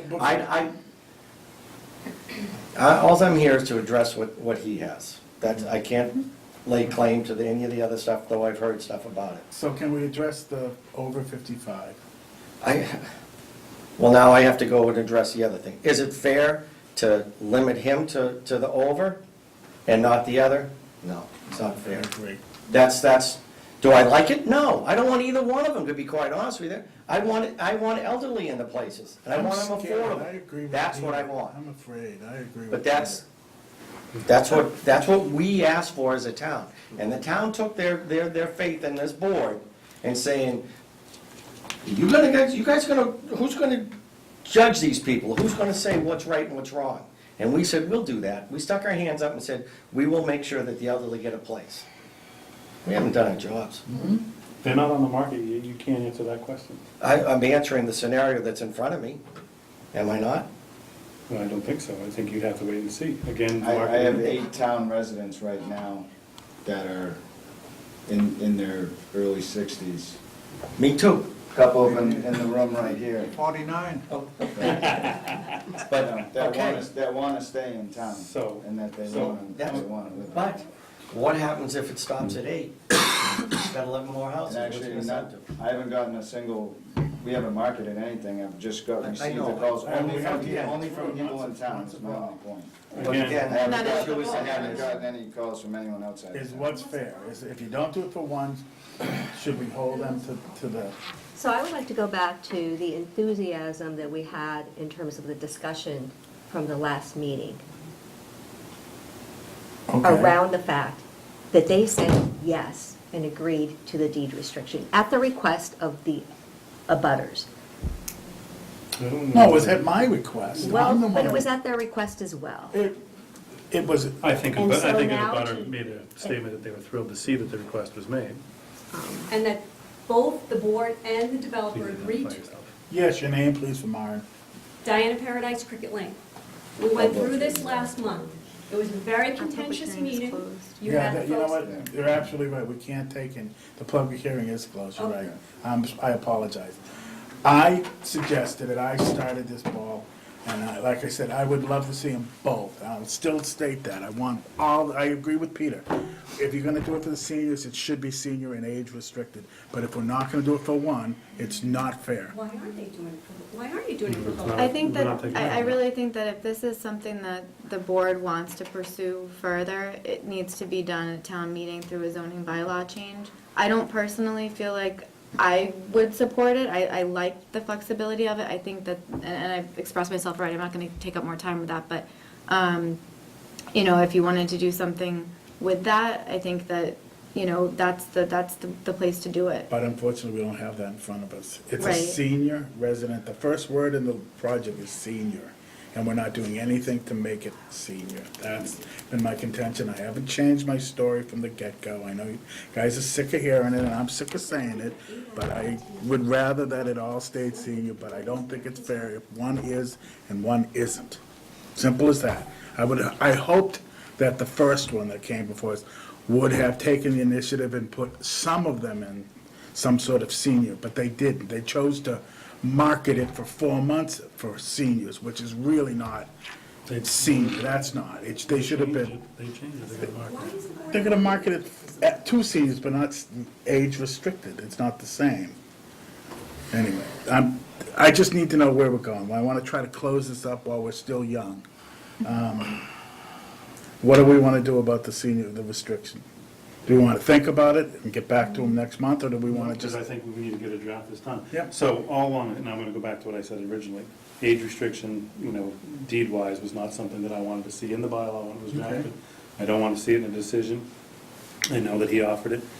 We handicap his development if it is deed restricted by age, so I'm not in favor of it. In the night that, the enthusiasm was shared, the only thing I was enthusiastic about was the fact that we We're closed closed it. it, I know. So, Okay. I'm gonna win. I would rather see them both, but if they're not gonna have one, I don't think it's fair for the other, so I'm gonna vote against it as well, reluctantly. Peter? Against what? Putting an age restriction on this project.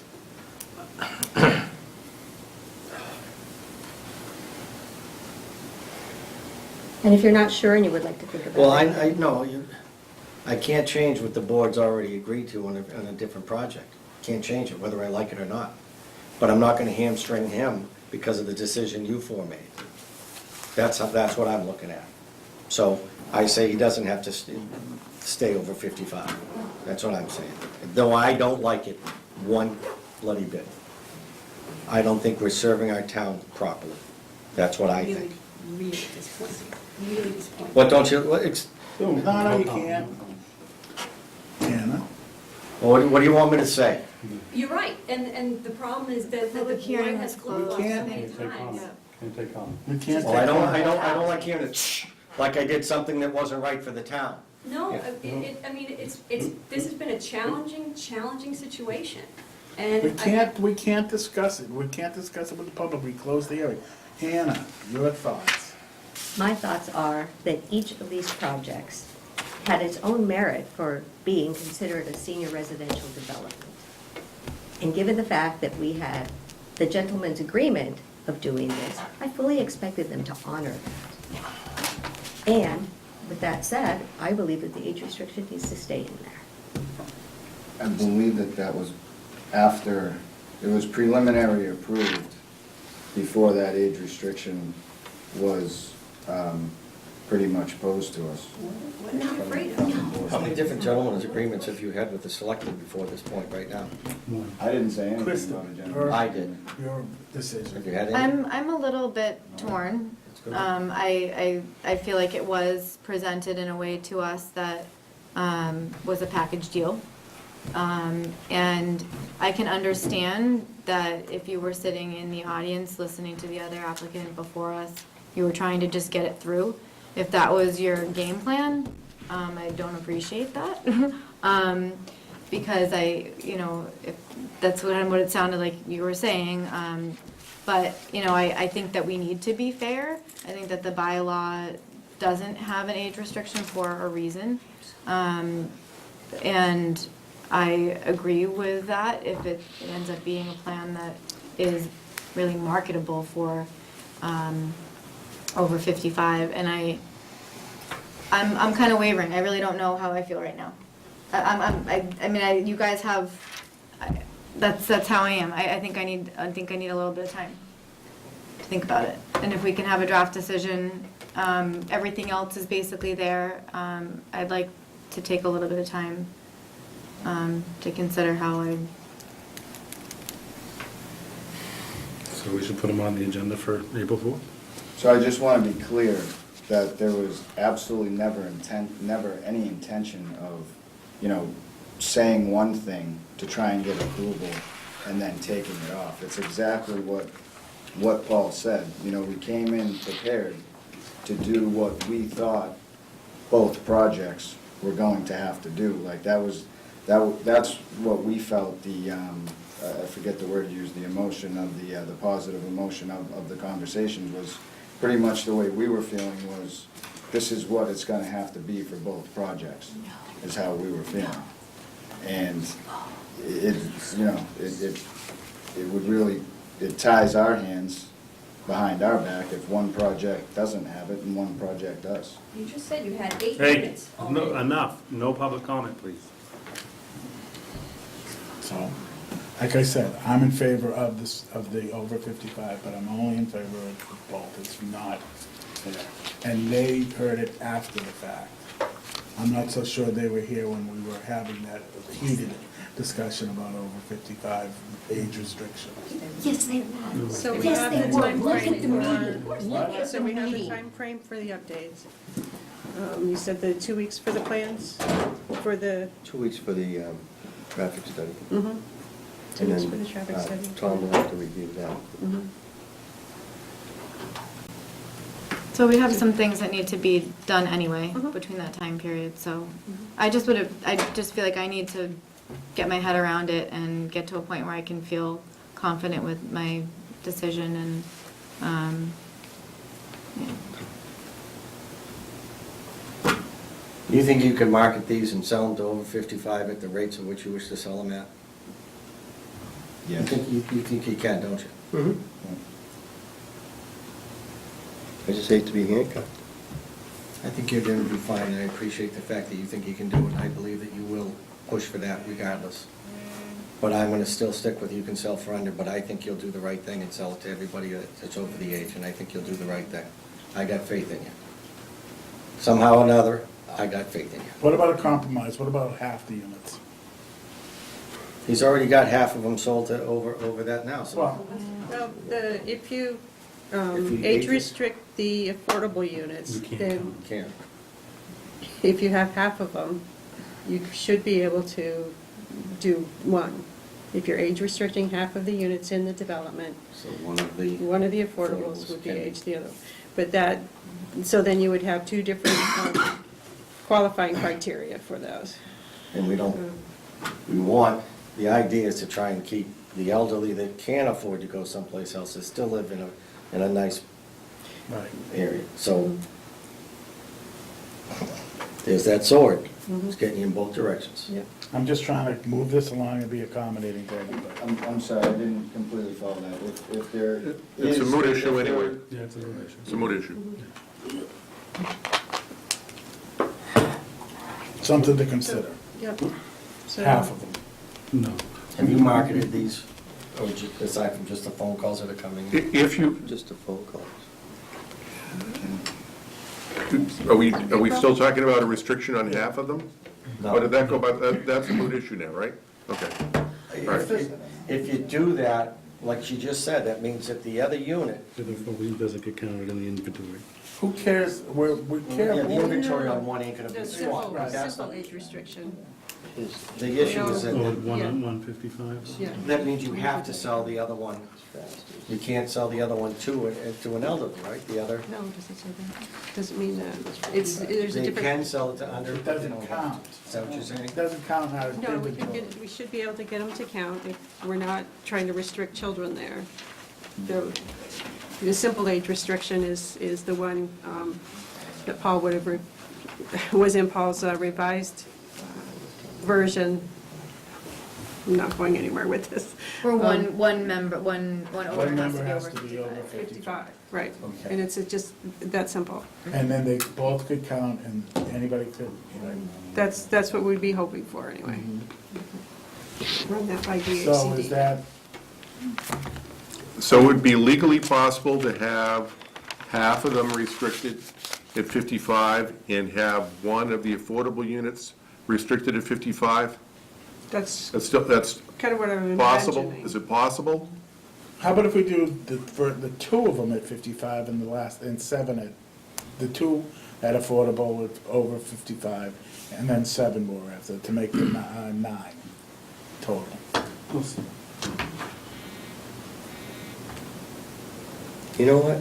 I'm confident that these will all sell to 55 and older. I don't even care. Just put the age restriction on it. Done. Offer it again, I'm taking it. That makes my, I don't have to think anymore. All right? I didn't want it. Done. Well, because I want it off my table, I want to move forward. Done. Roger, I give you a lot of credit in the world. Thank you. Okay, So we'll do that. We also added a no further subdivision restriction.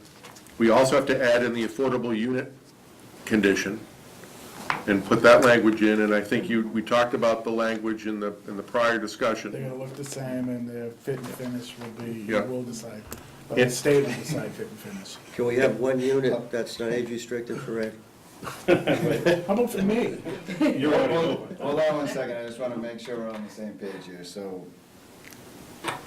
It is age restricted? It is. Yeah, we're gonna age restrict. Okay. And with that said, is that satisfactory? Please restate it so that everybody here can understand what you're talking about. I think we know what they're saying. No, you don't have to beat the horse. Pick up your No, I bridle would and like it move. to be restated, that's all. He's agreed to go to the age restriction, back to the total project, age restricted. The simple 55, restriction of one simple. member being 55. At least one person age 55 or older. Each unit shall be occupied by at least one person age 55 or older. Right. Right, occupied or an owner of it. But occupied. Yeah. So a Ownership 22-year-old is can buy irrelevant. it, but a 55-year-old has to live there. Right. So I'm hoping my wealthy children will buy me a place. And there's no restriction on ages of children, right? Right. Okay, that comes out. Thank you. That was stolen from another provision. And do I recall that I added another restriction in the last draft I sent you? Do you have- Which one out of the 7 we have? I know. I apologize for that. Do you have the last version I? I know you didn't see, but I smiled after I said that. I was playing with you. So Anna, Yes. I know, what the fuck is is that satisfactory? Are we done? So, You have that one? why did you just revert back? That would be great, but Why? What? It's, I think No, it sense the pushback. you were very passionate about that's what you wanted, and that's what we're going to do. I'm asking if that's satisfactory. yes, Okay. Okay, thank you. Thank you. thank you.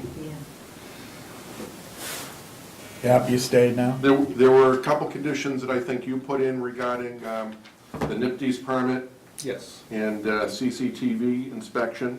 Correct. Okay. And then I had the inclusionary zoning No, I didn't. provision in there. So there'll be another draft of that soon, not tomorrow.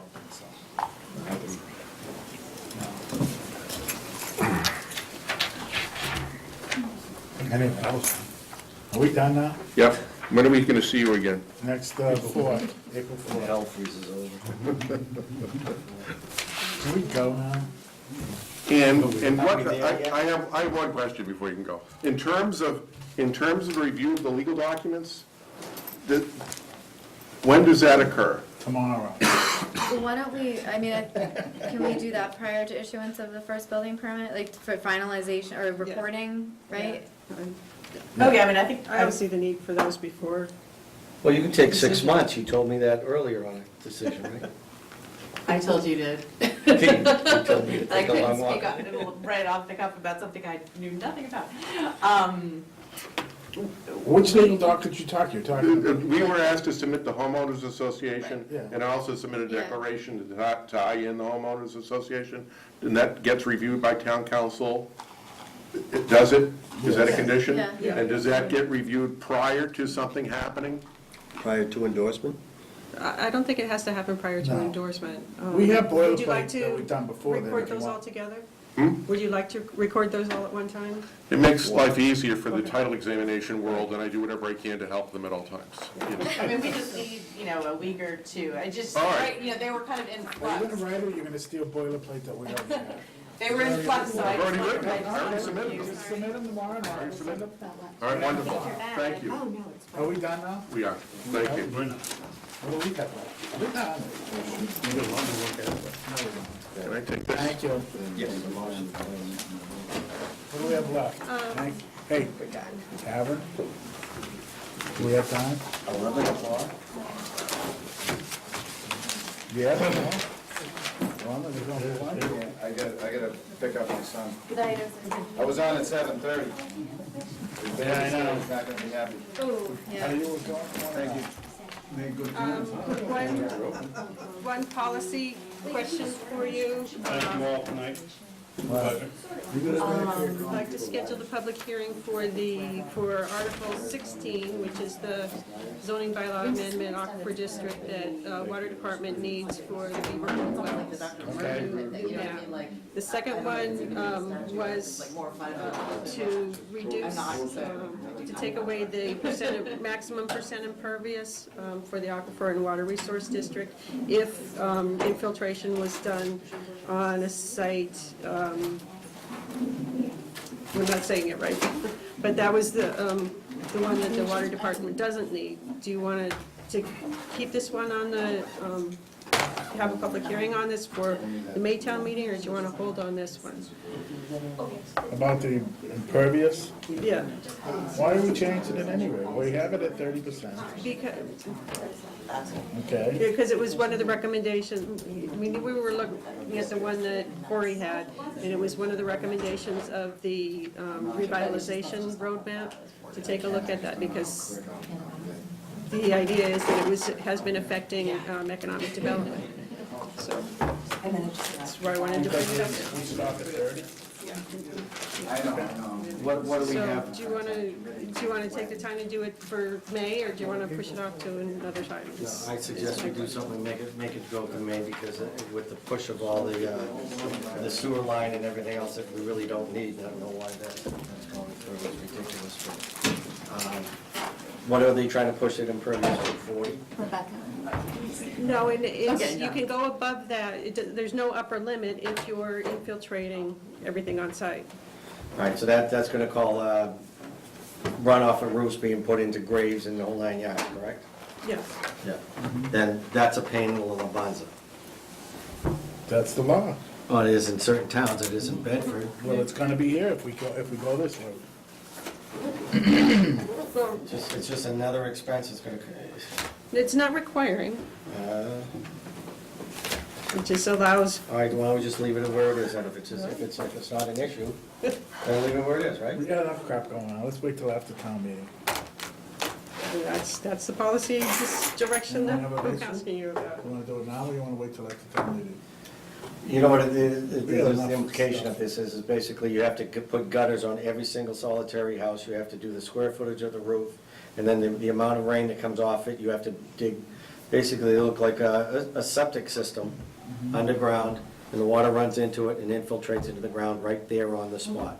And there are places where it's not gonna be possible to be put, especially in Littleton. I think it So- does require a larger timeframe of conversation. Yeah, let's do it after town meeting. Okay, All right, motion to close, thank you. Second. those in favor? Aye. Finally.